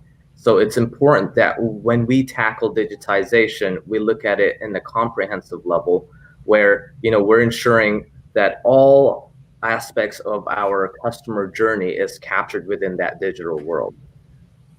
It's so true. And again, you brought up the customer journey there. Awareness, initial consideration, active consideration, point of purchase in the loyalty loop. We'll be talking about it in depth later on, but those are step-by-step processes that as a business, our economy has shifted enough. You got to be aware of it. It's not as simple as, in generations past, you build it and they'll come. Unless you've got something that's like extraordinarily dynamic, it doesn't work like that anymore. You got to have a method to reach out to your client base, to reach out to your prospects, or catch their attention, rather. That might be a better terminology. And again, they're spending their time in that digital space. Right. Absolutely. So please, Chad, talk to us a little bit about some of your favorite small businesses that you know and love. Man, that is a tough question there, or a tough statement to make. But, California, we've had to give it to our small businesses. They're resilient to the utmost extent. We've been closed for a long time here, and many times our government has yo-yoed us. You could open and then you could close after a couple of weeks. So in essence, we've had to shed out a lot more capital expenditure, more than most of the other states in the union when it comes to small businesses. So that being said, the local ones that I really hear and uplift in my heart are the ones that are restaurants, and even those that are a part of the entertainment industry, those small theaters here, that have had to shut down completely. We've got, mom and pop restaurants been around for generations, that have had to really buckle up, if you will, and find innovative ways to remain open, even to some certain extent, fight against the regulations just to remain open. So California has been a really difficult environment, but you know what? Our small businesses continue to thrive. Yes, we've had some extensive collateral damage, but at the end of the day, we're looking at, like La Costa restaurant. They've been around, they've been open. We've got the Bootleggers, we've got Rancho Grande. All those different restaurants have been phenomenal, and hats off to you guys. Thank you guys for fighting and continuously, ensuring that the American dream lives on. Hey, thank you for what you do too. I mean, you're on our board of advisors. You're a member of the McGraw Council. You're helping to fuel that American dream.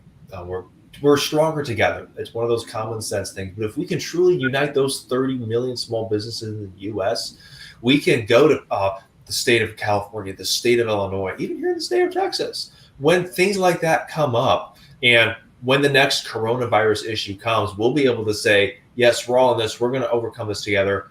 With that being said, let's not go on lockdown, because here's what happens. This business goes under. This person loses their job. This business then loses a customer, which causes them to go out of business, which then means you lose the sales tax, the permitting fees, the property tax in some states, so on and so forth. We can get into the details, get into the weeds of what happens, and that will help us make better decisions as a whole in terms of like the macroeconomic perspective.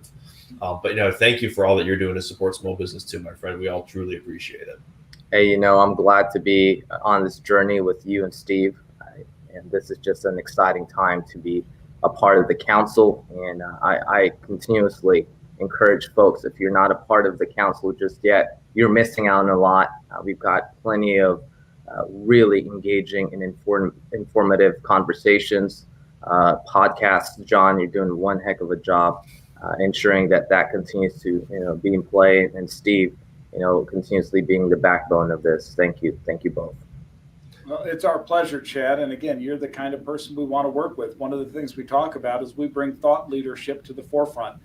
And I think your experience and your ideas within the digital world are critical components to the community we serve. So it's our appreciation to you that matters. I don't really have a lot of questions for you, Chad, because I follow this stuff so intimately, but what's your take on the impact? And this is a little off the wall, but the impact of 5G. I don't have much to say about 5G, as I've not really delved in deep into it. So I would do both of you a disservice as well as our viewers if I were to speak into it. I just think that's an interesting thing because we're looking at a world of complete and comprehensive connectivity. And I'm not sure most people even get what that means, but we're talking about your car talking to your house, talking to your HVAC system, talking to your phone. I mean, it's all talking to everything. And I'm just not sure where all that goes. And then the other thing, obviously, is AI and where all that's going, because we are seeing an explosion in AI capability, an exponential growth rate. And that obviously in the context of social media has been talked about a lot. But I think the ability for it to serve the average person has not really been exploited yet and has not been put out there. Not yet. But AI is certainly to that capacity now where it could certainly serve us on a daily basis, as part of our daily activities, if you will, or daily living. So true. It's so true. Chad, thank you. I know you got a ton going on in your schedule. Thank you for fitting us in today. Thanks for all that you do for your community, for supporting us here at the council, for your seminars, for joining me on that podcast. We're going to have to do another one again soon. We always have a great time. You're a man of true wisdom and insights. Thanks for being who you are, for standing up for your beliefs, for your faith, and for your small business brethren. Truly appreciate it. It's my pleasure, you guys. Take care. Stay safe and stay blessed. You as well. Bye-bye. I always have such a great time with Chad. He's a really cool guy. He's super intelligent. He's super kind. He's got a good heart. He's a smart guy in the world of technology. And I found it very interesting, by the way, that he wouldn't comment on 5G. That's called knowing your own cooking. I think it's smart of him to be honest about it. I think too many people that don't know what they're talking about jump out, throw comments out. What's the old expression about opinion? It's kind of like a belly button. Everyone's got one. If you're not going to know everything, that's okay. But if you don't know, better not to pretend. That's my door. To put that in perspective, as we now close out our 4th hour of the 24 hours, which it is going awful fast. But, it's this idea that it's not what you don't know that should scare you, but it's not knowing what you don't know that should. And I think part of the benefit of the council is we can help business owners know what questions they're not asking. So true. Is enormously valuable. Amen. Speaking of, we have our next guest lined up. I'm going to bring him into our live studio. Mr. Michael Smith of Lone Star State Mitigation. Can you hear us, Michael? I can hear you, John. Booyah. Michael, hey, welcome to our 24-hour marathon. Thank you, Steve. Y'all, if you can give me like 1 minute real quick, my lunch just got delivered, and I don't want to let it sit out so bugs don't get at it. Give me 60 seconds. Go ahead and get it. Michael, you and I will chat for a little bit. Sure. Thank you. So, Michael, give me a sense of what Lone Star Mitigation does. We're a full-service restoration company. We handle water, fire, mold damage to residential and commercial properties, as well as And how big a geography do you cover? Most of the Dallas-Fort Worth Metroplex. We do a little bit of travel for larger events like Lake Charles and stuff like that. Most of the So when Lake Charles got bashed by that hurricane, you were right there to support them? We had some staff that went down there and did some work, and I'm kind of a big stay in your backyard kind of guy. I like to help my local community. So I got to say, Michael is one of the most community-oriented people you will find. You talk about investing in a community. Correct me if I'm wrong, but didn't you do Leadership Rowlett, Michael? I did. Hugely invested in local chambers, local communities. Michael's one of those guys, when you say help, he's one of the first people to show up. Now, I've heard your name thrown around a lot, Michael, and it's always in good stead. But I think it's just wonderful, again, because your business represents the type of business we are there to support and that we want to be part of. This country is filled with people like you who've built their own dream, whether they intended to as young kids or not. You end up in a business that you run and that you mentor and that you steward over. And it's a credit to everything we are as a nation, is that people like you do what you do. Well, thank you. I'm proud to be a part of that club, I guess. It's true. It's true. So please tell us, Michael, kind of what are you seeing? And I'm just following up on a comment here. You want to look at the camera. Tell us a little bit about what you're seeing in your industry. and about some of those small businesses that you love. Right now, it's been kind of weird with the COVID stuff. We saw a dip, and then we saw a massive climb in business. People being home, noticing more problems, taking care of their problems at their houses. It's been kind of a weird year. A little bit, it throws the numbers off a little bit, but overall, we're doing good. We're growing. We've got some new people coming on and just trying to help out and make people a little bit more easier with their house and their buildings and stuff. It's true. It's true. So, and real quick too, I do want to bring up, because you've been on our podcast as well very early on. And I took to heart some of those tips that you had for small business owners, but I want to read them off real quick because you had 3. Take control of your mind, take control of your day, and know yourself honestly. I mean, I remember what we were talking about, different books you had been reading and things like that. Those are all so applicable, because especially in the contracting space, it's so easy to let other factors take control of your mind and especially your day. Yeah, that was I really enjoyed that, John. I appreciate you having me on for that. That's interesting for those of us that came out of a corporate job. You know, I've got an MBA, and I was trained very well to be a very good employee, but not necessarily a good business owner. So, you know, I've had a lot of ups and downs in learning, and you know, I wish the McGraw Council would have been around a couple of years ago when I started. I would have probably gotten over some of those without quite so many bumps and bruises. So. Well, that's the whole reason we came into existence. Steve founded this several years ago, and then the membership he's founded this year. And, you know, when he first told me about it, I'm like, okay, I'm kind of digging it. Then he showed me around, you know, the virtual space, the virtual officing, and he continued to share the vision. And I'm like, okay, let's just make sure there's no one else out there doing what we're doing here. And ironically, I mean, you know, the stuff, there's really not. I mean, you see a business out there that does crowdfunding or, you know, lobbying like NFIB, but there's no one really doing everything that we're doing as one platform. And that's where I was like, I can't believe something like this doesn't exist. It's so desperately needed. But then to get it going, to get to work with people, to have people like you who are, you know, totally living the American dream, supporting small business. It's like, yeah, we got something good going on here. I agree. It's fun. So please talk to me. Jump into this. Oh, go ahead. I agree with all of it too. Yeah, exactly. Touche, right? Touche. So please, Michael, because you're super connected, tell us a little bit about some of your favorite small businesses, experience with them, and why you love them so much. That's a good one, John. I really like that. You know, you and I have a pretty good relationship. We talk frequently, so you know a lot of this already. But I'm very big on small business and do my best to support other small businesses out here in Rockwell. There's a Veterans Business Alliance that we are all very plugged into, and I do a lot of work with those guys, you know, referral work or projects together, especially in the contracting space. It's really easy to do.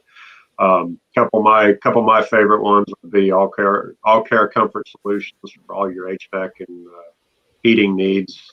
Military vet, former police officer, just a good salt of the earth guy. Doc's Residential Roofing would be another one. Former corpsman. I was a corpsman in the Navy, so you know those guys were few and far, but you know, it's good to know a good guy that can handle all your roofing. One non-veteran would be James Kennard with Action Pest Solution for all your bug control needs. Just a few of the people that I do a lot of stuff with. Wasden's Plumbing.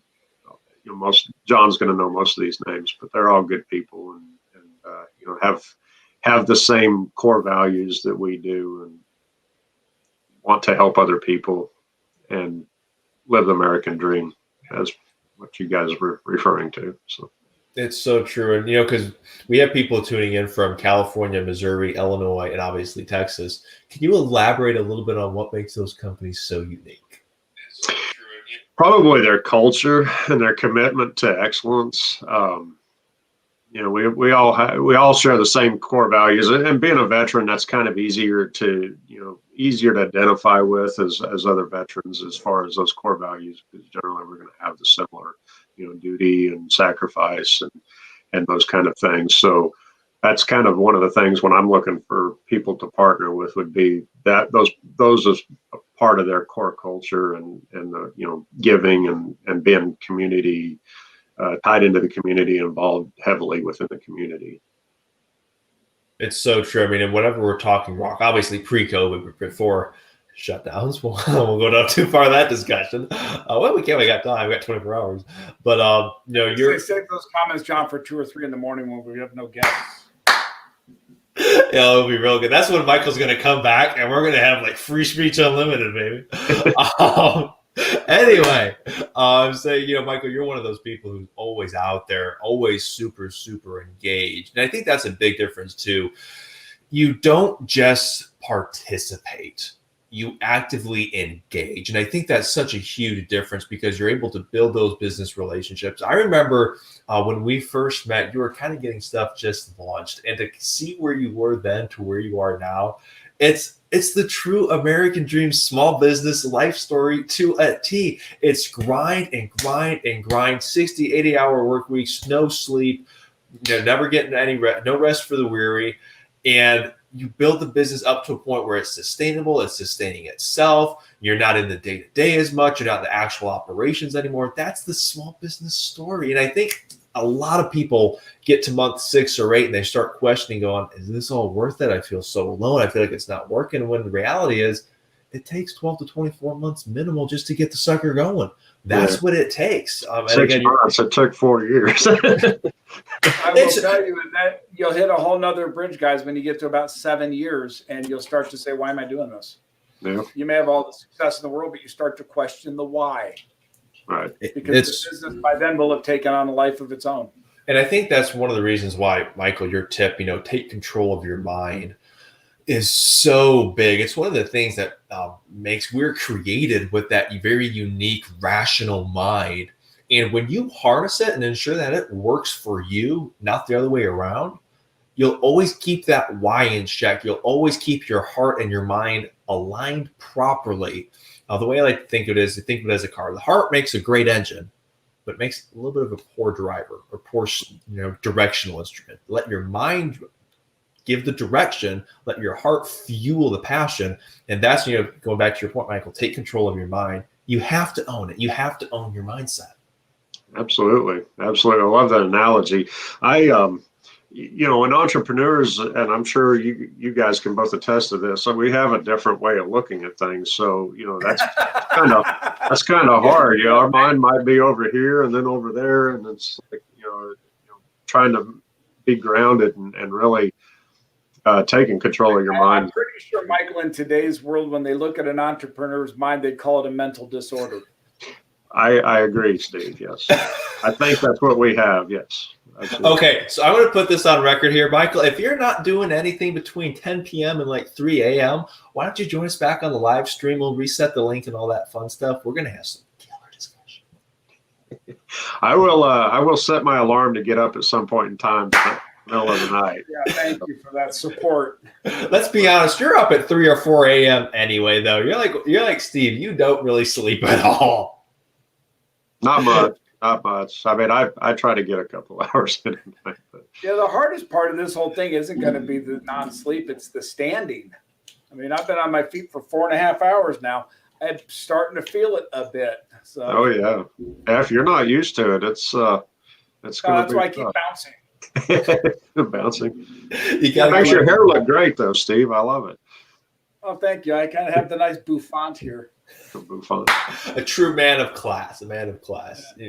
Very cool background. I have all my hair. It's not bad for 60. No, I wouldn't guess you were 60. I thought you were my age. I mean, look at all this. I mean, I was going to say. Most of my two brothers have that kind of Santa Claus look. I tried. Mine doesn't come in gray. It comes in kind of dark pepper type. I would take that. Right? So I was trying to encourage Steve to keep the beer because it was a really sharp look. I'm like, man, you got to keep that thing. But he's got a little more class than I do, I'm afraid. I had to keep the beer. It ain't about class. It's just about comfort zone. And when I'm back in business, I want to be somewhat shaved. I'm not wealthy enough to have a beard like you guys. And we got him full, don't we, John? He's got no idea for truly. Yeah, I'll just say. No, you own a small business. You're rich. Yeah. In fact, you should raise your taxes because you're really rich. You're one of those business owners. Yes, absolutely. Are we saving that for 3 o'clock in the morning? Well, we got about. Get back to the community because they built it. You didn't. Okay, so Michael, I'm going to let you chime in here. We have about 6 minutes till Senator Bob Hall is going to join us. Okay. Why don't you elaborate a little bit on free market? As it relates to small business, of course. As it relates to small business, that's I think you're opening up a big rabbit hole for me, John. I couldn't help it. I know where these conversations. I've been on a rampage all morning. You don't want me to. So it's one of those things you wind up and start going. Yeah. I couldn't help prod. I wanted to see if you were in a good mental state to keep the self-control. Because every now and then I like to throw the jab and they're like, hey, Michael, what happens when I do this? I'm trying. I've actually got, where is it? I think I've got Wealth of Nations up here if you guys need to read it. I actually could pull the copy off my shelf together with Atlas Shrugged. Yeah, it's over here somewhere too. Oh, yeah. All right. Atlas Shrugged's over in the corner there. I was already impressed by the fact that behind you were books. Most people don't even know what those are anymore. Oh, they're books? I thought they were cardboard covers. Yeah. Real quick, Mike, because you're always reading a good book. What book are you reading now, if you don't mind my asking? I don't know where it's at. I think it's Leadership's Life and Life Lessons of Thomas Jefferson is what I'm working on right now. These are good ones, by the way. If you want the innovation stack. Oh, yeah. It's very interesting on technology companies, how they build. My partner, John Cozy, recommended that one. And then The Age of Oversupply, which is economics is a cross between some mathematics and some philosophy. Mm-hmm. This was written pre-COVID, and it's kind of a how do we make the government work with business? Yeah, I'll have to get those from you for sure. I definitely would like to read those. We should start a McGraw Council Book of the Month Club. I'd join that. I know. That's part of what we ought to do as our membership. We ought to send out a book every month. All righty, taking a note. We're going to John, you're behind the 8 ball on this. All righty, start a book of the month. All righty. We'll get that going. We're getting some good feedback too, how we can continuously improve, better serve those small businesses. Because yeah, seriously, Mike, you're always on top of that stuff, reading, always learning. And every book that you've shared has been like interesting. I'm willing. Yeah, I had gotten away from reading for a while. I was so busy, and I made that a part of my day. I don't. That's non-negotiable now. I do it real early in the morning, so it's not taking time from other things. But right. It's great. I think those bottom 2 shelves are most of the books that I read within the last 12 months. So, I rotate through things. I've got a matching set on the other side of the room here. So I've burned through a lot of books pretty quickly. So it's good. It's how you learn. It's knowledge. And that's, again, it's learning to identify and implement those best practices, the best mindsets. And the big one for me, avoid making the mistakes other people have made. And we're all going to make mistakes. I do hope you'll join us in the wee hours of the morning or late at night, because I have a question. Since you're a man who's well-read and learned, I would like to ask your, what I'll call non-scientific opinion on issues around the world, because half the people talking about it aren't science-oriented anyway. And I'd like to get your thoughtful and well-thought opinion. Okay. Well, I'll set the alarm and I'll set it up like this. Is 2 truly better than 1? If you know what I'm talking about. Better, right? Okay, y'all, stay tuned. Mid-wee hours in the morning. God's like, shut up already. No, I'm looking forward. That's going to be fun. I'm going to pull out a Dr. Pepper, a cup of coffee. Who's the guy? What was the guy's name that used to be on overnight talk radio and talked about the UFOs and stuff? Neary? Something like that? I'm drawing a blank on that one. Yeah, because if you used to listen to all night radio, you'd get Bozo in the morning from like 11 to 2 talking to the truck drivers. And then after him, you had this guy that would come on talking about UFOs and stuff. We'll have to get him on. Or we'll be more interesting. You might get him at 2 or 3 o'clock in the morning anyway. Just Yeah, I think they blocked him on everything. he may be impersonated by John Beeman. I don't know. You may be surprised, Mike, if you come in that late, we both be talking about all this. I got enough conspiracies still in my head that I could talk all day about them. Well, I look forward to it. I would make sure I don't miss that for sure. Michael, thank you so much for joining us. I appreciate you, gentlemen. taking time out of your day. Thanks for doing what you do to support small business. Stay safe, stay blessed, and we'll be in touch. Thanks, sure. Thanks. Take Michael. care. My goodness, Michael's a funny guy. I always enjoy chatting with him. Talk about like a Well, what's our schedule? I need to return a phone call. I can do it on air, but I just need to know if we have another guest coming on. We actually have the Honorable Senator Bob Hall joining us any moment. They're just getting stuff And I'll organized. wait in until his after office. the honorable senator is done. If you don't mind, that'd be fantastic. You talk about like Go a ahead. strong small business advocate, ally. Really good to hear his stances on things that he I was am doing. not as anti-government as some would have me shown as. I'm very much concerned that big is bad, and it's not a party issue. It can be Republican or Democrat. So those local and state level people in politics who support the small business agenda, I'll be behind 100%. And that's exactly what we're about at the McGraw Council. It's why we're 501c3. We're not politics. We don't get into politics. We're all small business, 100%, all day, every day, because it's so pragmatic. It's where the rubber meets the road. It's very straightforward. You support small business, you advocate for them, you stand with them, like we're literally doing, standing with them for 24 hours straight. The whole does so much better. You go back through the history of this nation, and what made it unique was freedom and the right to property and life and liberty and the pursuit of happiness. And so you go down, you look at all these big companies today, and you think about JP Morgan. That started as a small company. Apple Computer started as a small company. You know, United Airlines started as a small company. All these big started small.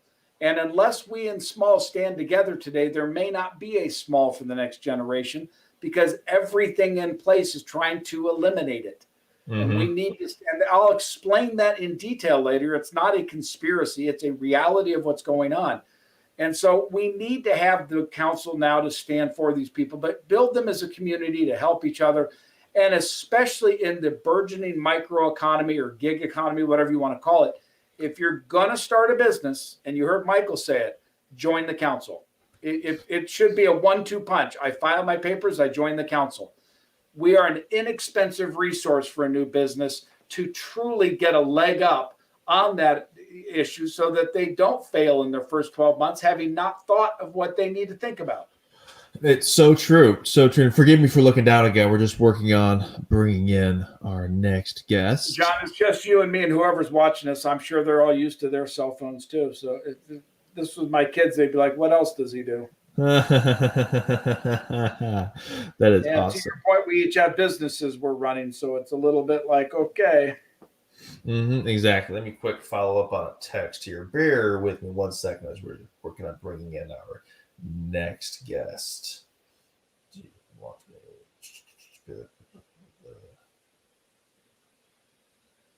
Bear with me here. Coordinating.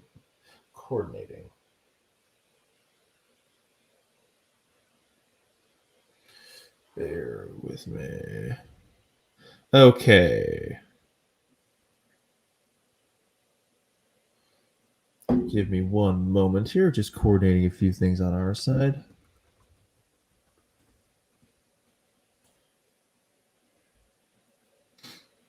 There's a little bit that goes on behind the scenes as you're doing this video stuff.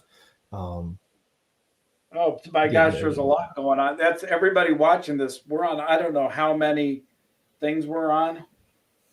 It's true. Okay, I am going to bring in Mr. John Vick with Senator Bob Hall's office, and we are going to bring him in currently. Here we go. Testing. Can you hear me, John? I can hear you fine. Yeah. Awesome. Steve, can you hear him? John, why are we getting the echo? Okay, so we're getting the echo because I can't turn on the speaker. The only way I could get the speaker to work is unless I called Chris in Canton, so I've got the phone on. It's an open line. Gotcha. Well, Okay. We'll do that. Give us speak slowly. And we'll let you speak, but we're not. Yeah, and it's also because I'm in this building here. It may be a little better when I go out here, but also I've got Suddenlink here working on my internet. Just a lot going on. So we understand difficulties. So we'll keep it short and sweet on our end. But please talk all about small business and what Senator Hall's office has done to support small business. Well, Senator Hall should be on shortly. I will just, I guess while we're waiting until he gets on, I will tell you how one of the things we do in the district, and I think it's unique to us. I'm not sure. I don't see very many of the other House members, senators out there doing it in the community, but through the chambers throughout 9 counties, we track all the grand openings, ribbon cuttings. We try to be at every one of those and support those businesses. You know, it's also an opportunity for us to network and get to know those folks and you know, let them know what we do every day in support of the senator, and I'm sure Senator Hall will speak more of the legislative kind of stuff that he does. But as a district director and our reps here in the district, we're just, you know, being supportive. You know, John, I appreciate what you're doing. I gotta tell you, when I first saw your name, it looked like John Witt, and I thought, oh my God. Yeah, I like the headshots. So John, if you can check the comments there, I sent you a private chat, and we'll communicate through there. So John, Michael, you said chat. Again, for those of you watching this McGraw Council's 20th Marathon, we're currently on the phone or on video with the representatives of Senator in Texas. Some technical difficulties are giving us some grief with that, which John Michael is fixing. But thank you all for joining us. We're pleased to have you with us. We ask only that you share this video with your friends, especially those in small business. And if you have a small business you would like to have a shout out to, please make it a comment in the videos or send John Michael an email at john.beeman@mcgrawcouncil.com. Okay, and it looks like the good senator is on with us. I'm going to bring Senator Hall into our virtual studio here. 3, 2, 1. Testing. Can you hear us, Senator Hall? Sure can. Absolutely. Excellent. Senator, hi, it's a pleasure to meet you. Steve, John, good to see you guys this morning. Thank you so much for joining us. I really appreciate it. And I want to say, too, you've always been a huge advocate and ally for the free market, for small businesses. I just want to take a few minutes to say thank you. I mean, there are a lot of people that went through the ringer, and you were always there standing up for them. Well, thank you. I appreciate that. I recognize that small business is the backbone of America. Our big boxes provide a service, but the economy really runs because of the small businesses we have out there. And it only exists because of the free market system that allows people to succeed based on their willingness to take risk and try new things and offer something that's a little bit better than what the one down the street is offering, which does nothing but lower prices and improve quality. Our competition, the improvements we get in our society from small businesses competing with each other is beyond something that's even we're able to even describe. I just can't imagine what it would be like if we didn't have our small businesses out there serving their community and coming up with a better way, with a better service for whatever it is. And those that do that survive, and those that don't, fit the philosophy that everybody has a right to fail, just as they have a right to succeed. I can tell you what the society looks like that doesn't have that. It's called the Soviet Union. It's a dark, gray, and disparaging place where there's no opportunity because there's no way to meet the demands of the people. No, that's not where we want to live. No, not at all. And it bothers me greatly that I see so many things happening in Washington that is moving us towards the that kind of system. Not the least of which is what they're trying to do with our health care, because the backbone of our health care are our local doctors, our small business doctors out there, and moving to a one-payer system will absolutely destroy one of the best medical machines in the world, and we need to continue to fight to not let that happen. And then the other things that they're looking at out there with more government intervention and these equity programs that they're now talking about that removes competition and will do more to damage race relationships than anything that was ever done, bothers me greatly. Unfortunately, I think we're in a position where we're going to have to weather the next 2 years until we can gain either the House or the Senate back and stop some of this absolutely insane foolishness that they're talking about doing. And it's going to be tough. Senator, I want to give you an analogy that I have used for years because I believe it to be true. The goals that we have are shared. We all want better education. We all want better medical care. We all want better retirement security. That's not the issue. But the story comes down to this. A guy is one day walking down the street, and on his back is a basket of bread that he has worked all year to cultivate and harvest and knead into bread. Guy walks up to him next to him and says, "I'm hungry. I played all summer. I don't have any bread. May I have a loaf?" There's one of two transactions that take place. He says yes, in which case he feels generous and the other guy is thankful, or he says no, in which case he's greedy and the other guy resents him, but maybe learns a lesson. On the other scenario is as those two walk down debating the issue, a guy rides up on a white horse with a sword and he says, "What's the issue here?" The one guy says, "Well, he's got all that bread and I'm hungry." So the guy with the sword says, "You with the bread, give him a loaf." So under threat, he gives him a loaf. Now what do we have? The guy with the bread feels like he was stolen from. The guy that got the bread feels entitled. And the guy on the white horse feels like the champion and rides off into the sunset. And that's exactly what's going on increasingly in this country. Oh, it describes it perfectly. And that is the model that the new Democrat Party has in mind. Is government's in control. The government decides winners and losers, and government decides that society needs to move to this equity position, which means guaranteed outcomes as opposed to guaranteed opportunities.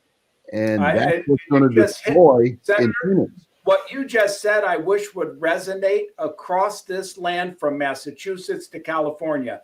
It's one thing to say we want a level playing field, even though it's not level. The very people saying that have private schools for their kids and all the other bennies. But with respect to that, that's one thing. What they now are talking about is equal outcome. And when you start to talk about that, if you go study the movie Dr. Zhivago, when Dr. Zhivago comes back from the World War I time and in his house, there's a commissar saying, "Your house is big enough for 4 families." That's where that outcome goes. Oh, and it's happening in our school system. What we're seeing is that it's been dumbed down so that we hold back the really good students and shore up those that don't put the effort into it. And as a result, our outcomes have continuously gone down in our schools. I mean, I just got the report from on achievements And I thought Senate District 2, when I saw it, I was kind of like, that's very disappointing. But it turned out that Senate District 2 isn't, relative to the other 31 Senate districts, is not all that bad, even though the numbers themselves, and most people don't realize that of our high school graduates, what do you think is the percentage of our high school graduates today that are considered college ready is coming out of our high schools? I wouldn't know. I would hesitate to throw it out because I'm wrong no matter what I say. Yeah, Senate District 2, it's 8%. 8%. Oh, wow. That's wildly less than I would have thought. Let me ask you a favor, though, Senator. As we're here talking about small business from coast to coast, what kinds of things do you think that in your Senate office you can do to help the small business community? Well, we do that in about any bill that's affecting businesses. We're always looking to see if this is a regulation that is necessary in order to protect the safety of the people. You know, we have an awful lot of regulations that get implemented and things that are done at the local level and the state level that are a burden to the businesses. And what I'm always looking for is this a necessary burden that's actually going to protect the people, not just favor another business. You get an awful lot of bills that are introduced down here that are cleverly disguised, but their real intent is to tip the scale of the marketplace in favor of one business or other, generally a larger business at the expense of the smaller businesses.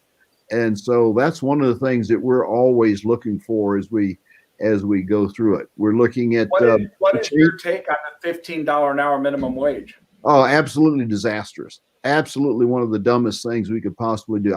I do not understand how anybody can actually run a household or balance a checkbook that thinks that that's a good idea. The devastation of what we will see in the combination of increased cost of products and goods being delivered and the employment reduction that will go along with it will be, it's self-defeating. They're talking about more people unemployed. And here we are in a position where our employment has been the best it's ever been in the history of the world. Under what Trump did with the employment for blacks, Hispanics, and everyone is record number high. And now we're stepping up with things on top of this insane lockdowns and other damaging policies to businesses themselves. Talk about, and particularly the small businesses will be hurt the most with this. It's not going to hurt the larger businesses as much. They will, but it's still going to raise the price of the product. It's people just don't understand that the price you pay for a product is more determined by the cost to deliver it than it is by the profit the company is making. That is one concept that most people don't understand. Senator, let me take this. Let me even throw into this what I think to be another level why this $15 an hour minimum wage, pardon me, is dangerous. The big guys, Walmart, Best Buy, go down the big guy shops, right? They can afford the technology to replace those minimum wage workers. It's the small companies, whether, again, they're HVAC companies or retailers or restaurants, they're the ones who cannot afford to replace those people. So what will they do? They'll just cut employment and make people work harder for what they get. It's not going to help anybody in the long run. And we live in a different economy than the economy. And I come out of economics. The economists who support it point to the 70s and 80s, and they say, look, we raised wages. It didn't hurt. We were in a different economy where you didn't have the digital capability we have now. McDonald's can replace those minimum hourly workers, and they will. It's the local restaurant that's going to be stuck with it. No, I mean it is, and when they get it replaced, it's the people that hurt, and you can't separate individuals who are working in small businesses. They are a marriage that have to fit together. and the small business depends on the people that they have far more of what you're talking about with being able to go to automatic checkout lines and other ways of reducing the employment, which then turns around and has its own damaging impact on the economy, because you now have people who are out of work and they can't afford to buy things. And so it could put us into a tightening spiral that we cross over the knee of the curve, and it becomes impossible to recover from it. And we have recently seen that, and that just always amazes me that nobody has paid attention to what happened to Venezuela, which at one time was the most successful economy in the world. I mean, they were booming until they moved to the dark socialist model, and look at them today. They're starting. Senator, I could not agree with you more in how refreshing it is, especially given that I live in Illinois, to hear a senator speaking in the truth that you do, unafraid to point out realities to people. I want to suggest, John Michael, to you that this $15 an hour minimum wage becomes an issue for the council. It's not political. It's simply a fact that this wage will hurt the small business people. There are 30 million small businesses looking at their income statements going, I can't do this. McDonald's doesn't care. They're going to deal with it. Walmart doesn't care. It's rookies down on State Street who's going to go, I can't pay this. I watched a pizza place once go out of business because the city of Lisle, Illinois, put in a regulation that cost them so much they shut down. When I found out why, it's because the Chili's wanted that location. The government wanted the big Chili's to come instead of the small guy. I think you ought to take this and run with it across the country. This senator is one of many who will jump on your bandwagon and support that mission. You cannot allow that to happen at the cost of the small business community. No, it's so true. And Senator Hall, you talked about it. It is that it's all that glitters isn't gold. It's presented in a very definitive way to achieve a specific agenda, for lack of a better term. And what happens is, in the end, it's worse for small businesses. It's worse for the American people. And it doesn't help the overall economy, because, again, in a free market economy, you don't want people at minimum wage. You want to get them above and beyond. And you've just been a total ally, advocate, stalwart defender for that small business community. And again, from all of us here at the McGraw Council, from me personally, thank you. And I know you've got a really tight schedule too. So thank you so much for fitting us in, Senator. It's always a pleasure chatting with you. You and your office are always readily available to talk to constituents, to answer questions like that. Thank you for all that you're doing. I know you guys are in legislative session right now, 6 months every 2 years. You take a lot on the chin for us. So thank you for standing up for small businesses and for the American people. Senator, thank you. Yep. Thank you for having me on. I appreciate it. And I appreciate what y'all are doing, because we have got too many people in this country that do not understand that they have an active role in government. The thing that's often thought of as a cute little statement of government of the people and by the people is absolutely the rock foundation of our nation. It's a foundation that is crumbling because of a lack of understanding by people how important their participation is in fighting back against government overreach. And I'm so glad to see you guys doing this because we've got a big battle on our hands. We have a government that is hell bent on government overreach, government overtake. And the only way we're going to stop that is not with our elected officials. It's going to be by citizens' participation and pushback against what's happening. So keep it up. Again, and, Senator, thank you so much for joining us today. All right. Stay safe and stay blessed. Well, you too. Bye now. My goodness, I tell you, I've had the opportunity to chat with Senator What a Hall nice directly. guy. I'm glad that you have it. We are so blessed to My have son him. Josh just came into my studio, which is my home office. How are you, Josh? You're on national television. No, it's always fun chatting with Senator Hall. I mean, he's really a true advocate for that small business community. It's very, as a small business owner, we're busy running our businesses. We're busy creating jobs. We often forget to look at what happens at our government, whether it be local, state, or federal. And there are some very big things that happen. We'll be talking about minimum wage tonight. I think we're talking about that at midnight, actually. Let me quick pull up the schedule for us. John Michael, we could talk about that all day, because I'm telling you, a $15 minimum wage sounds good, but it will destroy jobs, it will destroy opportunity, and it will destroy the very small businesses they ostensibly want to help.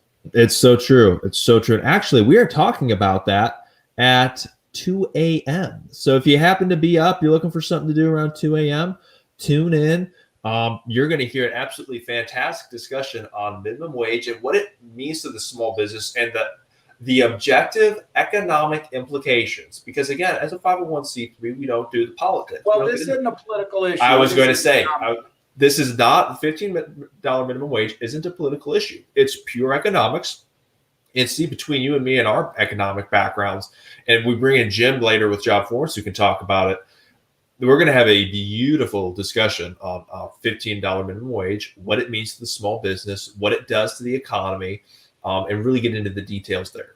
It's going to be a good one. So don't miss 2 a.m. Real quick, again, I want to thank our sponsors for making this possible. McGraw Capital Partners, McGrawCapitalPartners.com, an alternative financing company up in New York. You've been a huge believer in our vision. Thank you for supporting us. Exiva in Missouri, a fractional CFO firm, Exiva.com. Thank you, thank you, thank you. GetSproutFunding.com. It's another alternative financing company. They actually partner with McGraw Capital to get creative financing when you need it and need it quickly. Thank you to Merchant Masters for sponsoring as well, a payment processing point of sale solution provider. Thank you all so much for believing in our vision. And to those of you listening and tuning in, thank you for listening. I hope you're having fun. Hope you're enjoying it. If you want to stand with small businesses too, you can actually join us on our live stream. The link to do so is in the comments section. You're more than welcome to join us at any time you please. If you don't want to do that, but you want to thank a local business, tag them in the comments. Tell them you love them, you're thankful for them, and you support them and have their back. Share the live stream to your video feed, to your Facebook page, and then sign up as a platinum member. When we hit 1,500 platinum members, we will be able to sustain a small business grant program that will allow us to help businesses in the way they need it most, when they need it most. So that's why we're doing what we're doing. We're truly bullish on the American dream. We wholeheartedly believe in it. Steve, you've lived it. I'm living it. I've been able to watch other people live it. That small business is what lifts people out of poverty, takes them to that John, next level up. We are 5 hours into this 24-hour marathon, and I give you credit. Your energy level is still high. Obviously, the Grubhub food is there. Did you want to take a minute and eat? Well, if you don't mind, I'm going to use it not only to eat, but got a free minute. My son Josh just came in. Come on in here and get on camera. You know my son. I did. Good to see you, Josh. How are you doing? Coming back. He's on his way to becoming a fireman. We're very proud of him, and that's a good thing. Thank you for serving your community, my good man. Yeah, well, that's what I love to do. It really is. Small business part has always been your thing, but the fire service caught my eye right away, and it's what I've been loving to do. I've started getting around it about a year ago. So. Oh, is that awesome? Yeah, and I just got hired on my first, paid big deal department. So congrats. Happy about that. Congrats. He's now a taxpayer. Congratulations.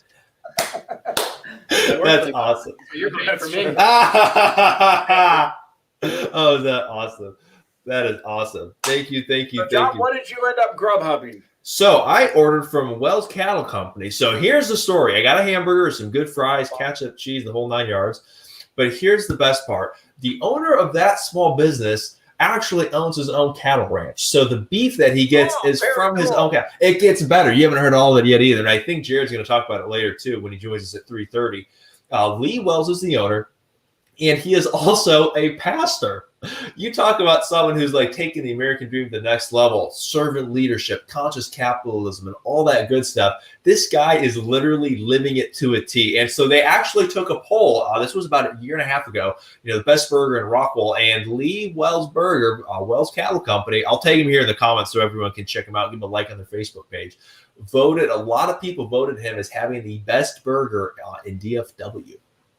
So if you're spectacular. I'll have to try that when I'm down there with you. Indeed. You and I are going to spend 3 days eating. I know. We're going to have to spend 3 days eating and then check out a couple of the locally owned gyms to burn it all off. Yep.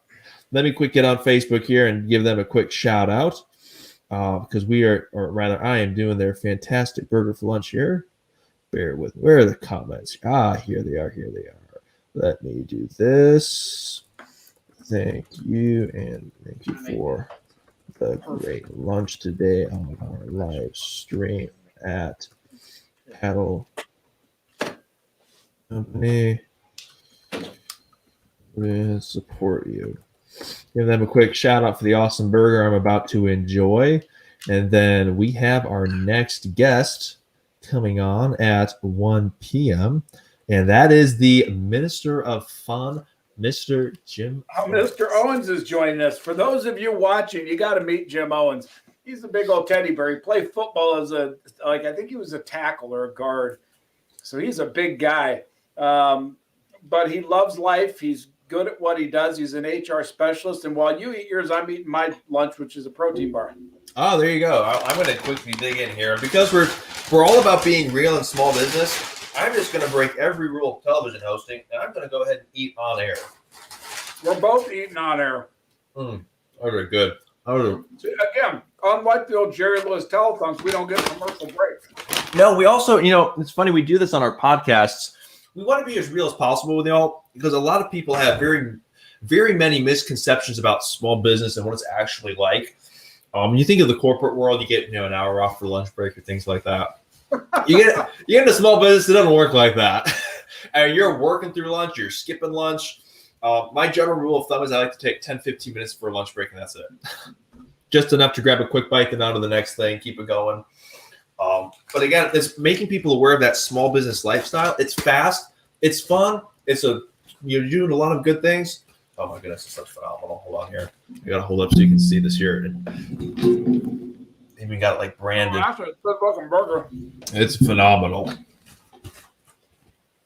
I'm just people are watching us right now like, who are these two idiots eating their food? I'm telling you, everyone's got to eat. For y'all listening locally or wherever you're listening, order from a local restaurant.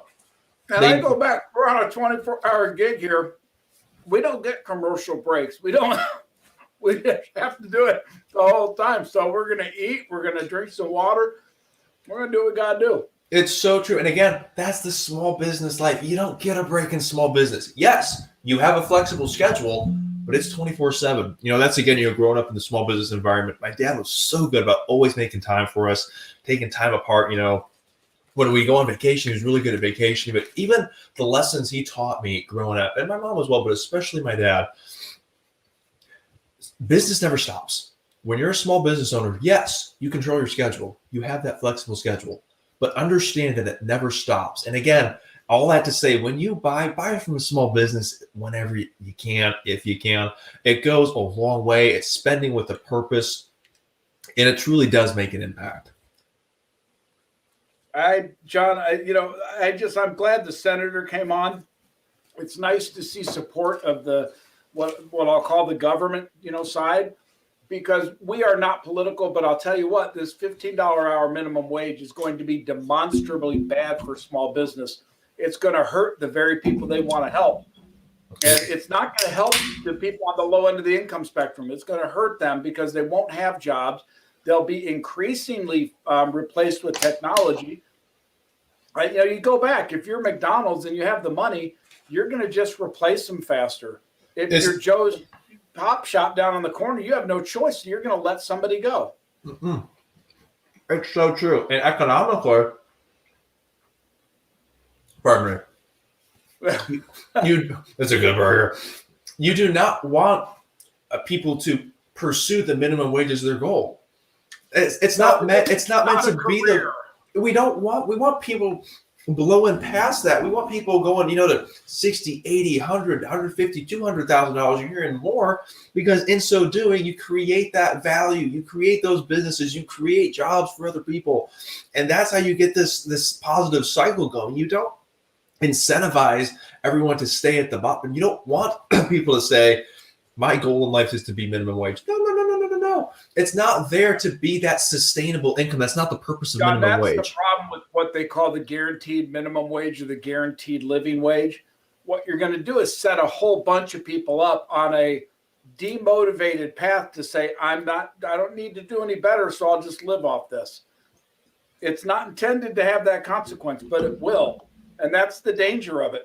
Well, that's the danger I think you have to watch. Motivation, you destroy culture, and that gets to be a huge problem. It's so true. And you talk about unintended consequences. That's why, even with COVID as a prime example, you have to be so careful anytime you implement a policy or decision, especially at the governmental level, because there are going to be unintended consequences. However, there are things you can do to kind of get data together to see what some of those might be. And again, we've talked about this. One of the things we really wish would have happened going into COVID, some areas did it very well, actually. Places like California, New York didn't. There should have been a lot of outreach to the small business community saying, hey, we got a big virus we got to deal with here. We need to combat it. What can we do that doesn't put you guys out of business? Because when those businesses go under, that negatively impacts all of us as spenders. And again, we've talked about it before. We'll talk about it later tonight. We'll talk about it again now. And John, one of the things I have heard from all of the small businesses is no one stood up for them. Even as blatant as the National Restaurant Association did not stand up for them. They were caught blindsided by it. They were caught unawares. And when the governor shut those restaurants down, I think they were saying, what? They didn't even know how to go about fighting it. And as a result, again, the restaurants are the epicenter of this thing, right? They're like the pinnacle of who got hurt. But what about convention halls? Oh, definitely. I had a client call me, and she works in the med spa industry. Small business owner business for a couple of years, just literally starting to hit that growth phase after startup. Yep. Called me bawling her eyes out. She was like, my business has been shut down for 2 months now. I can't keep going like this. What do I do? And it's gut-wrenching being on the receiving end of that. But that's why we exist, to be there for them when they have those issues come up and to let them know, I know it's tough. Hang in there. We've got your back. This gets to the advocate. We say this all the time because we don't want people to think we're a political thing on the right or the left or whatever. But on something like the $15 hour minimum wage, that is not a political issue. That is an issue that will be demonstrably bad for small business. We will raise our voice, and if all 30 million of you raise your voices with us, we will sit down and determine how we best deal with it. John and I would never claim to have all the answers. We believe in our model that says a lot of people can contribute good information. And if you think the $15 hour minimum wage is good for your small business, let us know. Maybe we're wrong. Come contribute. Small businesses say, no, we can pay this. We're happy with it. Then I'm wrong, and I'd love to hear that. I mean, I just don't think it's the case. I mean, I've studied this for 30 years. It's also not been the case when I've talked to people. I mean, yeah, we can go on and on about that. It's so true. But so that's an issue that the council, when we talk about advocate, that's what we mean. So when we talk about our mission to, educate, advocate, and build community, that advocating is an issue where we'll take an issue like this and we're not going to be shy about it. It's bad for our constituency. And our constituency are the 30 million small businesses out there. We will fight everything we can to make it not become, if they want to put in a $15 hour minimum wage, fabulous. Carve out anybody below 20 million. Do it there. Do it to the companies who can afford it. Don't do it to the small guys who can't. And so that message needs to go nationwide real fast. And that's why, again, if you're watching, this is a 24-hour marathon Stand for Small Business program sponsored by the McGraw Council membership. We are a 501c3 not-for-profit organization standing for small business. We're bullish on the American dream. We're bullish on small business. We stand here for you. John Beeman on the left side of your screen, however you look at that, is the president of the membership organization. I am chairman of the parent company, the McGraw Council. We do everything we can each and every day to support you, the small business people. We know you need this. We have people on this morning who said flat out when he started his company, he wished he knew we were here. Well, we hear that a lot. We've been called the Red Cross for American business. We know we have something unique to offer. If you're starting a business or you know someone who's starting a business, don't let them do it without joining the council. Let us be their arms, their legs, and their educators. We have resources that are broad-based and strong. They can come to bear for these people, and we can help assure their success. So if they're going to start a company, join the McGraw Council. It's so true. You bring up a great point, a bunch of great points. And that's really one of the things I want to highlight with what we're trying to do, what we are doing. Excuse me. When a small business owner says help, or I don't know, there should be a support structure in place. Most of the time we find that there isn't. By the way, I'm allowed to lean. You're still standing. You're still I'm standing. still standing. Both feet are on the ground. I'm just leaning. You're doing well. You're doing well. Well, I have to laugh for those of you watching this thing. So my nephew is all of what, 28? 27. 27. So he's a young man. I am not quite so young. So we have this joke about, will I be able to go the distance? Well, I'll go the distance, but I'm allowed to lean. Exactly. I think you're leaning against that wall anyway. I haven't relied on it yet. I'm still going. I still have some distance just so you can see a little bit of the perspective there. So when I started, somebody I know pretty close to a friend said, so you're going to wear good shoes for this? I was like, what? I'm wearing my normal leather shoes. Why do I think you have gym shoes on or something? Well, to be honest, I'll let everyone in listening in here. I actually decided to go with just good old plain socks. Oh, see, there you go. I'm sitting in a full three-piece suit with my normal tassel tie-up shoes. I thought about wearing cowboy boots, but I did that once for a very long event, and I regretted it about 4 hours in. I'm like, lesson learned. That will hurt you. If you had cowboy boots on for 24 hours, that would hurt no matter who you were. Especially if you're standing the entire time. Exactly. Okay, here. We're coming That's up. when I worked retail.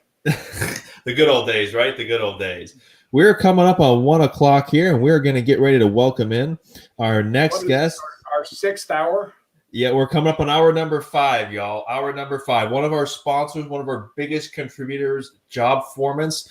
We are going to bring in the Minister of Fun, Mr. Jim Owens. Here we go into the virtual studio.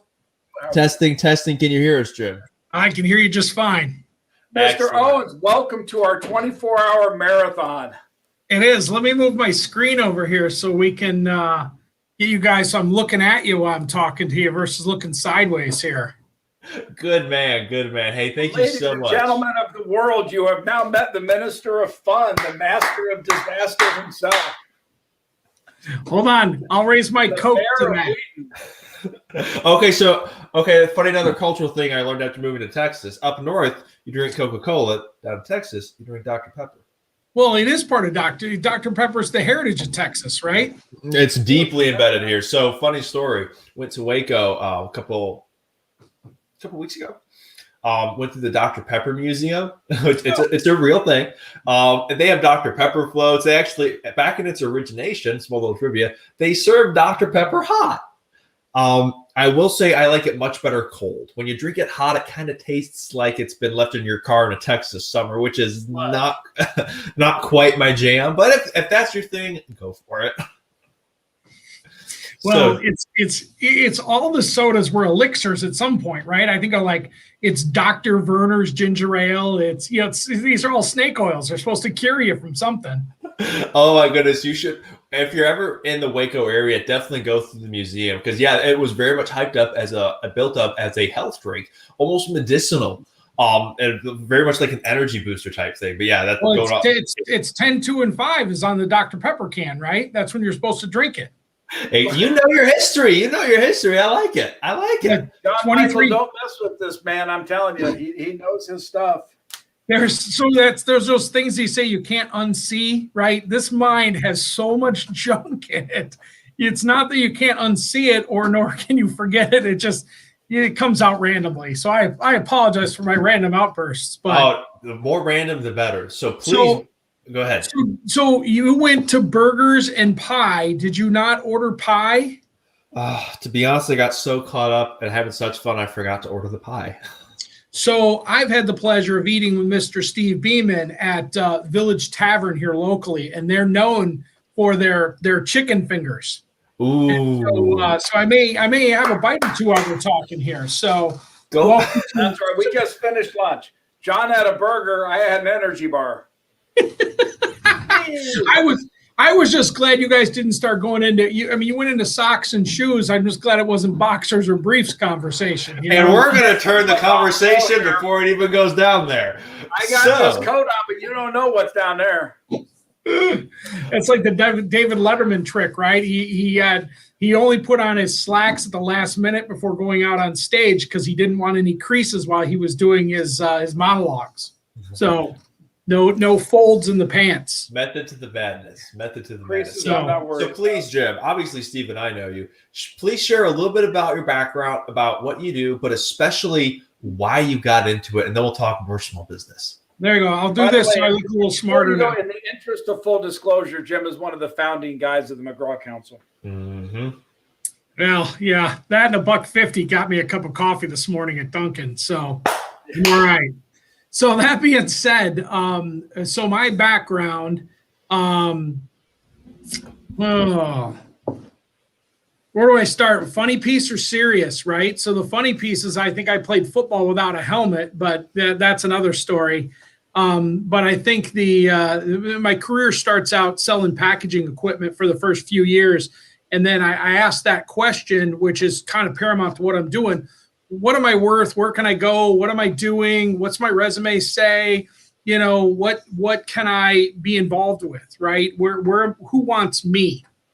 And so that got me into asking those questions to an executive recruiter. And so during that interview process, boom, I was hired for 10 years and worked with them. And I've been on my own now since the late 2008, 2009 with my own shingle. And so we've developed the business over the years to serve clients who are companies. A lot of misnomer in this industry is that we serve people, which are the candidates, and the people with the resumes or people that are unemployed. And actually, at the end of the day, we get our marching orders from, at least in my business model, we get our marching orders from companies. And so I've been in this business now 20 years and have seen a lot of things change. And I'm one of those guys that maybe had the concept of what LinkedIn would be, but I wish I would have executed it first, and then we'd be talking about my $17 billion instead of my ability to find candidates for clients. But my core business is in manufacturing, which means people that make things. All my clients make stuff from consumer packaged goods to food production to food equipment, on highway, off highway equipment. That's kind of where my core business is at. And so we do kind of manager level and above executive recruiting. They're all strategic hires. And so it's really fun I get a paid education here because when I interview folks, I get a lecture on what they do. So be it a plant manager, I was just talking this half an hour ago, talking to a plant manager for a company that makes orthodontic equipment. And it's mass customization because everybody's mouth is different. It was fascinating when you start talking about, key performance indicators and what they do and what's the process and what's the, what are their constraints. Just fascinating from that perspective. And it's really cool because these people are sharp and they have the ability to articulate themselves. So kind of in a nutshell, you offer something called the Job Fit Assessment Tool, which ties into what you do in the executive recruiting part. Yeah. So one of the things that developed out of this is when we make recommendations to clients about the candidates that we've sourced, one of the things that we do in that, or we did in that, was we would have a write-up from our interview, we would have their resume, and then we would talk to some of their references. So it's kind of like this kind of neat little compact package. And for big companies that pay large fees to search guys like us, that was a no-brainer, right? That's what we had to do as part of the process. So we started asking questions of how do we help smaller clients? How do we bring big company process? How do we bring a process that really gives us confidence in knowing that we have good hires or the right hires? And we started thinking about what does that look like? Is it there's a term out in the marketplace called some of the lower level firms call it the MPC, the most placeable candidate, right? Which has the best background. They're a blue chip. Can you present them and are they a good candidate, right? And so we said, well, how do we do that? How do we qualify? How do we make sure that when somebody goes to a company that they have a propensity to be successful, they have a propensity to fit into the culture, and how do we kind of do this call it dating aspect between company and candidate? So we created the Job Fit Report, which, to go back to my early part of this paragraph, was being able to recommend a candidate to a client with all of their background in all of their who they are on a piece of paper. So we called it the job fit report. And so they fit the job. And so in that, then there's a candidate narrative, which nobody reads cover letters anymore. So if you have that, that want or need to articulate yourself, the to whom it may concern at the top, because you're sending it to multiple clients, there are multiple companies when you're going to interview is a little bit of a turnoff. There's good talking points in there. So what we said, let's strip that out. So the first part of the job fit report is kind of a Q&A. What are some talking points on you? Where do you stand out? What's next in your career? So it's a little Q&A that you go through. Then you attach your resume, and it's all online. And so you attach your resume, and then you go through an assessment. And in that assessment, you have a pull-down menu, and you pull down what job structure you're in. So teacher, nurse, project manager, manufacturing, engineering, goes across the spectrum. We have 300 plus some job titles that you can pull down. You have a pull down menu for. You take that assessment, so it judges your IQ, your EQ, it judges some cultural aspects, and it rates your traits on a high, medium, and low level against that job assessment. And so we come out of that, and then the fourth piece then is we do references. And everybody has on their bottom of their resume references upon request. Well, why not use them up front? And so why not have them in the job fit report? So that's an anonymous feedback loop. So it can be almost like a 360. So you put in your references into the program, they send an email, sends out, they answer like a survey monkey about you. And then that comes together all as the job fit report. So long-winded here, we talk about the job fit report as a Q&A of you, your resume, your assessment to a job, and then your references. And so when you read that, there's a thread that runs right through the report that really lets me know who you are. And so I have a high level of confidence to hire you or not to hire you. And so we've got a couple of examples of that to where we had a client use the job fit report, and all the feedback says is probably not going to be a manager yet in his career. And this was for a manager's level role. And so we made, the recommendation was, okay, you really like him, but let's not move forward in this role. Let's look at other candidates. So it's not always just a panacea like, hey, this reaffirms my hire. It reaffirms maybe not to hire. I think that's another really fascinating concept with what you do with that job fit report, really looking at that cultural fit closely. I mean, because you talk about it all the time with what you do, how culture is really the key difference maker. It's so true. I mean, when you're building a team, especially in small business, you want to make sure that you get the right person for the job. It's the whole John Maxwell theory. You get the right people on the bus and the wrong people off. And in order to do that, you have to go beyond just the talents and skills that you see on a resume. You got to look at the cultural fix. If you have two opposing cultures, so to speak, and like a massive cultural clash within a company, if they don't mesh, that's okay, but that's probably not the foundation that you want to build on. Jim, I think you set off and you hire for fit, you fire for culture. Yeah, that's a great axiom, because I think we all work with companies or all have worked with people like, we want to vote them off the island, right? To use a survivor piece. We're happy to get rid of them. But then what if you're on an island and you're like, I don't belong here. I'm going to fire myself, right? So culture is not always getting fired. It's like if you ask me to come be like an accountant or an engineering role and put me in a cube and have me do repetitive processes or repetitive job function, I would leave pretty quickly. I would find myself bored. I would find myself not challenged. It's not breadth. I guess when I did my assessment, it's more about breadth than it is about depth.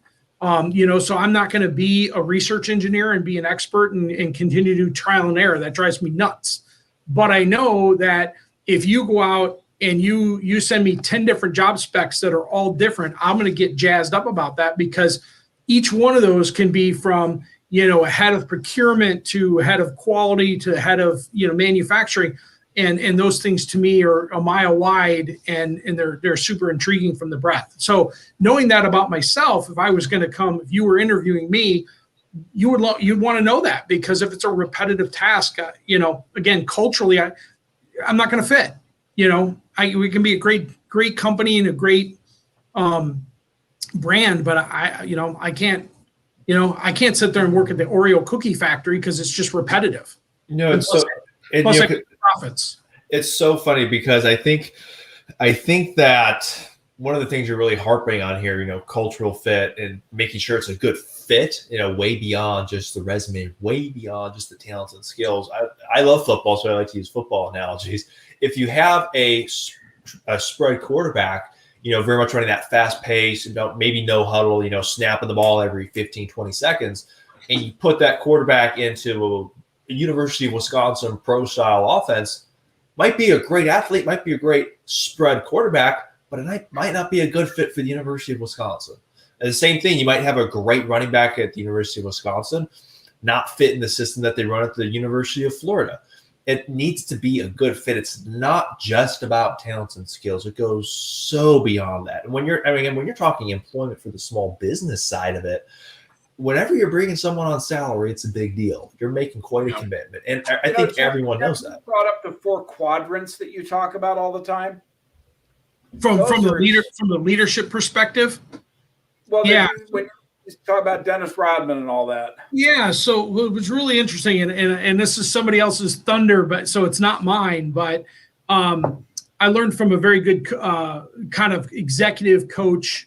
His name's T.D. Decker, actually came up with a little bit. It's like sometimes they call it a 9-box, but you got to simplify it down into 4 boxes, right? And so it's about cultural fit, and it's about performance, right? And so if you think about that X and Y axes, you've got 4 boxes. And so in that upper left-hand box is all cultural fit, no performance, and that's Rudy, right? To make you'll keep it in the football world. And so Rudy, doesn't really see the field till the last game of the last play of his last, senior year, and he sees he sees a kickoff, right? And that's and so but without him, so that's the negative. He's just no performance. But the positive, though, culturally, he's the key to the culture. He's bleeding, Notre Dame gold, and he's he's probably more the mascot than he is a football player, but he's got some tenacity. So you got to have that. And then if you go to all performance, no culture, which is the kitty corner, you end up with like a hired gun. And so we'll leave the football analogy, but we'll go to the basketball analogy. Think about Dennis Rodman during the Jordan years. That was the only thing missing in the Jordan era was a strong defensive rebounder and even offensive rebounder. And, what Dennis Rodman was averaging like 20 rebounds a game, it was unheard of. And so now you get that from a possession perspective, and you change the game just by having one player. But he's wearing boas, he's painting his hair, he's kicking reporters, he's if you watch the Jordan series there, he's going to Vegas overnight and coming back, and they just allowed him to do whatever he wanted to do because he was all performance and no culture. They put up with the antics, right? And there's some other examples of that maybe in the football world that I would be more political, but Antonio Brown's probably the closest thing to that right now from a football perspective. They're willing to put up with his antics to, and keep him in the league. But then you go to all performance and all culture, and you get somebody like Peyton Manning's a good example of that, where he bleeds the company blue. He performs well. Maybe Tom Brady's now the example of that, moving to Tampa. But he's all performance. He's all culture. He's getting it done. People around him want to be with him. People follow him. He's a good leader. So those are good things that balanced out performance and culture. Then the converse of that then is going to no performance and no culture, and you get a Ryan Leaf, right? I mean, the guy couldn't keep his mouth shut. He didn't perform. He's arrested for breaking in and stealing painkillers. I actually think he's a high school coach now. He's kind of found his way, but back in the day, he was, but nothing but bad pavement. And so he gets the example of no culture, no performance. So that's always really interesting, right? And from the perspective of, you got to look at your team. We all know who these people are on our team, and then how do you manage them accordingly, right? What are their drivers? So it's not just always money. It's do you pat them on the back, give them an attaboy, show appreciation for them. Is it work worth doing, right? And then part of it, do they give some autonomy? Do they have ability to make some decisions or contribute to the organization?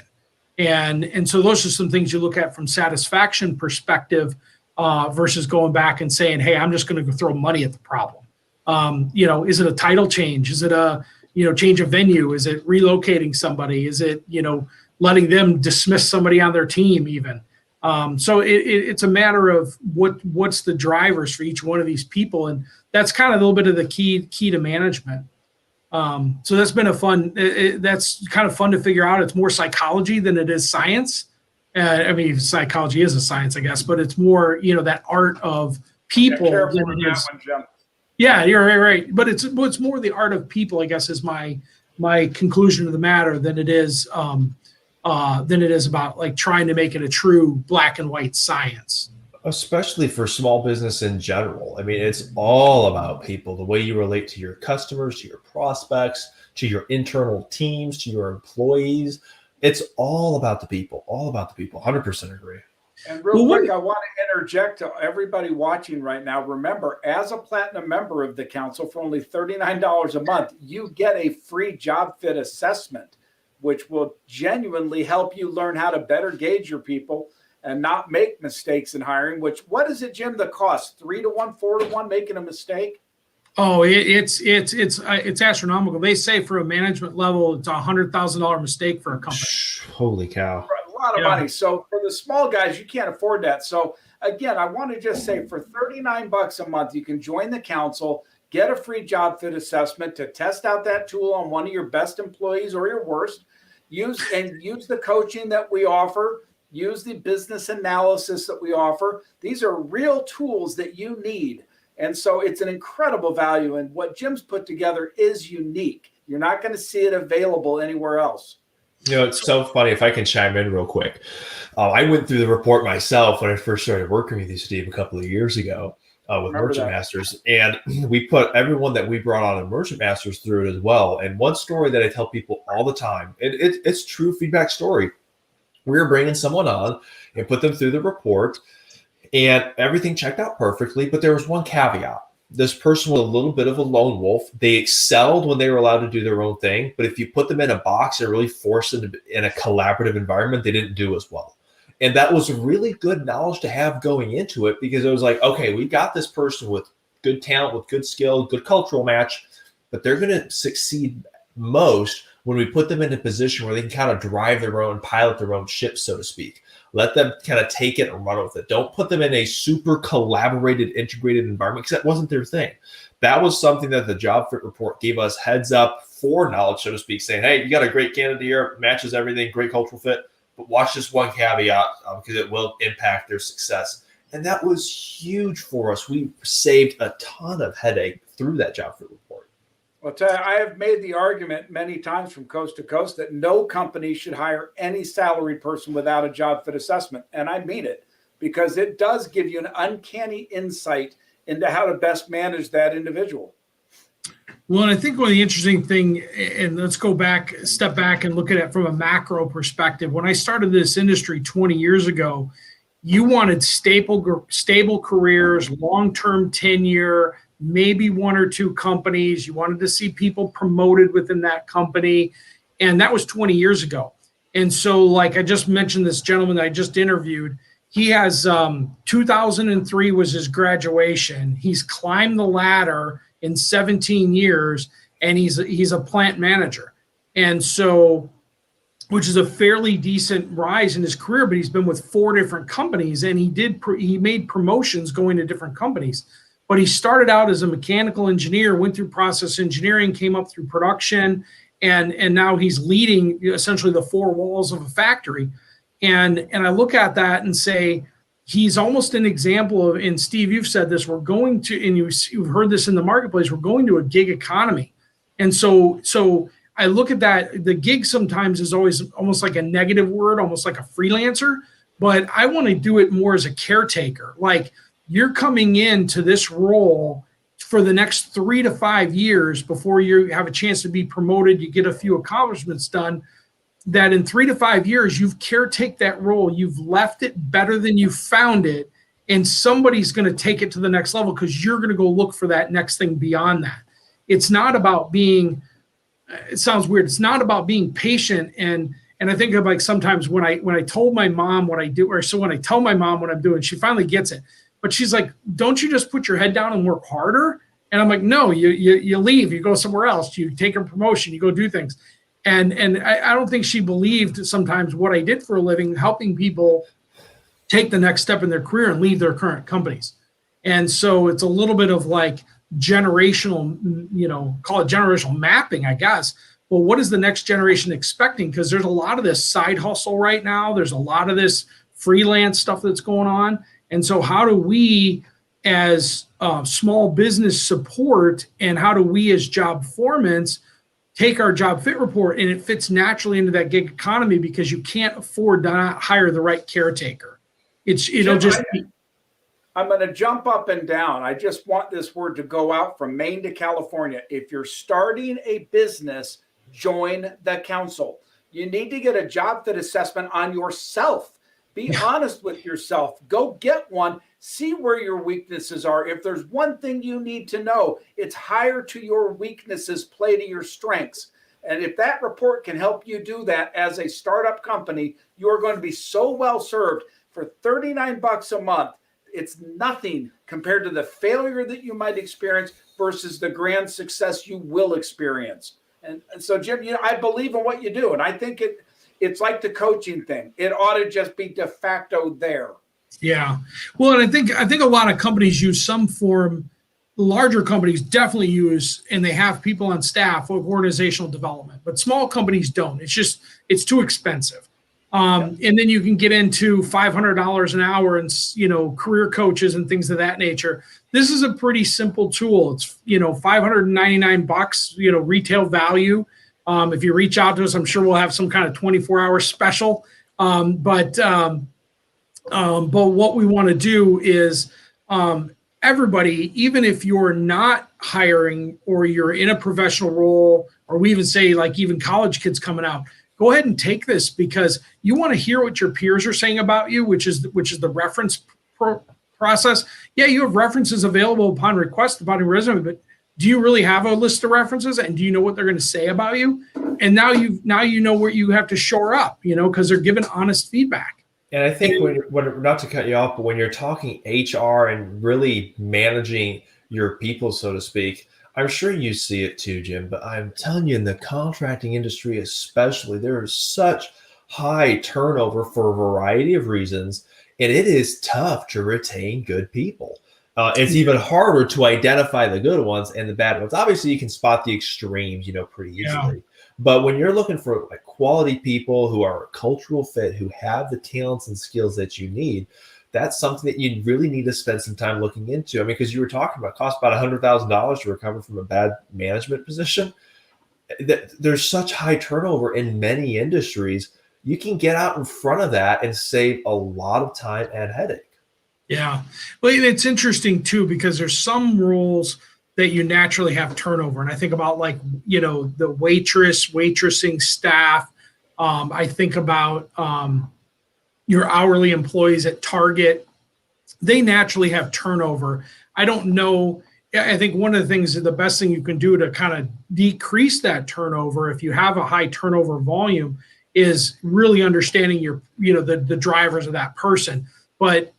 But if you take a job fit report based on, and we can provide this for companies that are hiring, at least in a high turnover perspective, is get the traits that are important to be successful in this role. Because if they're successful in this role, you can't keep them. They're going to move on. If we go back to that gig comment, you'll have them maybe 1-2 years, 18 months, 3 3 years, but they're going to move on to something bigger and better unless you have the ability to help them climb a ladder. And so you want to make sure while they're with you, you're maximizing their effort. For sure. Yeah. I want to go back, Jim, to when we founded the council, because one of the notions that we had was bringing the McKinsey type help to the small business. Yeah. And what you're talking about right now is dead on with that. It's taking the resources these big guys have, bringing it down to the small to help them have best practices. And there is no more important part of their business than HR. Yeah, it's still an individual. It's people, right? And whether you're the hiring manager or the owner, or you've been cast as the general manager of a business, you need these tools. You need to think about it. I mean, 50% of your operating costs is people, and I think well, here I have an article here, and it's finding, and I just humor that we're here, is talent strategy. So they talk about what do CEOs spend their time on, and first one was strategic development, 40%. Their next one, talent strategy, 30%. So it's people. You think about it, right? We've talked forever about how simple business is. It's people, products, or process. Yeah. Take your pick. If you deal with people, you'll get your process. Yeah. And if you have a bad product, then you better have good people and good processes to vet it out real quick. Yeah. And so when I did that, when we had the original program, we got in, we got out quick. Yeah. And so here's the next one. It says, as a CEO, what are your biggest challenges? The first top one was finding the right talent. And then 2 down, aligning employees to our strategy, building a solid business strategy, or excuse me, getting people to work effectively together. So if you look at a pie chart, this adds up more, but these are the top 5. Those are 4 of the top 5. It's all about people. It's 50% of your operating expenses, and it's where you spend your time. And so in this CEO survey, and it was almost funny because I wrote on the article at the bottom, it says they spend 3% of their time on competitor analysis. And so I wrote off into the margin, who cares about competitors? Right? It's about execution on the strategies, 99.9% of what we do. Everybody watching right now needs to go to the McGraw-Council.com, hit that sign up button, click on Platinum membership, get a free job fit assessment, get free coaching, get a free business analysis. If you're starting a business, the McGraw-Council.com right now. Tell your friends, tell your business neighbors, tell the people you know, because this is the way to change the outcome of those businesses. It's so true. It's kind of funny you bring that up, Steve. People ask, kind of, well, what is it that y'all do exactly? How does this, not being bad, but what's in it for me? That business analysis. I was gonna say that job fit report that you mentioned, $5.99. You've run it at discounts. Sometimes it's $400 on like a 24-hour event, like today, something like that.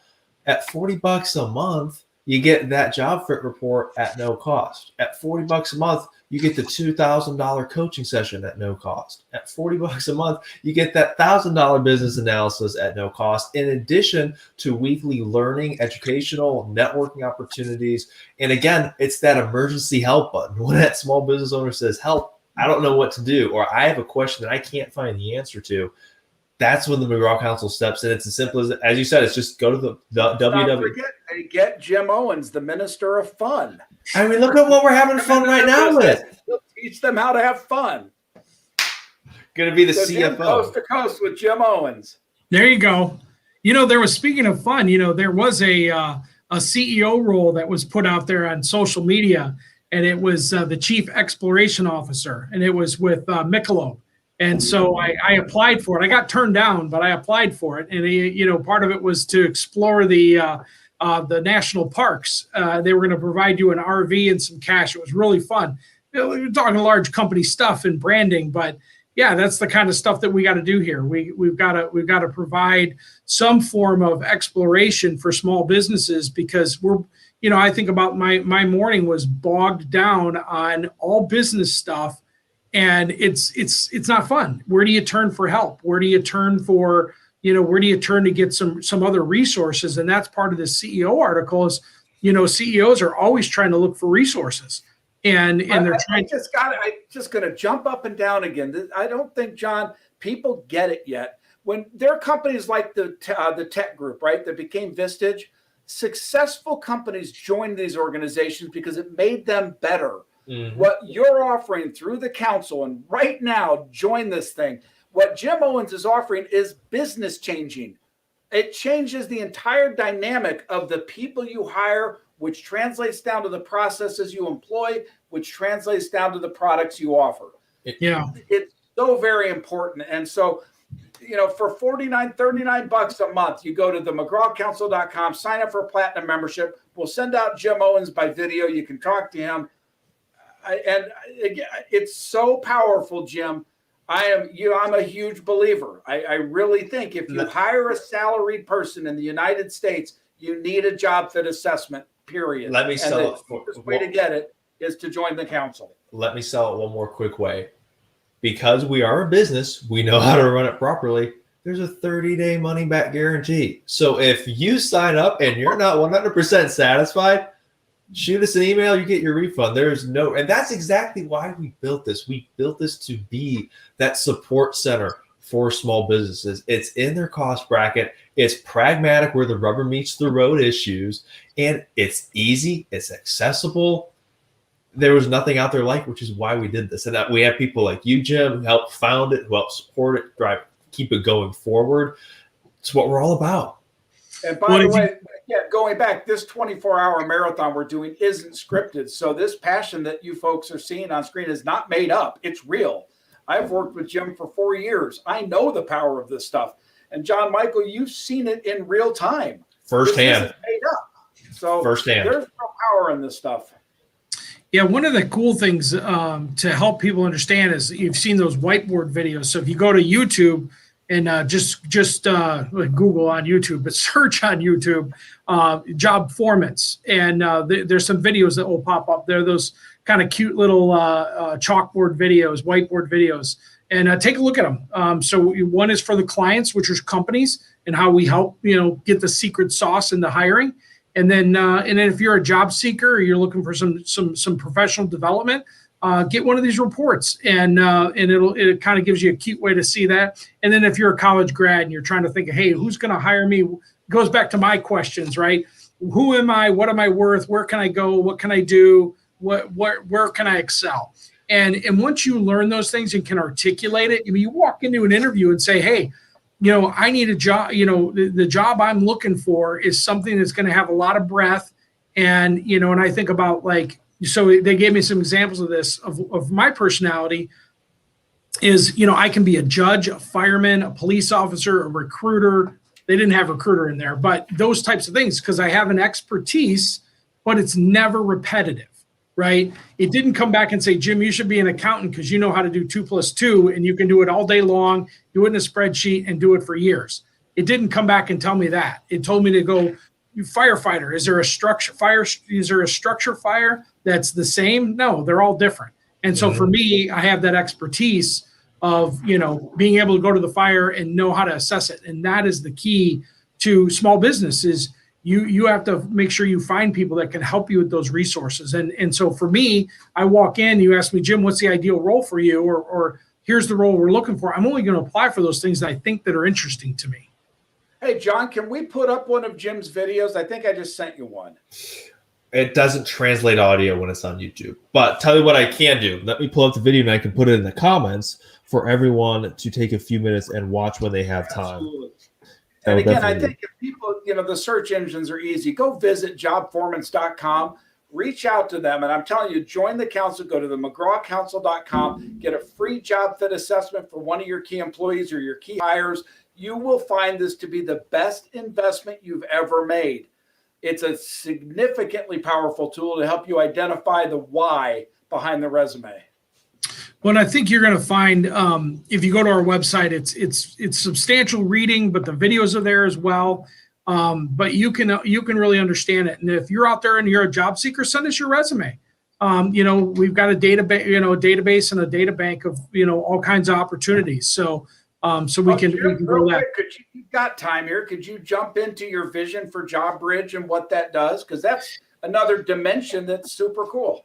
Yeah. So one of the things we're building is a database of people that have job fit reports, that they've gone through that assessment, they've gone through that process.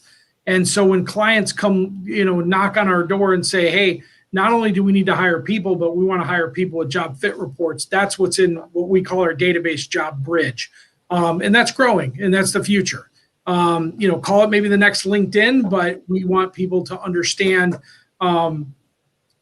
that our database is full of people that understand who they are and understand what's next in their career. And Jim, you also offer the job fit assessment for recent graduates and for parents who want to gift it to their graduates. Yes. Yeah, that's a key, right? It goes back to my comment. What can I do? What am I worth? What do I want to do? I sometimes use, there's people that change their majors, right? That person that went in and did, got a degree of the Peruvian history of the alpaca. I don't know if I can help them with their degree find a job, but we can do an assessment on them, right? And say, hey, how do you fit in finance or retail sales or accounting, or we can go through and we can profile them to help them in the they chose maybe a degree that was interesting to them, but we can go through and assess them across a whole all of those 300 job specs, and we can have them maybe bring reality to them as well. Well, yes.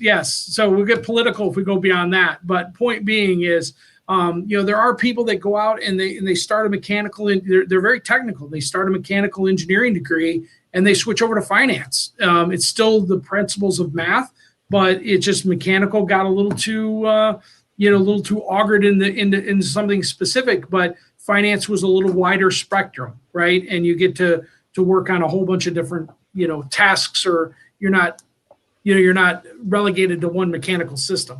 The idea here is, get that assessment when you're coming into school, or you can articulate yourself, even if you're like a junior and you're going out and looking for an internship, get an assessment done on yourself. And so be able to articulate yourself, because you have to interview for those. Internships aren't given. You got to go out and take those things. And so you got to go out and take them by articulating who you are, what can you do, how can you help them, and where, give them an idea where you're going to leave an impact or a thumbprint on their business. We never really have talked about it a lot, John Michael, but what Jim's saying, if you're in college and you're thinking about an entrepreneurial career, join the council. For $50 a month, $40 a month, you're not going to find a better resource anywhere. So run to the McGrawCouncil.com, click on that join me button, and let's bring on those 1,500 members. So, John, you can do the donations you want to do, the benefits you want to do to the business community, and we can spread the word on the job fit assessment, because it is an absolutely critical component. It plays into exactly what we want the McGraw Council to be. It's that help button. So let's role play this a little bit. You have a young entrepreneur who's thinking about starting their own business. They sign up for the council and they're like, hey, I love the idea of starting a business, of getting into it. I'm not really sure if I should pull the trigger. Great question to ask. Let's get you through this donated job fit report, which costs $600 on a normal day, donated to you at no cost. But then even better, let's get you talking with a few seasoned business owners to tell you what it was like, to tell you what it is like, so that you can, again, learn from them, not make the same mistakes that they made, and avoid making those mistakes, so you don't have to go through that path where you're constantly tripping over and stumbling over things you didn't have to stumble over. You can remove I'll also those share with obstacles. you another side to that, John. Take somebody like Fred Smith of Federal Express. Mm-hmm. Had he joined the council and presented his idea to the council, people would have said, you're out of your mind, this will never work. But he proved that he wanted it so bad that he was going to make it work. And there's as much value to that. If you don't believe in your idea strongly enough to put up with that kind of resistance, then don't do it. Again, that's that's why we have our podcast, to tell the real side of business. It's just as much about dealing with rejection and getting no as it is anything else. You got to believe enough that when somebody says that's a bad idea, you shake your head and say, no, I believe in this. I will make this work. When you're getting into business, whether you're starting off or you're entering year 10, you have got to have the passion that nothing will stop. When people tell you no, when people say it's gone, when when it's and everyone else is not smiling upon your ideal, we'll say, but you deep in your heart know that it's the right thing. You know that people want and need it. You have to have that passion. No one else is going to have the passion if you don't, but that's where it all starts. It starts with the passion. John, with the membership, this was a startup idea. It was a dream, a concept, and it's only because of your faith in it that you're pushing it forward. If you listen to the experts, they just said, it's not possible. Don't do it. It's too hard. You said, nope, I know who I am and I know what I want to do and I will make this happen. So let me throw out a little bit of a sales pitch. Don't listen to what I say. Listen to what some of our members say. Here's a few. It makes it real again. This is one. If you're a small business owner or support small businesses / local businesses in your community, then there's no way you cannot support this amazing group. Professional and dependable individuals that actually care are creating a voice for businesses across the country. That's from Gerald. We have another one that says, what a great concept and resource for business owners. I see firsthand how few resources are readily available and how vast the learning gap is. And he also goes on to say the virtual environment, speaking about Virbela, is really powerful. And lastly, okay, this one really hits home because I was fairly involved on this one.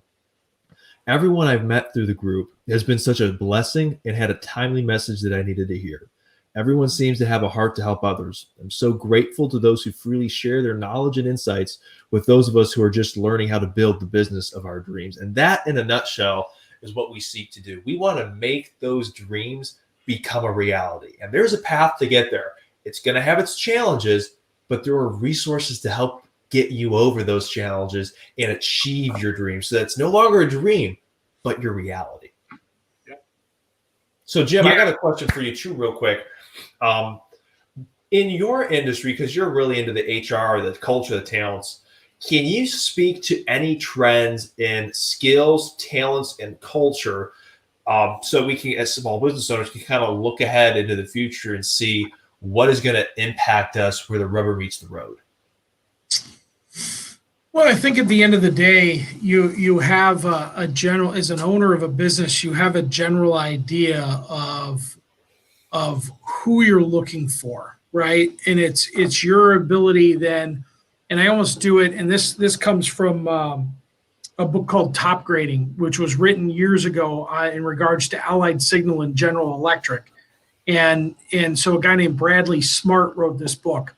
And it goes through lots of detail on assessing a person.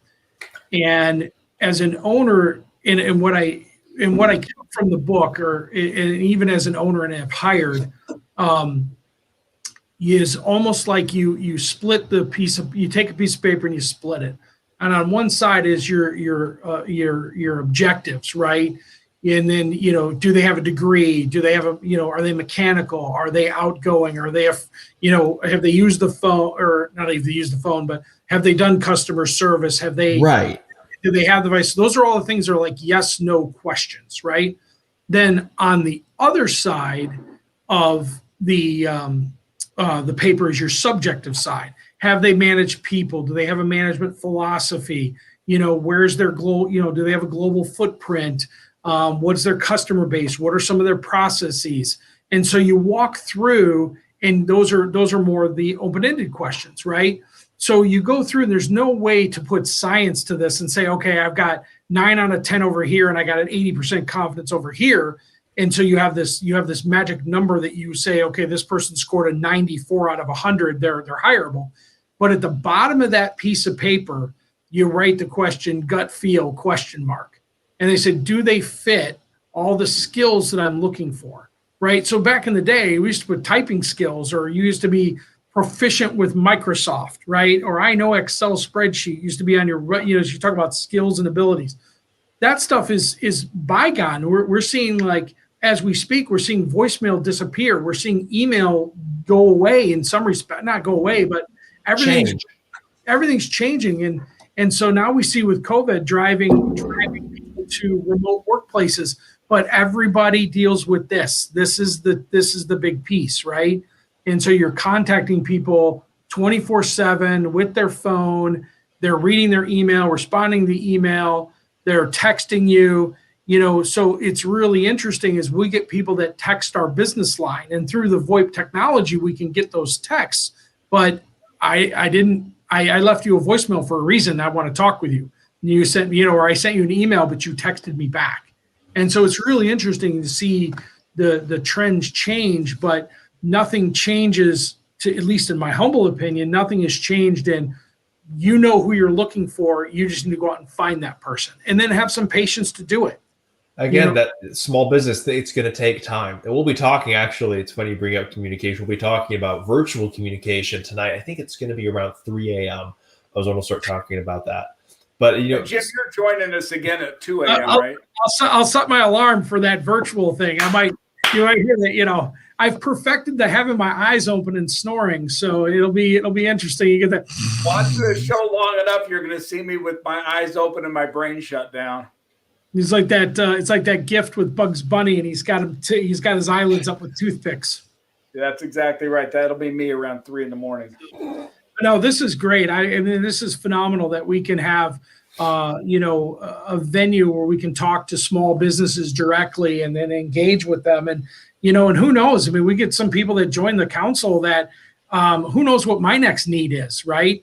And be it, that we can all scratch each other's backs in some respects, right? Because I don't know what my next need is. And if it's a growth need, and somebody can help me with my growth. And I know within the council, we've had people, essentially with like a SIVA with Roy has helped us specifically of like being a CFO for myself. So it's great to have those needs. And, maybe we can throw out to who are the insurance guys, right? Because I know my stuff's coming up soon. And, and how do we, and maybe it's commercial real estate or something like that. Maybe and now that COVID's in there, maybe there's a sweet building for sale that I don't know about. But anyway, the point being is, there is a venue here to interact with the other small businesses. Well, just that think tank piece that how do we interact?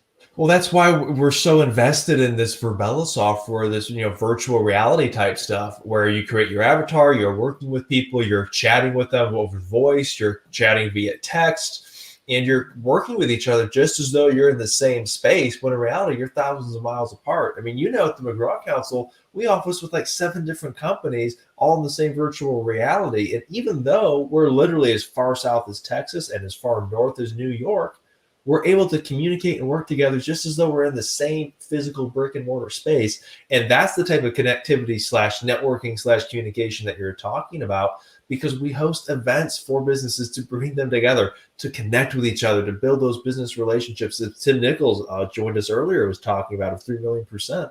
The importance of business relationships, getting to know people, his tips for business owners, so on and so forth. That's exactly why you joined the McGraw Council. Yeah. It's good stuff. Yeah, that's always good to see you, my friend. Good to see you guys. Hey, I cannot thank you enough so much for your time, Jim. I know you got a lot going on in your day on a day-to-day basis. Yeah, you have to get back to lunch. Yeah, well, get back to lunch, but no. So we've got a bunch of great clients that we love doing business with, and so if we can help other people as well, this is going to be fun. This is part of the McGraw Council. How can I help? Indeed. I love it. Hey, thank you so much, Jim. I really appreciate you joining us, for taking time out of your day, sharing your experience, what you're doing to help small businesses. Thank you so much. I appreciate it. Appreciate you guys. Thanks. You stay safe, stay blessed, and we'll see you around. I will do so. Thank you. Bye-bye. Bye-bye. It was really cool when Jim joined us on the podcast. He shared a few tips for business owners. And his 3 tips were these: make it personal, be focused to accept rejection, and trust your gut. And that make it personal component really hit home with me, because it's so true. If you don't take your business personal, there's a point where business is business. I get it, but if your business isn't personal to you, you got to do a gut check. Why are you in it then? Because there needs to be that fire. Henry Ford, when he built the Model T, that was his heart and his passion. Go study Steve Jobs when he did Apple, or any of them. I think the exception could be Bill Gates, because he didn't build MS-DOS, but he certainly loved the idea of technology and loved the idea of software. For sure.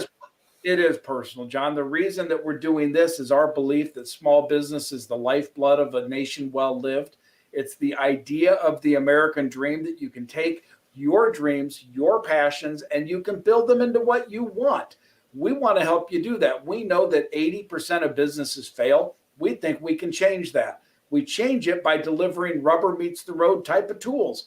So all you need to do is go to the McGraw-Council.com right now. Click on the join button for a platinum membership of $39 a month. We'll send you a free job fit assessment.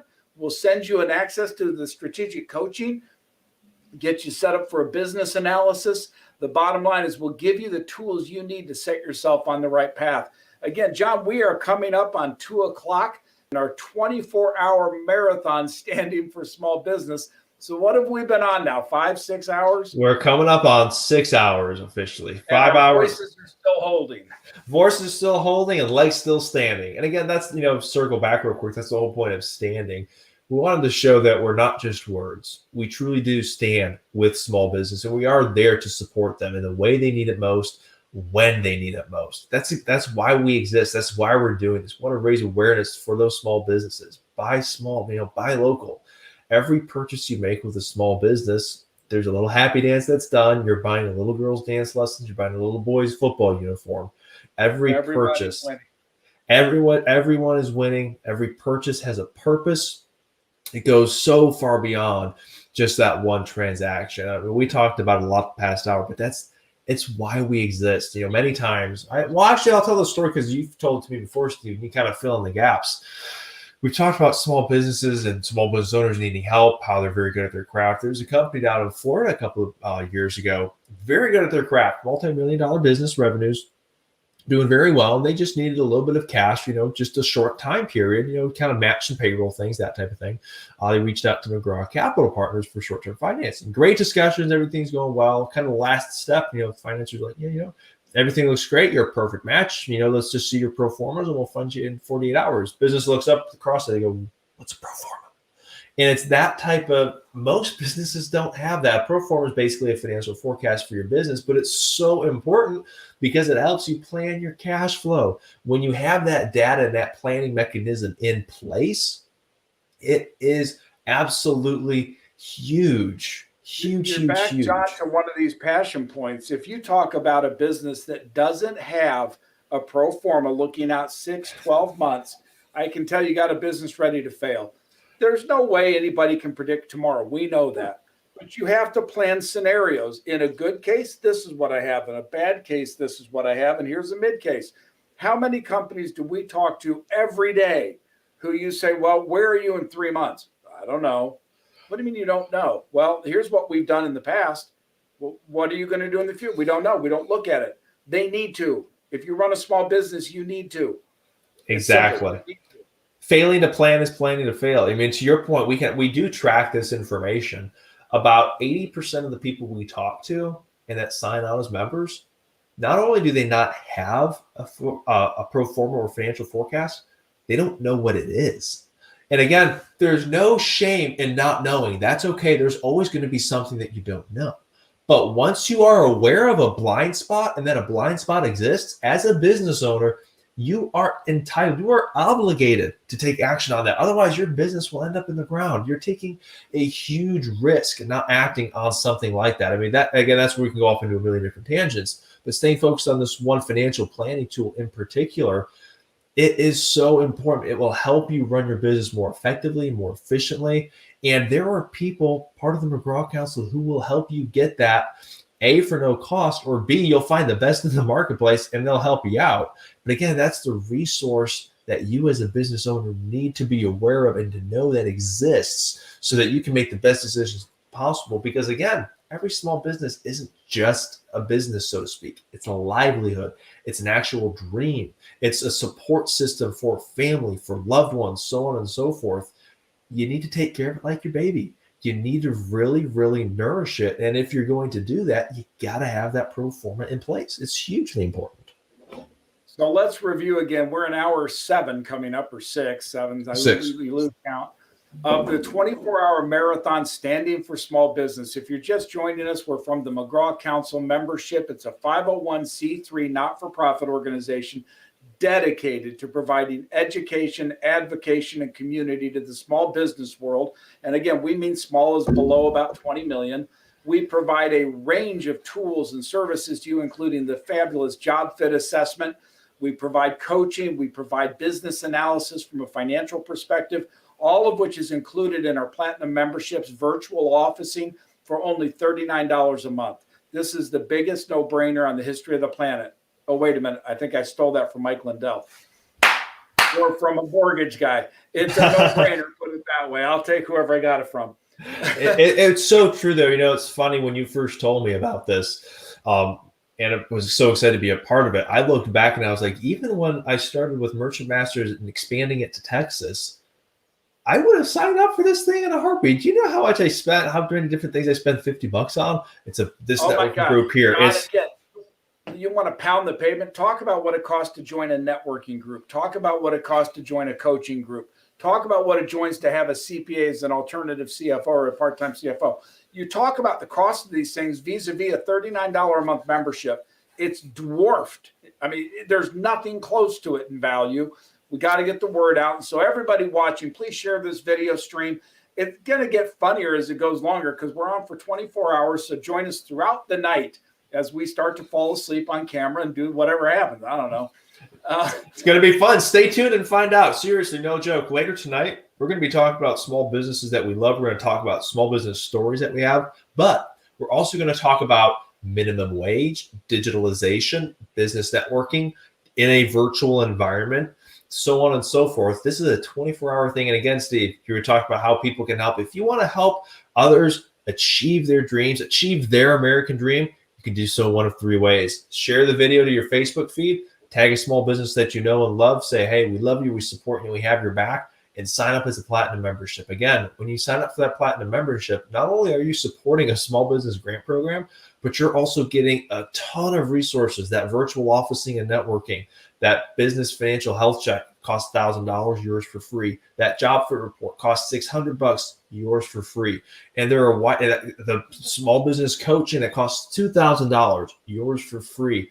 Those are just some of the many benefits that a small business can receive when they join the McGraw Council. As simple as going to that link you see scrolling down below, themcgrawcouncil.com. You click join. It's easy from there. But yeah, and by the way, quick too, we proactively reach out to you to ensure that you get those benefits rolling to you ASAP, because we know small businesses, time is of the essence. Time is money. We got to keep it going quickly. You know, there is another group watching today, and these are people who say, I don't want to join a membership. I've already got a successful business. Well, then help us. Make a donation. It's fully tax deductible. You get all of the benefits of helping the small business community in your backyard. So don't be shy about that. If you have money because your business is successful and you have $1,000, $10,000, we get somebody $100,000, we might go visit them personally. The point being, we can take donors as a 501c3 that are fully tax deductible, and you're helping the small business in your backyard. So don't be shy about that. Join as a Platinum member today. Put a donation up on our board. Help us build what we're building. Help us give the donations back to the small business that need it so badly. Together, there are about 30 million small businesses. Sadly, we're extremely fragmented, but the McGraw Council, all of that we're doing here, we're bringing those businesses together. And as we all know, we are way stronger together. We will not only survive, but thrive when we are truly united. And I can't say it enough. The more we unite, the more we will thrive as a small business community, which does great things for the whole economy. As that small business community goes, so goes the economy of the whole. And that is why we're doing what we're doing. That's exactly right. We are waiting for our next guest to join us any moment. A gentleman by the name of Roy Hincamper. Steve, you and I both know him.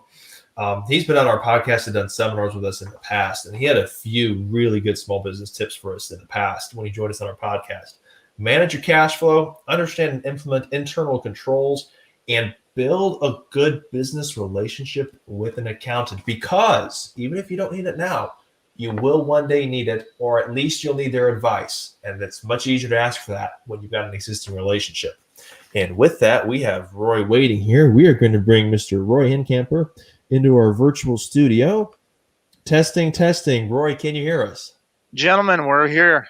Good Excellent. afternoon, Roy. John, I'm going to ask you to put Roy in my spot. Give me a couple of minutes. I'm going to go do what I got to do, and then I'll come right back. I'll let you know when I'm back. We'll see you on the other side. Roy, thank you so much for making time for us today. How are you doing? John, it's a pleasure as always. How you been? Doing well, thank you. Doing well. We're hitting hour number 6 of our 24-hour live stream, so we just passed the 25% mark. Still standing okay. Haven't lost the voice yet, but we're having fun. Well, fantastic. I mean, I know you just dismissed the chief fun officer. Now you got the chief financial officer. So, different kind of CFO. Exactly. You got to have both, right? You got to have both. That's actually That's exactly right. It's a perfect segue. Because you're one of the biggest contributors to the McGraw household, you contribute that business financial health check. Can you please talk a little bit about the importance of that for a small business where the rubber meets the road? And you had mentioned it before you brought me on that one of the biggest things is cash flow. And, Steve has mentioned multiple times today on how 80% of businesses go under in that first year and how we want to change that. The thing that affects those businesses, back to, what Steve talked about earlier, is it product? You could still have a good product and still not survive those first couple of years. You could have great people. The thing that always gets in the way is access to capital, is cash flow and managing that cash flow. And the number of stories that, big companies, small companies that I've been involved with that have struggled because we've got a great idea. We've got the great shiny new bauble, whatever the heck that new toy is, and we chase right after it. Right. So instead of going down that path with a little bit less of a focus on it, what we do is help companies look at your cash flow position, not only in terms of how much is there right now, but let's look at it as compared to the rest of your financials. Let's see what those ratios look like. Let's see what your history looks like.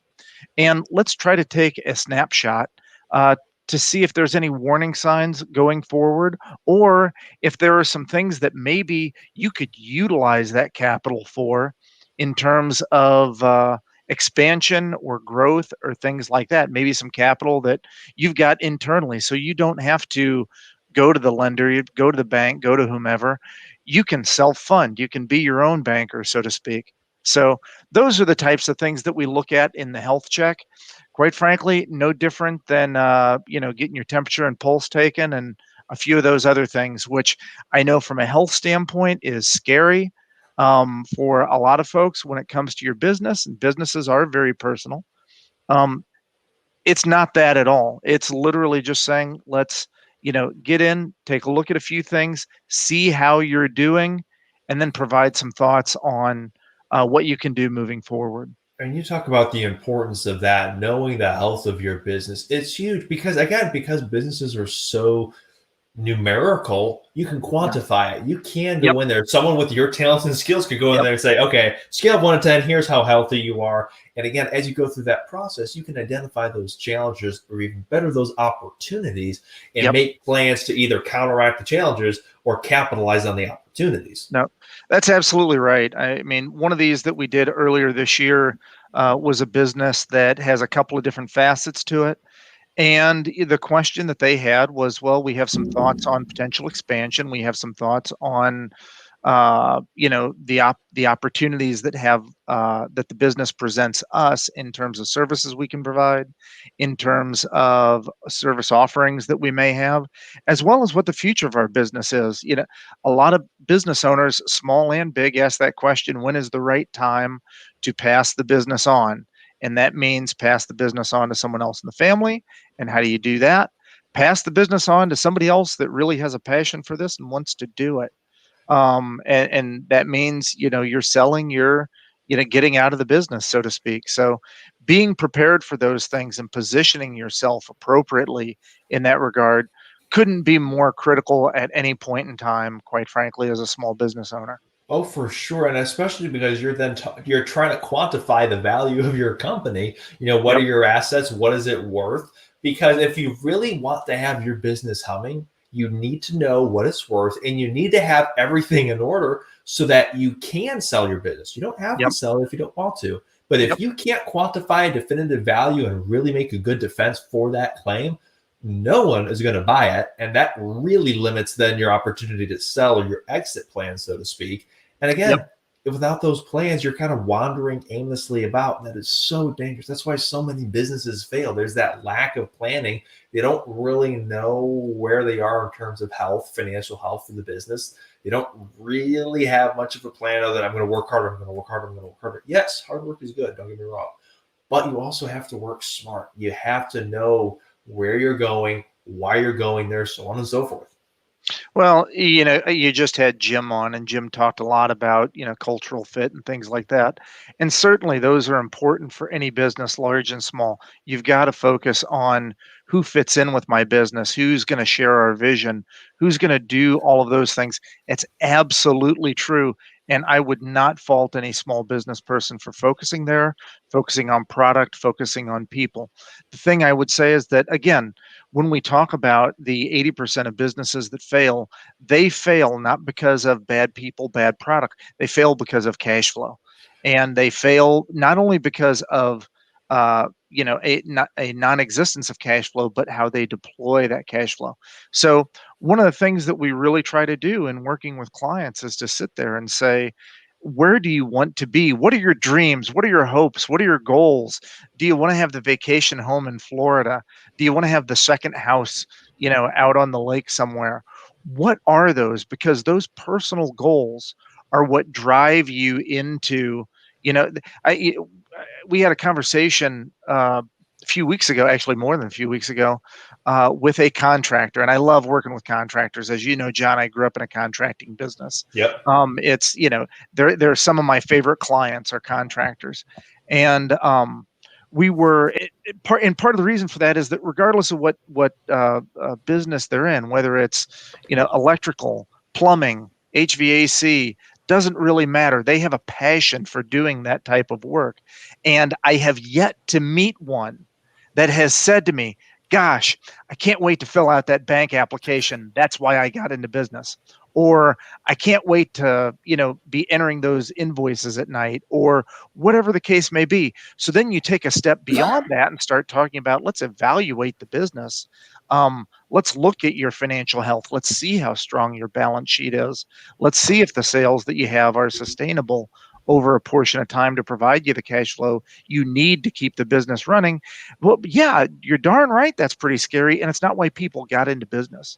And quite frankly, the clients that I work with that I have the most fun with are the ones that have said, yeah, it's not my desire at all. They're guys like Jim Owens that you just had on that would be bored out of his skull being an accountant or an engineer. They're the folks that want to do their business. They don't want to spend their time doing the bookkeeping or not making the financial decisions for their business. Not that we make them for them, but spending all the time to do the analysis to get to the point where you can make a good decision. Mm-hmm. So many decisions are made that are made not necessarily blindly, but without all the information that they could utilize that they have right in front of them. It's so true. It's so true. And I know we got a hard. Oh, go ahead. Yeah, if I could jump in real quick, I want to go back to this issue of membership. If somebody doesn't join this today, I don't know what else we can do. Roy Hinkamp Exiva is providing a business evaluation and analysis. Even the McGraw Council uses it. We rely on Roy to give us the information we need to plan this business and run with it. It's one thing to launch a business. It's tough to, get that rocket off the ground. But once you do it, you've got to have somebody like Roy on your team. How many times have we seen businesses that don't thrive because they don't get the metrics right? That's what Roy's about. Again, $39 a month. Go to the McGrawCouncil.com right now. Get access to Roy. It's every bit as critical as Jim Owens. It's funny you bring that up, Roy. You had helped us. We had a big meeting in Chicago. You actually helped us, and we're there. You helped us build our pro formas and our financial forecasts. And that's a huge tool for us. It gives us a benchmark. It gives us planning. Yes, we know things aren't going to go according to plan every single day, every single time. But without that plan, failing to plan is planning to fail. And as we all know, it takes a positive cash flow. It takes a profit to keep a business going and to sustain it. I mean, so it's a huge tool, a huge tool. You cannot manage what you cannot measure. Yep. No, that's exactly right. I mean, we had a conversation this morning with a member of the council, and we were talking about their growth opportunities and looking at what they may be able to do. And we threw out some numbers there in terms of number of net client growth from a month-to-month basis over a span of time, and asked this question: are you comfortable with this? Is this growth that you can sustain? And the short answer was yes, but we already know we need new space. We need to move to somewhere else in order to accomplish this. And what we had built into the model that we were working on for them was a model that accounted for what happens if you stay where you're at, what happens if you move into a new space, what are some of the characteristics that are playing into that. And that was a special, unique situation. But those are the types of decisions that in that particular case, that for that business owner got to look out 2 years ahead and say, you know what, I feel comfortable with some of the decisions that we've made. And I did not have that level of comfort, 10 minutes ago, 20 minutes ago, 2 hours ago, whatever, because we're able to put it down and put it right in front of them. Back to Steve's point, if you're not measuring it, you can't manage it. And we found a way to measure some of those things for them. Talk about a hugely important component.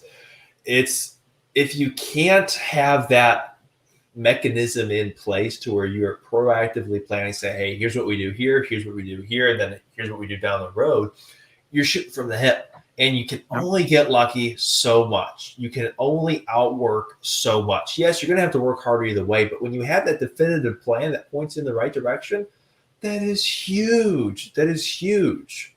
It's absolutely true. And, so many businesses, as I said before, they have great product, they have great people, they have great ideas. They're really charging after things, but without having those opportunities in place to kind of step back a little bit and say, how can we really handle this? How can we really execute on this? You really do struggle. I've worked with a lot of companies, large and small. And when we get into the aspects of talking about risk management and how you run the business on a day-to-day basis, one of the analogies that's common in the risk management world is to ask one question. And some people get the answer right, some people get the answer wrong. And the question is, why do we have brakes on a car? And the answer is not to stop. The answer is not to stop at all. It's so we can drive faster, because there's not a one of us that would step into a car, sit in a car, drive 60 miles down the road in a vehicle that had no brakes, knowingly doing that and just hoping that it'll coast to a stop when we need it to. No. You have the brakes on there so you can drive faster, so that Roy, you can make it further down the road. There's a reason that I have you on the team, because, maybe I would do that. Yeah. True, but again, you talk about building the right team and seeking counsel from people who can take you in the right direction. That's what it's all about. That's exactly why we do what we do. It's because every small business owner is going to have their area of expertise. Roy, you are well-versed when it comes to modeling, forecasting, accounting, so on and so forth. Steve, you're the true entrepreneur, nonstop, go-getter, go make it happen. A perfect blend of analysis and go get it. But every business owner is going to have their own strengths and weaknesses, and you have to have that team, that support structure, those resources to tap into to be like, you know what, I don't really know as much about financial modeling as other people. What can I do to take advantage of that? That's exactly the type of resource that you need. It might be HR like Jim Owens. Someone might be really well versed in one area of business, maybe sales and marketing, but have zero clue about HR. That's okay. But again, when you're a part of that support system, that support group, you can tap into those resources and get what you need to succeed. Well, John, you and I have talked about this before, so this next analogy won't surprise you. But I grew up in a family that was a contracting family. I grew up in a family where football was a big deal, and one of the things that my dad loved about the sport of football was that on the field you could find a place for everybody. So you can't win a game if you got 11 quarterbacks on the field, just the same way you can't win a game if you have 11 left tackles on the field. You've got all of those different positions out there, and all of them need to be doing the right thing at the right time in order for you to have success. And that's why you need that diversity of talent. And that's why, we quite frankly move forward and are as excited as we are within the McGraw Council to work with small businesses. Because a lot of small businesses, quite frankly, don't have the capability to bring somebody on full time for certain tasks, but we have the ability to bring that to them on a fractional basis. And if it's a one time, you need a conversation, we're able to do that. You need a longer relationship, we can arrange for those longer relationships and bring to you the right people that have that knowledge base to help you and your business grow, stabilize, change model, whatever the circumstance is. It's so huge. It's so huge. And that's actually a perfect segue too, because I know you're really hard pressed on time. We got about 8 minutes left here. Local small businesses by you that you love. Tell us a story or two. I'm going to bring up one that it's an industry that we all know, we're all familiar with, and that's real estate. So Sarah Bernard Real Estate in St. Louis, gosh, what a great firm, what a great group of people. And the thing that I love about working with them is, and working with Sarah in particular, is that they look at this not as just, a deal versus a deal versus a deal. It is a relationship. It is an opportunity for us to work with different people, put them maybe in the home of their dreams, maybe find them their second home, maybe just find a place that they want to go help spend a little time. So a vacation home or rental or something like that. And they're able to do all of those things. And they've really got a great brand here in St. Louis. They're fun to work with, and they're doing well. I mean, I can't complain about the relationship that we've built there. And it's one of those industries that, hey, we all know real estate, and we all think about that person that's just trying to turn over the deal for the next commission. And it's a completely different model when they approach things the way that we've talked about approaching things, and what really works in business is taking people and treating people the way that people need to be treated, putting that number one, and then you have clients multiple times over. And that again ties into our discussions that we'll have later tonight about knowing that customer journey and creating that loyalty loop. When you treat people the way they're meant to be treated, when your service or product exceeds expectations, that's how you generate customer loyalty. And this is a question I should have asked Jamones too. You might know it off the top of your head, Roy. Isn't it like the cost to acquire a new customer is like 7 times the cost that to retain one? Yeah, that's about right. That's about right. It's in that neighborhood. So, there's a lot of effort that goes into getting that client. And sometimes we have the folks in the service business, particularly, have the tendency to say, okay, we won that client, declare victory, move on to the next one. Well, you've got to deliver for that client. You've got to take care of things for that client. And that's just not the way we do business. It's not the right way to do business. Once you've declared victory on that sale, now you got to deliver on it. You've got to provide whatever the service is that you promise to provide, and you've got to do it well and do it at the level that they expect, and hopefully beyond that. Absolutely. Oh, that's the whole point of business, doing it better than anyone else, doing it to the best and even better than your best of your capabilities so you can deliver that supremely amazing customer experience. That's what gets people coming back. Yep, undoubtedly. It's so true. Roy, I know you got a heart out, but thank you so much for making time for us. Thank you for taking time out of your schedule to come on in, join us, talk to us a little bit about what you do, some of the small businesses you love. And thank you again for being such a supporter and believer in our vision with what we're trying to do for donating that financial health check. Typically, you charge $1,000 for that. You're giving it to our membership for free, no cost. So truly, thank you so much for supporting our vision to help other small business owners achieve their American dream. Hey, Roy, appreciate thanks as it. always. Hey, thank you, Steve. Look forward to catching up with you guys later. Take care. You too. Stay safe. Stay blessed. Will do. Man, I tell you, Roy's always such a cool guy to talk to. Knows his stuff inside and out. He's relatable. He gets John, it. He it's gets just one of business. those things again. You can just almost get frustrated that people don't see this and have the biggest no-brainer on the planet and sign up for $39 at the McGraw-Council.com. How hard is this? Look what you get: a job fit assessment, a business analysis, coaching session, discounts on processing, discounts on capital. I mean, what more could you want? In addition, like we've talked, the book of the month, the networking events, the social media stuff, the virtual events that we do.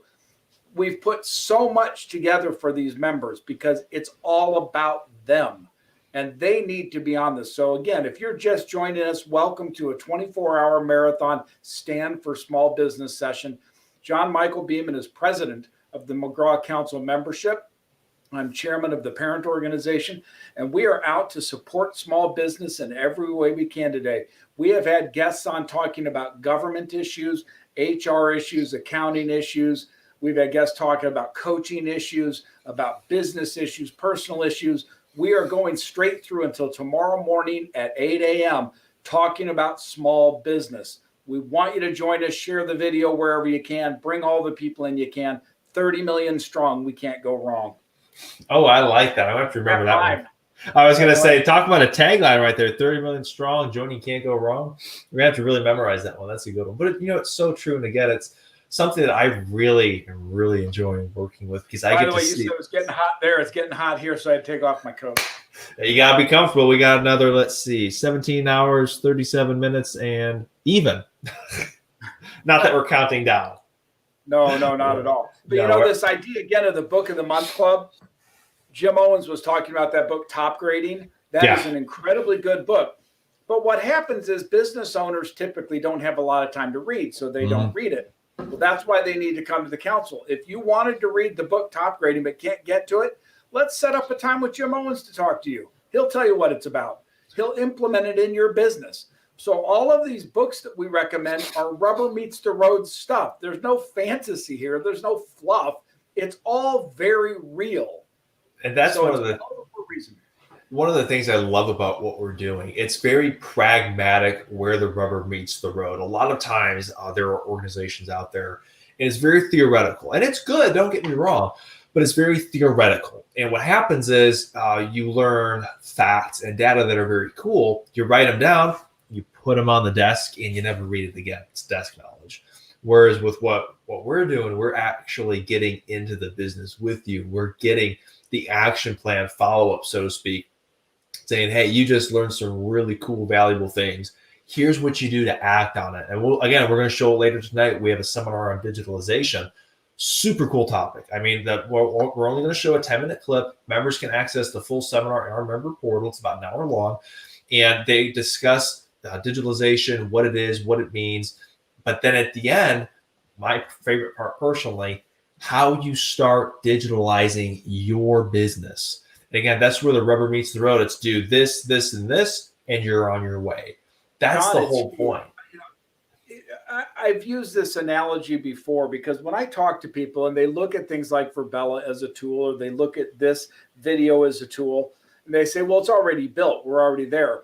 I equate it to Bitcoin that most people are somewhat familiar with now. Bitcoin came out at 1/10 of a penny or 100th of a penny. Had you put $1,000 into it, you'd be worth billions today. When it got to $100 a coin, everybody said, oh, the game's over. It's already there. Then it got to $1,000 a coin. Oh, the game's over. It's already there. My point being, we see things through the prism of what has been. We don't begin to understand what this 5G connectivity is going to do, what the AI engines of the future will do. When you talk about automated driving and what that's going to do to the economy, it opens up enormous opportunities. But you better be aware of it. You better understand how to work with it, or you're going to be left behind real fast. Oh, so true. And again, that's the whole beauty of what we're doing here at the council. We get experts like Roy, the fractional CFO, Jim, the HR talent, Chad, the digitalization guy, The list goes on and on. These different subject matter experts who are forward thinking, looking into the future, saying, this is what was done in the past. This is what we're doing now. This is probably what it means going forward. And saying, John, do you know what I value as much as them? The millions of startup companies that are going to start through the council. If you're starting a business, you come to the council. We can help these people incubate their ideas. In certain circumstances, we can put up the money for them. We are going to be the engine that drives tomorrow's technology, because if you're starting a company, come to McGraw. Let us know your idea. We'll sign all the NDAs you want. We're not out to steal your idea like some, there are firms that do that for a living. They run, what do you call it? Not trade patent offices. Yep. And they'll call you and they'll say, oh, give us your technology. Then they'll go patent it. We don't do, that's not what we're about. We're about helping you build your business. That's it. And so for the ones out there building their own company, join us right now at themcgrawcouncil.com, $39 a month. You get the free job fit assessment, free business evaluation, free coaching session. I mean, the list goes on and on and on and on. It's an incredible value. And you get access to John Beeman whenever you need him. Phone call away. I just put it out to 10 million people, so I have fun with that. Exactly. I'll have fun taking every one of those phone calls. You know as much as I do. Absolutely love our small business brethren. And that's the other thing, too. When you join, it's truly no risk. You got a 30-day money-back guarantee. There is there is no downside to joining. We're out to help small business. We want to see people take their dream and make it a reality. And the fun part is it's no longer this is what we want to do.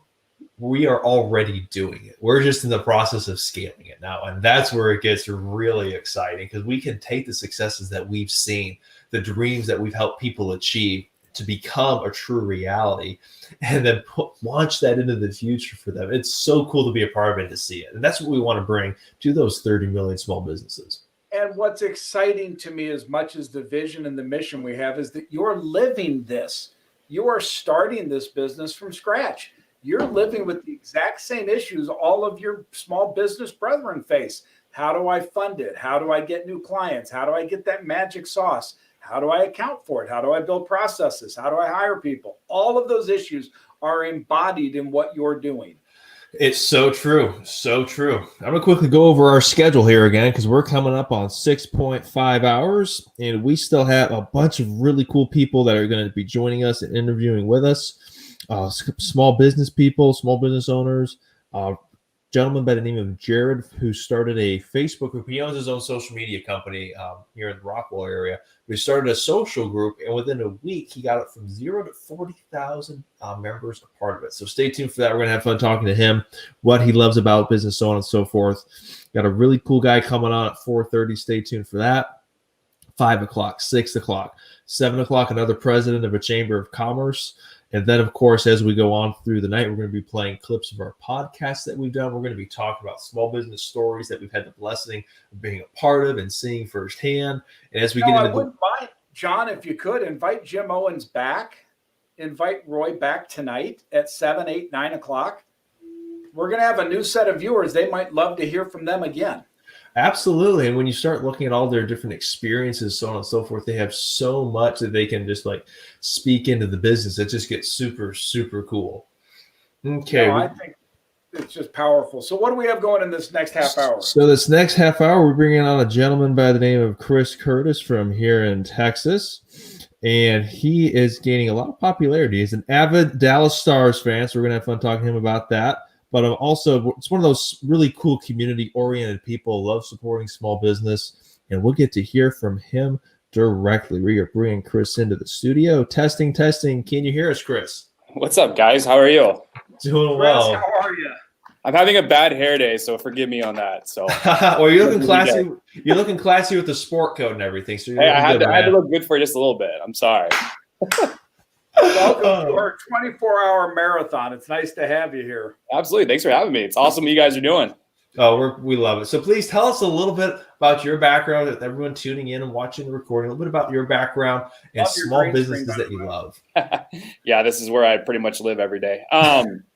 Yeah, so been in TV I was in TV for about 8 years or so, right out of college, early in college and out of college, and kind of decided to change careers. So I decided to move back home, and luckily I got a job pretty much right off the bat back here in kind of where I grew up in Rockwall. So it's, you don't know where Rockwall is, it's a suburb on the east side of the Dallas Metroplex. So been here. So I handle sports marketing and media. So I cover all the sports teams here, handle all the marketing as far as working with, a lot of small businesses, as you kind of mentioned, and kind of staying young, letting the kids teach me how to stay young with the TikTok and all that stuff. So I've kind of got involved, as you mentioned, with the Stars and TikTok, got a nice little following there. So it's kind of been fun. It's just kind of trying to stay young at heart, even though I'm getting old here. Okay, that's a funny question I do want to ask you with TikTok.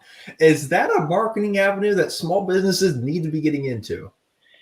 I don't really know. I don't really know if I know the answer to that question.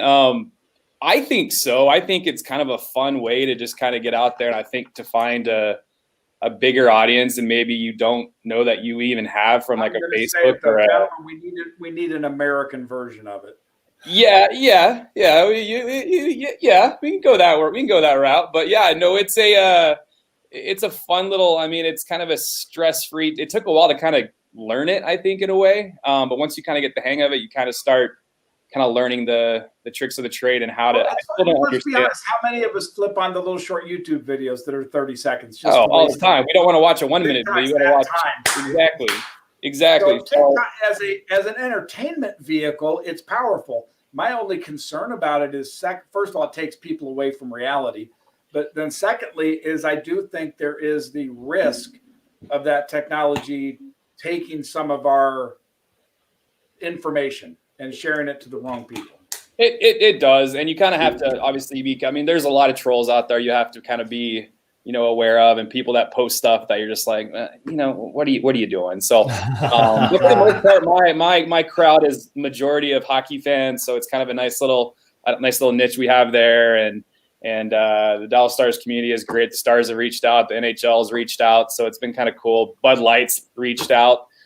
So, I mean, it was a fun playoff run, obviously, over the summer. So kept that going over the summer and into the fall and into the winter here. So it's been fun. It's just a nice little escape from reality sometimes in a way. But And I think that's kind of part of keeping your sanity too. Especially for that small business owner, it's a grind day in. It's starting at midnight and then it's ending at midnight. It's 24/7, and so when you can find that 30-second break to get a laugh or something fun like that, it's definitely a cool thing. I think also from like reaching your customer base, so to speak, that's kind of where the trend is going. If you're a small business, you probably want to get out in front of it.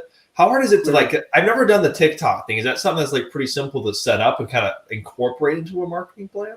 Yeah, I mean, like I said, me and my wife will lay in bed at night. We won't talk to each other. We'll both be on TikTok, and we'll be like, "Oh, did you see that?" That's she actually sent me one today. She was like, "You need to try this idea at work and see if that'll, just little things like that." Now, I don't have one at work because I don't think it would work well with a school district per se, but if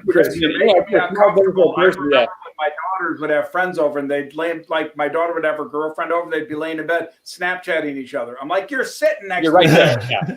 No, the kids know all about it. And they sometimes have given, some of the athletes have given me ideas. They're like, "Hey, I saw your stuff the other night.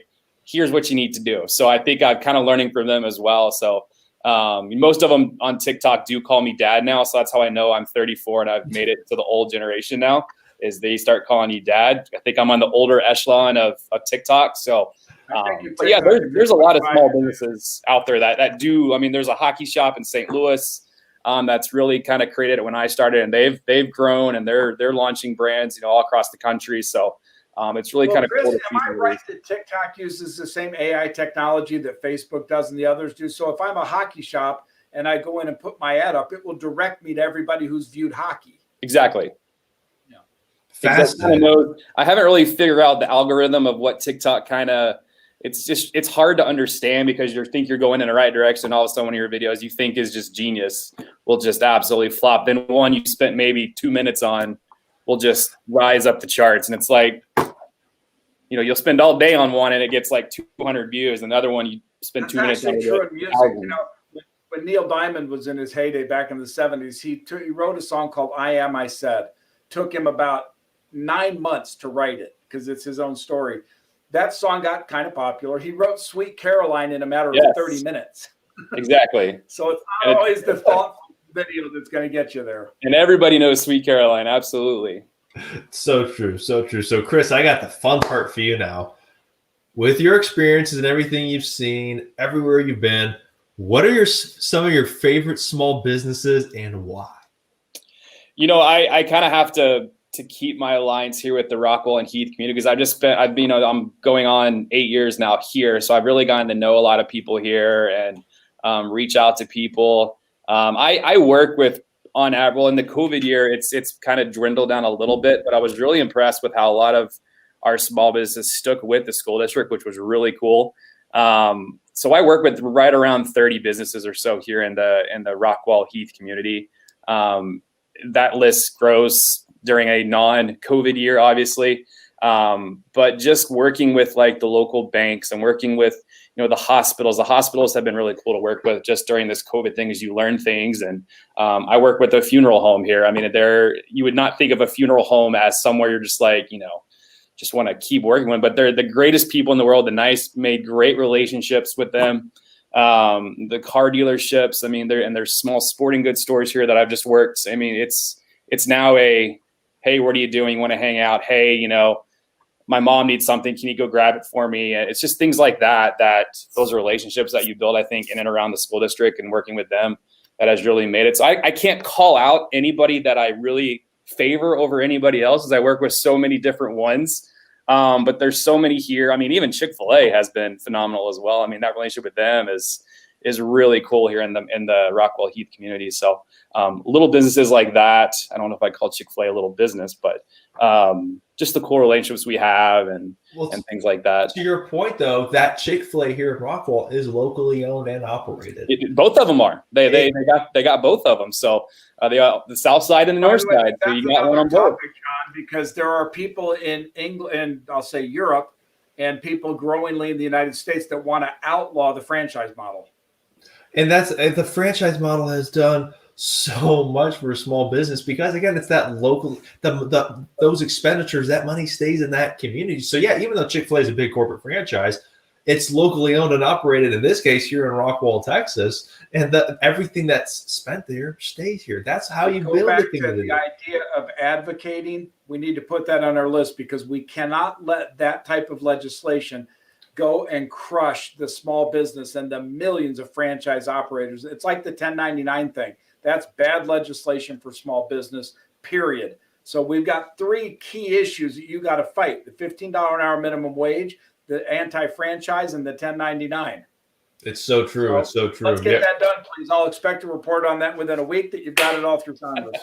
Exactly. I'll have it done for you tomorrow night, right after a 24-hour live stream. What are you talking about? Yeah, exactly. It's interesting, Chris. We've had people come on, and there is a very common theme for businesses, small businesses, that we really admire. And with everything that happened and transpired in 2020, a big common theme we're seeing is support for those small restaurants, especially the small restaurants. And obviously, if you franchise like Chick-fil-A too, but especially those locally owned mom and pop restaurants that have found a way to survive because they've had to deal with so much. And you talk about pivoting a major model, they've had to flip theirs upside down. And many of them, thankfully, have found ways to survive and continue and made it through 2020. Going on to 2021, just want to continue to help support those businesses because, man, it's brutal. Hopefully these lockdowns and shutdowns will end as we overcome the virus and those businesses can kind of get back to going to that model of old where it was very steady and reliable.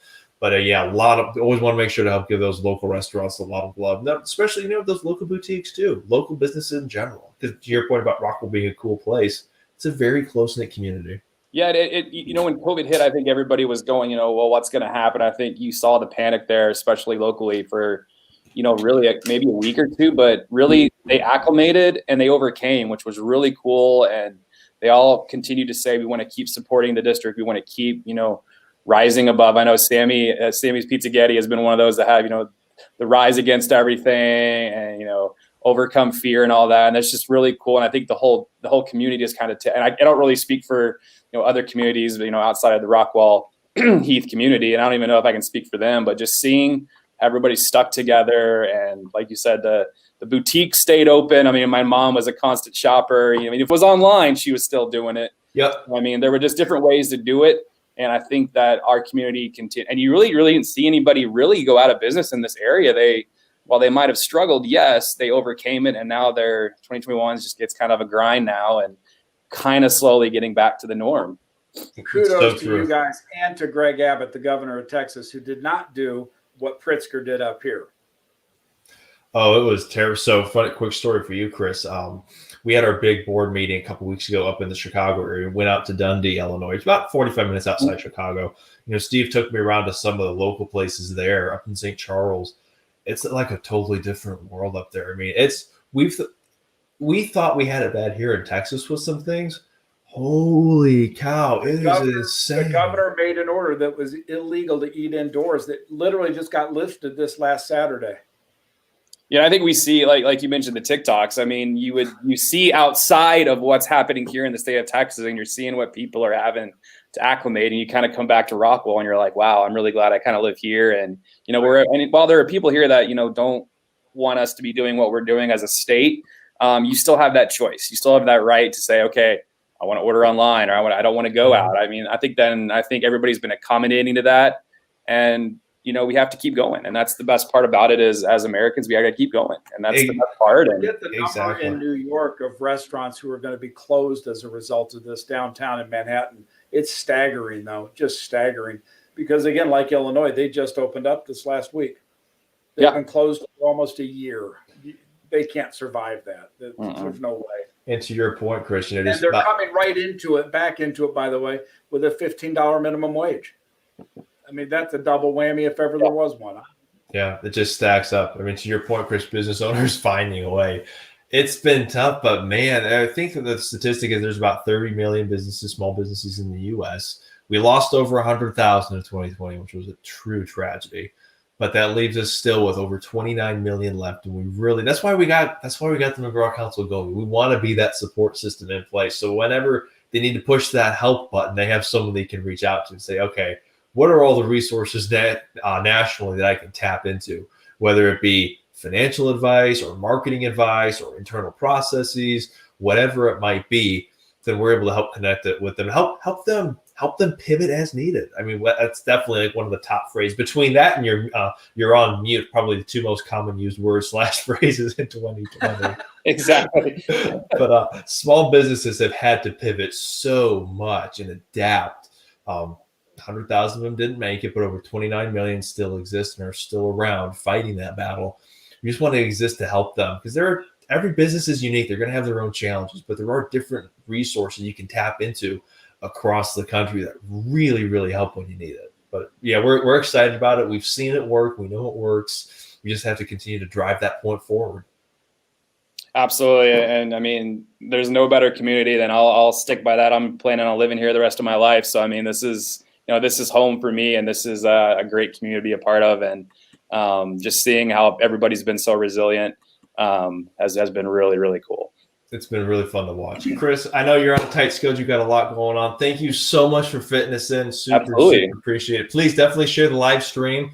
Tag a small business that you love. Not your favorite, but just tag some that you love. Tell them that we love them, we support them, and we're there for them. There's someone out there that has their back. Absolutely. I appreciate you guys having me, and best of luck. Keep the caffeine going, and I guess I got to say go Stars, right? Exactly. There you go. That's how you finish it. Thanks, Chris. We'll see y'all around. Appreciate you. Stay safe. Stay blessed. You too. Bye-bye.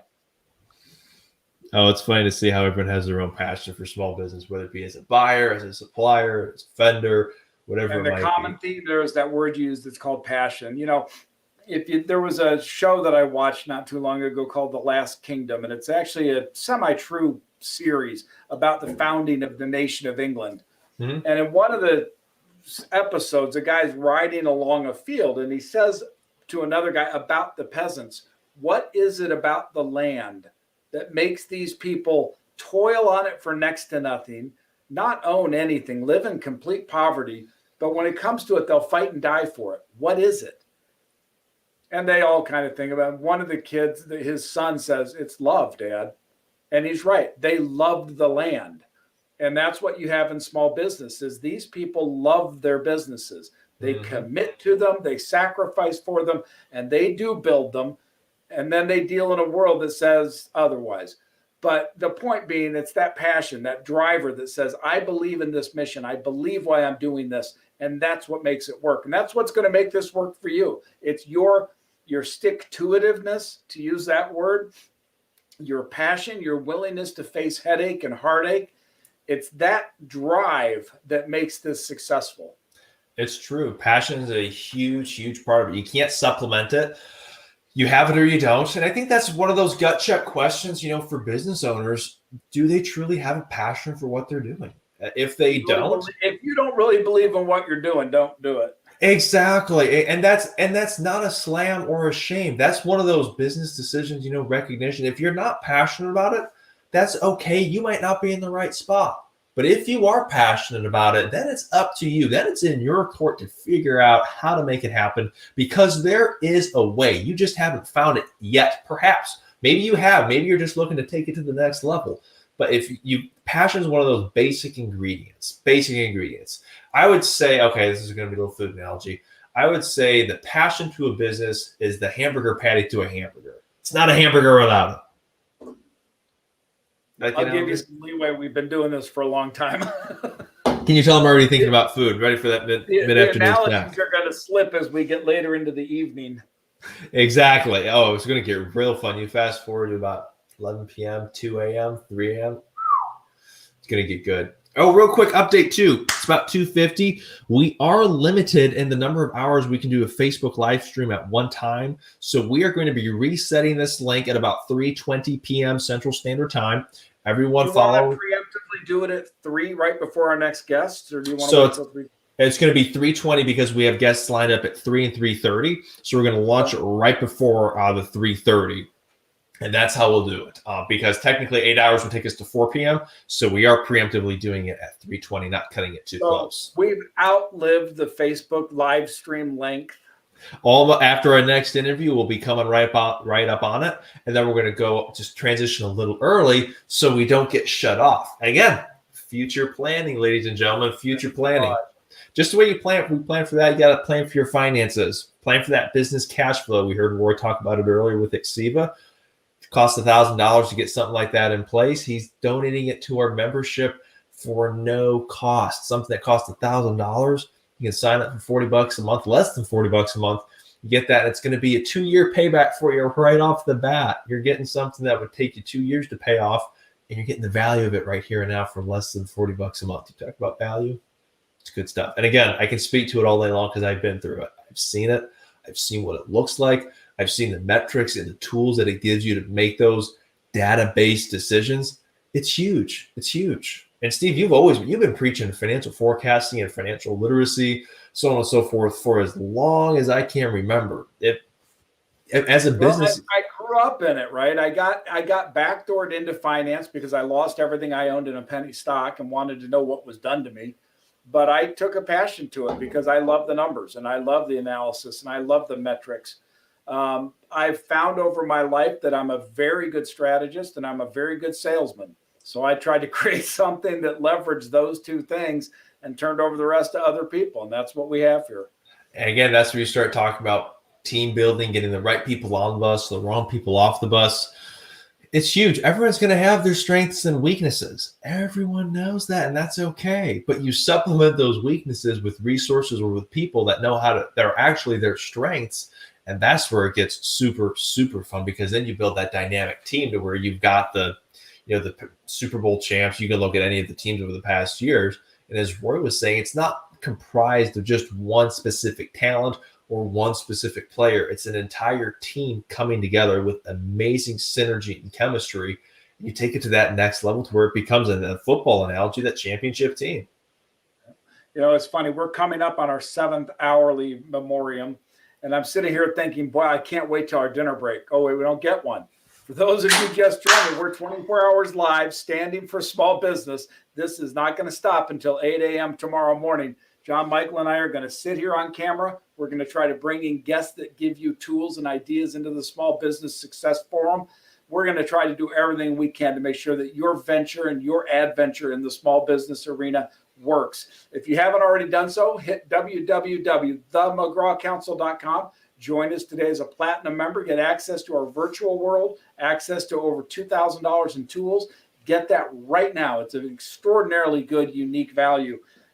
Can't say it's a no-brainer because that's already been used. Can't say it's the best thing on the planet that's been used. All I can say is do it now.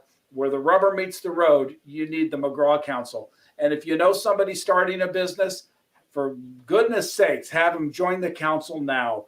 Make sure that new business has the greatest chance of success it possibly can have.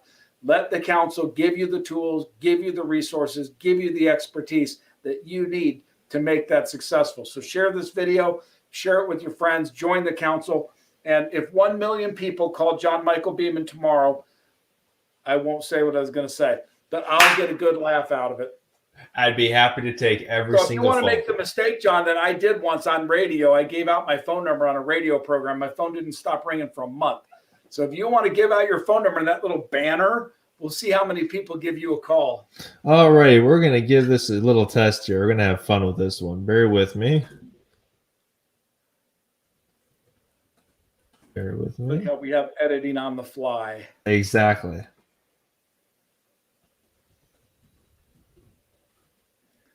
There you go. At the bottom of the screen, you'll see join the McGraw Council today, www.themcgrawcouncil.com. Sign up. And by the way, we talk about funding small business. One of the key drivers in our financial goals is to have a fund that we can use to support the small business people. We know that hurricanes happen. We know that things happen they didn't cause. We'd like to be there to support them. So true. And Steve, in reply to your previous comment, let me see here. There you go. Okay, everybody, 262-339-5470. Let's get 1 million people to inundate him with phone calls. Spread that number around, share that number. It'll be up on the screen here for a bit. Let's make John Michael work for his money. Let's give him a problem that businesses often have, and that's called over demand. See how you work that? 262-339-5470. John Beeman's direct personal cell phone. Spread that around and give him a call. Expecting those voicemails and phone calls, y'all. We'll get you connected to the resource that you need. Every business is unique. It's going to have its unique challenges. However, through our national network of subject matter experts, we'll get you connected. We'll connect you with what you need so that you can take your dream to the next level, to where it's no longer just a dream, but a reality. That's what Send we him do. a text. Again, 262-339-5470. I'd love to have him get 10,000 texts tonight. That would be a real fun thing, because I'd love to see, I'm trying to think of a show analogy which I don't want to use. The bottom line, if we can get you 10,000 people, you can sit there going, how am I going to do that? How am I going to do that? Where there's a will, there's a way. And that's where the passion comes in. You find a way. We'll find a way to help each and every person that signs up, that calls in, that texts, that emails, that Facebook messages, whatever messaging platform that they're using. We'll find a way to help them where they need it most. And because it's when they need it most, it's probably yesterday. But that's we hope that you're finding the material that we're presenting helpful, which it is, and informative. But if you're looking for really good humor, tune back in tonight after we've been doing this for another 6 or 7 hours. It could get really silly and could get really fun. John's a nice guy. I'm not so nice, but I can get a sense of humor when I get exhausted. I think we'll have a really good time. Oh, it's going to be a total blast. You're going to be trying to talk about financing, economics, digitalization, HR, servant leadership. How much my legs hurt. Okay, truth be told, I am starting to get a little bit in my feet now, just a tad. I'll tell you what I feel. Try to do a squat. Uh-oh. Oh my gosh. Woo. There we go. Oh, that felt good to stretch. My goodness, that felt My good. legs are just going, what are you doing to me? I'm like, okay. And that is officially hour number 7 coming calling at us. Okay, our next guest looks like he's all set. Nice young man by the name of Noah Owens. And he is actually one of the fine people helping us with donating consulting hours and coaching sessions, so on and so forth. Really cool young man. He's going to talk to us a little bit about his background, but especially the small businesses that he loves in his area. So we are going to bring him in here. Testing. 1, 2, 3. Can you hear us, Noah? Yes, I can. Can you hear me? Look at that lighting, Noah. It's absolutely spectacular. Awesome. Good to hear. How's everyone doing? Doing well, thanks. How about yourself? I'm doing quite well today, other than it is a little chilly up here in Chicago. No complaints at all. Okay, so one of the things I learned when we moved to Texas, little chilly has different meanings. What is a little chilly? Oh, geez, I don't know the exact temperature right now. Let me get that for you. Yeah, I'm Like curious. Because here in Texas, I think we're, again, DFW Metroplex, it's about 50 degrees and sunny, so not too We bad have for. had a really mild winter. We've had 2 snowfalls, and I don't think we've been below 0 once. I don't think so, and I think I'd keep John, it that Mike, way. when was the last time you were up here when it was 20 below? 20 below would have been probably 2010 or 09. I think we had So a you've pretty. forgotten what it feels like. You need to come up here. No one I will host you when it's 20 below without the wind. I remember yeah. there were a few days I remember vividly growing up where it was so cold. If you spat on the ground, it would freeze before it hit the ground. It would get biting cold up there. Sure For does. those who are watching in St. Louis, and St. Louis gets really good ice storms. Jim Owens and I can attest to that. But again, if you've never experienced 20 below 0, you really have to. It's a wholly new experience. It's the same thing I would equate to experiencing over 100 degrees. I don't know what it is, but because literally 90 degrees is hot here in DFW, but as weird as it sounds, it's tolerable. Once you hit 100 degrees, it's like something changes and there's an immediate shift. It just feels like you're in an oven, and you step up. Yeah, I was in Las Vegas years and years ago, and you couldn't walk on the pavement. It would burn through the soles of your shoes. Like 110 degrees oh my gosh. So yeah, the extremes are fun. So Noah, did you come on to talk about the weather forecast? No. Yeah, no, that went a lot further than I thought it would actually. I think that to the 7 hours a little bit. But yeah, no. So a little bit about me. So I got introduced to the McGraw Council really at its early stages, probably about last summer. I've had a passion for small business ever since I can probably remember. Both my uncle and dad run small businesses, and it's just been something that's been the forefront of my life, and I get to live it. So coming out of college, I was like, how can I help? Got introduced to Steve Beeman, saw his vision, was like, yeah, I want to be a part of that. So really my goal here at the McGraw Council is to connect with the members, get to know you guys, and really direct you and help solve your needs, whatever that may be. And if we don't have a solution, find it as quick as we can. So that's kind of the short of it. My goal here is to help you guys. So I'm excited to meet new people as they come rolling in with John Beeman's number across the screen. I'm excited to see that. Darn, I should have put your number up here. No. Hey, everybody. No. You need to put this down in your phone. And I move closer because my eyes aren't any good. But Take a look at it. 339-5470. Everybody give that number out. Everybody call it, text it, do whatever you want, all times of the day and night. If it's small business, I'll be at your beck and call. So Noah, please talk to us about some of the small businesses that you know, that you love, that have a special place in your heart. I think a big thing, and this is just me probably speaking because I spend time on the internet a good amount.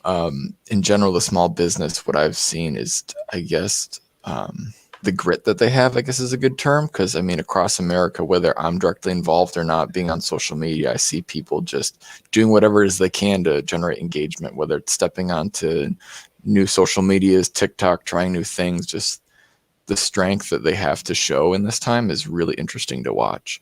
I think that's one of my biggest takeaways. I don't have any specific names to just throw out there. I mean, there's been stories probably said all day of different small businesses, but I think the biggest takeaway I have is the people's willingness to try if they do believe in what they're doing. I heard you mention this a little earlier. If you don't really believe in your idea fully, it's not going to happen. And I'd argue you really should do something else. So I guess that's kind of my takeaway right now, is really just seeing from state to state the differences that people have to do between, I guess, their strategies.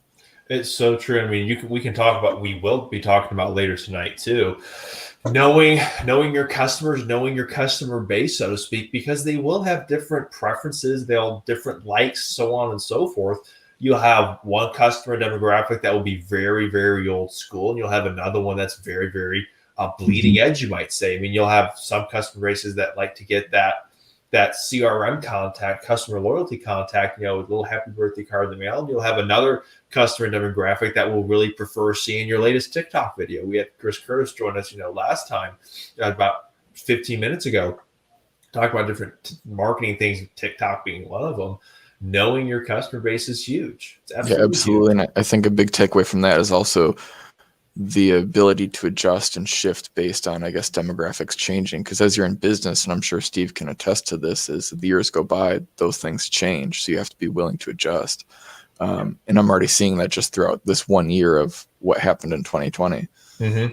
And real quick too, we're getting. Say it. What Noah's saying is we kind of shifted from this in the last 200 years, and all of a sudden now we're shifting like this.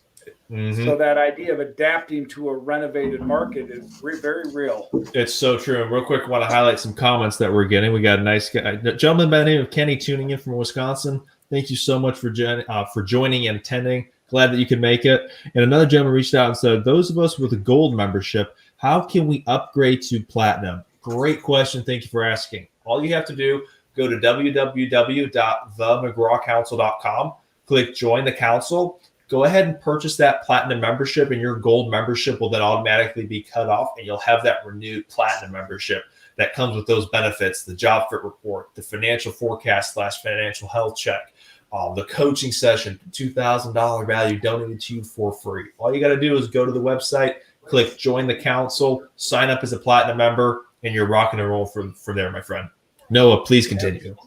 Absolutely fabulous. But also don't forget to call John Michael on his cell phone. Yeah, so I think yeah, you're driving that one home. I think the biggest thing here is just to let you guys virtually show myself to everyone out there right now, but also field any topics that John or Steve wants to cover, as I have just a little bit more time here with you guys before I have to get back at it. But Noah, may I throw something in here? From time to time throughout the last 7 hours, people have seen me kind of get on a high horse and get a little passionate about stuff.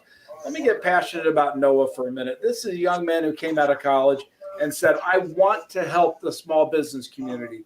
He originally came in the membership, but he looked and he said, I want to do something different. I want to create something that can represent all of these members and help them find what their sweet spot is. So he created I Got a Guy Consulting. It's a really cool idea. And what Noah does with our members is he reaches out to you and he determines what your pain points are. He's very skilled at asking questions. Noah, I'm banking on that. But the point being that Noah is your guy to go to and say, listen, I got a problem with X. How do I fix it? It's a really cool component to the council. And I think everybody should get to know Noah. If you want to throw out, Noah, your contact information, I think people should reach out to you right now. I think I'm going to leave that to John to go ahead and throw that out there. Oh, I'm going to have fun with this one. But real quick, I'll let you put that up there for a little bit. Go ahead. As I put this up for you, Noah, I do have a question for you. You've done a lot of consulting and donated a lot of time. What are some of the common issues that you see in small business? Because you really get in deep with these businesses and get into the weeds with them.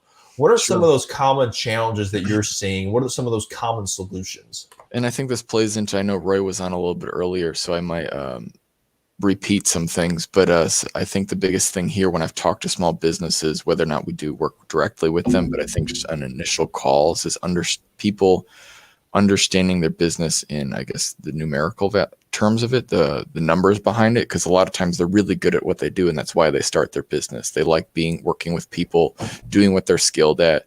That works for a while, but as their business scales or things change, legislations change, you name it, keeping up with the numbers can be tough. And sometimes an accountant or a simple bookkeeper doesn't cut it, but they don't know where to go, where to reach. So a big thing I do is help kind of hear out those needs, and maybe we can make a connection there. I think that's the biggest one right now, is helping people, or at least guide them and help them navigate through the nuances of the financial world. You know, it's interesting you bring that up. As I get to talk to small businesses really across the country, I get to talk to people in Arizona and California and Idaho, so on and so forth. It's really, really cool. A lot of times as we start talking about their business, there's a little bit of a step back and they go, oh, I never thought about that like that. Or that's a question that I never really asked. Taking the time to look and work on your business rather than just in your business is hugely important. Hugely important. I think that's one of the big benefits from an objective third party like yourself. You can go in there with the business and say, all right, let's take a step back here. What are you achieving your goals? Are you going where you want to go? when will you achieve your vision? Because as we all know, a plan without a timeline ain't a plan. It's just an idea. Exactly. And I think you kind of hit it right on the head there. And I think some people, and I'd argue this, not everyone, but you get so focused on in the business and not kind of stepping back as the owner or whatever position you have and really kind of setting up goals at all. I mean, you might have, like you said, you have to set time value to these things, real setting specific goals, because you can kind of throw stuff around in your head. But when you get down to the busy work of your business, you just do the day to day and just repeat, rinse and repeat. And you never really get exactly where you want to go. So I think that's something definitely that I've seen as well. It's so By the way, true. Noah hits on a theme that we've talked about several times, and that's this idea that business owners typically work in their business but not on their business. Mhm. It's critically important they lift their head up once in a while and say, what's the direction of this ship? I need to make sure it's going in the right way, and that's where Noah can help. IGG can come to you. It can sit down and say, here are all the resources we have. Let's see which ones fit for you and which ones fit best. And then also, we're going to try to bring him on late through the night, because if I was thinking of George Norrie earlier, he has the great voice for the overnight shift. Yes. And I think Hi, I'm Noah Owens. we'll see about that. Yeah. I think to lead off your idea there, the idea of lifting your head up is so crucial, and being able to set back and really let your business develop in what it's supposed to be. Because not to put negativity out there, but whenever you decide to step out of your business, or if say something tragic happens, is your business going to run tomorrow without you? And that's a big question, I think some people don't realize.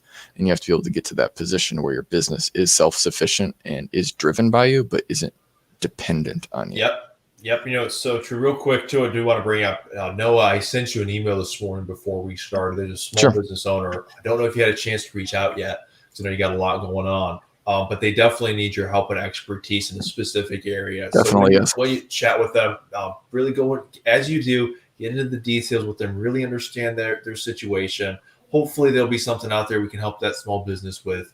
But then again, please definitely drive home that membership form. There is so much that they can get from Absolutely. it. Your time that you're donating to them, the business financial health check, the job report, the coaching session, the virtual community and networking and learning that we have with business experts from Arizona, New York, Illinois, Texas, Missouri.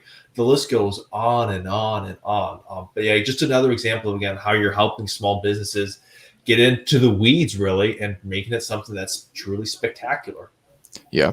And I think something that's definitely, as the membership and we all kind of grow together as one whole group, one whole mass going for that 30 million, is, from my perspective, it's just the conversation piece. It's really just getting to know each other. It's about the relationship.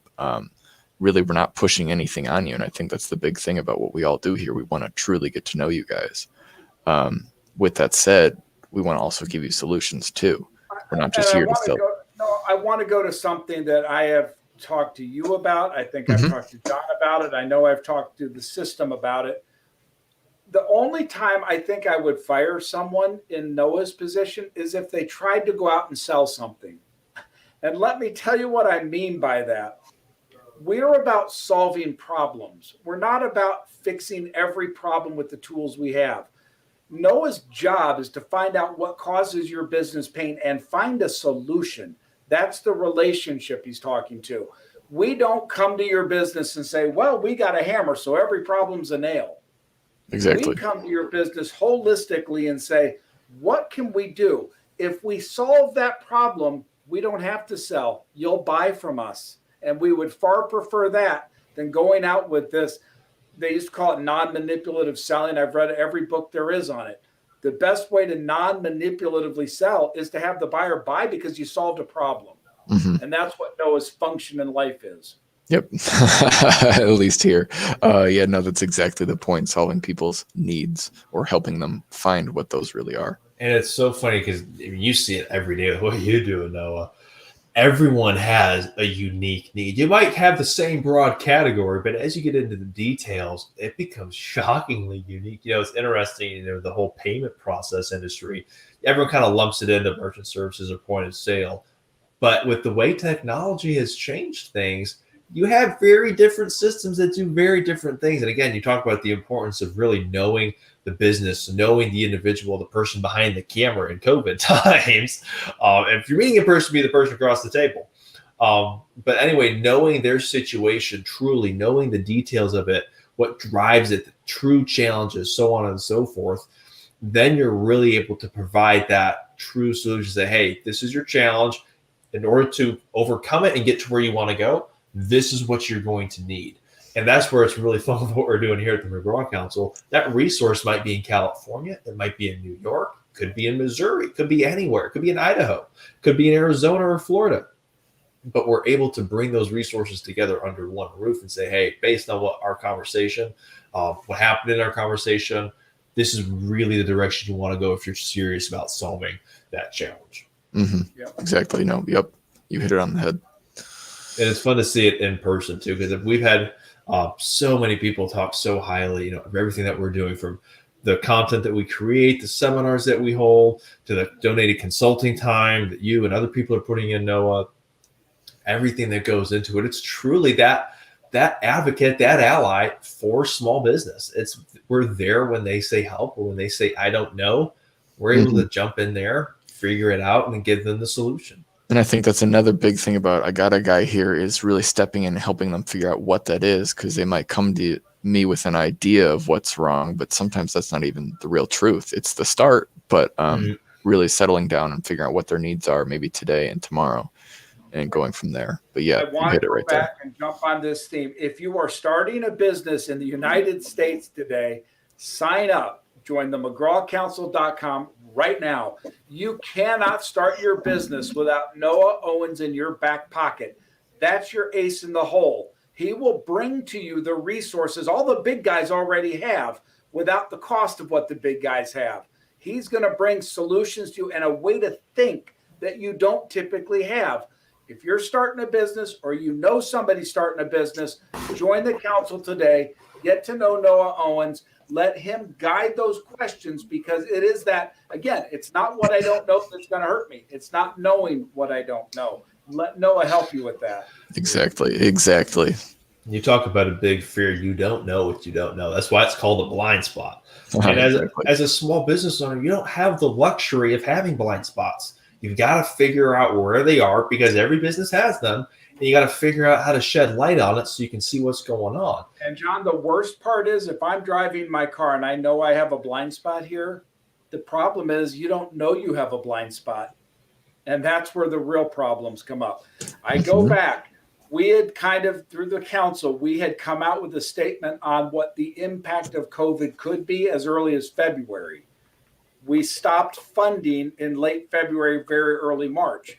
But never did we think this was the blind spot of blind spots, the black swan event. Never did I think governors would shut down the economy for almost a year.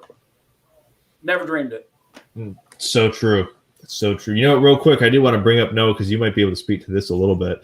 Go for it. Someone dropped a comment. I've added a 3D printer to my businesses, and they're making items for metal detectors, keychains, and little different trinkets for their lock shop. Talk about another piece of technology, depending upon your situation. 3D printing can be really legit stuff. Yeah, it's funny that's actually was brought. Yeah, it's funny that's brought up. I have a class model one at my home. It's a smaller version of a 3D printer, so I totally follow with that. Yeah, I do have one. Okay, we got about 5 minutes here before we have to update our link. Sure. Please elaborate. Yeah, so I think it's definitely an avenue to try. I mean, the sky's the limit with the thing. You can have in-home production of almost anything you want now, and keep it scalable, obviously, and totally customizable. You don't have to outsource it anymore, depending on the printer, obviously. But I think it's definitely an avenue, and I think whoever posted that they added that to their business, go for it. I think it's definitely an avenue to try. I mean, it doesn't hurt. By the way, just a note on that, this goes back a couple of years ago, that MIT was actually working on replicating a cheesecake.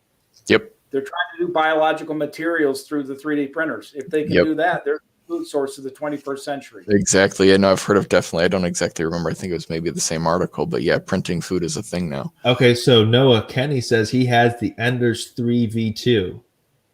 Yes, I've heard of it. I do not have that one, but I know what that is. Yes. Okay, so which one do you have? I forgot what it's called. It's by MakerBot, I believe. but not sure offhand exactly. I got it through a friend, just a small classroom setup. Noah, what's the cost of producing on a 3D printer versus producing traditionally? So if you're just using traditional plastics, which is what I'm using, it's a simple plastic. Just to keep it simple, it's pennies. But I build little things here. I'll show you an example. It's just little intricate, it's a little desk ornament that's here. I have is this. It's a little stick figure. And I mean, that's maybe a penny at most. It's fractions of that. But it comes in large spools. And it's so it goes into the machine, it melts down and then prints it onto a pad. And you design whatever it is you want. Some printers get super advanced. They have cutters, things like that, and can print metals. So like I said, sky's the limit. If you can think it, you can make it now. So John is going to get 10,000 phone calls on his cell phone. What if we offered each of those people a McGraw something that was created by your 3D printer? How long would it take you to produce that quantity? Let's say something about that size that I showed you is probably about an hour. And that's for each one. For each one. That sounds like a lot, but you think of it this way. If I sold that on Amazon, it could take a day or two to get to you versus an hour it takes to make. So if you have it in your house, it's still faster. But in terms of printing, in our mind, we're used to paper coming out of printer. It's milliseconds. But yeah, it would take about an hour, depending on your printer. So it's still not as fast as traditional production, but it's No, it's more about the customization and personalization. So for mom and pops and small business, it's super unique. But for large production, not usually, unless you're super advanced. But that's not usually what you can buy. Fascinating. I think the whole technology that circulates through and around 3D printing is fascinating. I mean, you talk about funny production and manufacturing later on. Mm-hmm. The sky, as you said, the sky's the limit. It's going to be really. Noah, if you want to come on in the middle of the night for real, we ought to have an open discussion about 3D printing smart glass, which will change the world. Interesting. Okay. Streets, which have been talked about. Yep. There are so many seriously advanced technologies in the super materials where you've got graphene, which is a pliable material, lighter than aluminum, stronger than steel, more conductive than gold, and permeable only by water. So it's a filter possibly for salt water. Those technologies are going to change the way we live. Yep. And the council's think tank component is highly engaged in understanding those. Yes. So Absolutely. if you get bored later on, Noah, come back in. Yeah, I might venture on over at the wee hours of the night. We'll see. Yeah, we'll just have a brainstorm on new technologies. I'm fascinated by that stuff. Why not? I'm open I to know it. there's some smart kid out there who's got some new idea for a new technology who's going to call us and say, hey, I need help building this. We love it. That's why we're here. No, I know you got a lot going on, but thank you so much for making time for us, for joining us, guys. Talking small business, talking technology, 3D printing. We're looking forward to seeing you again in the McGraw Council soon. Awesome. Thank you, guys. Thank you, gentlemen. Be well. Talk soon. Stay safe. Stay blessed. Always enjoy time with Noah. What a cool young man. Okay, we are coming on 7 hours and almost 19 minutes. So we are going to be resetting our links, folks. What this means is we're going to close out this tab. We're going to start another live video. It's going to populate. You'll get a notification if you follow us on Facebook. And then as we start that up, we'll remind you with the call to action then. But John, the important before thing you is, do that, are you sending me a new link? yes, I'm going to send you a new link. So we have to recreate the links. But everyone who is watching and has watched will get notified. It's going to send them an alert saying, hey, McGraw Council just started another live video. What about on YouTube? The exact same thing on YouTube. It's going to send a nice big notification out. It's going to be easy to watch. You just click on it and engage with us. Segment number 2 of our 24-hour live stream. We're coming up on a third. So watch out for that new link. 5 minutes, 3 minutes. What are we down for? Oh, less than 5, maybe 3. All right, I'm going to take a quick break then because I got some stuff to do. I'll see you on the other side. Stay tuned, ladies and gentlemen. We'll be back. Now we have music.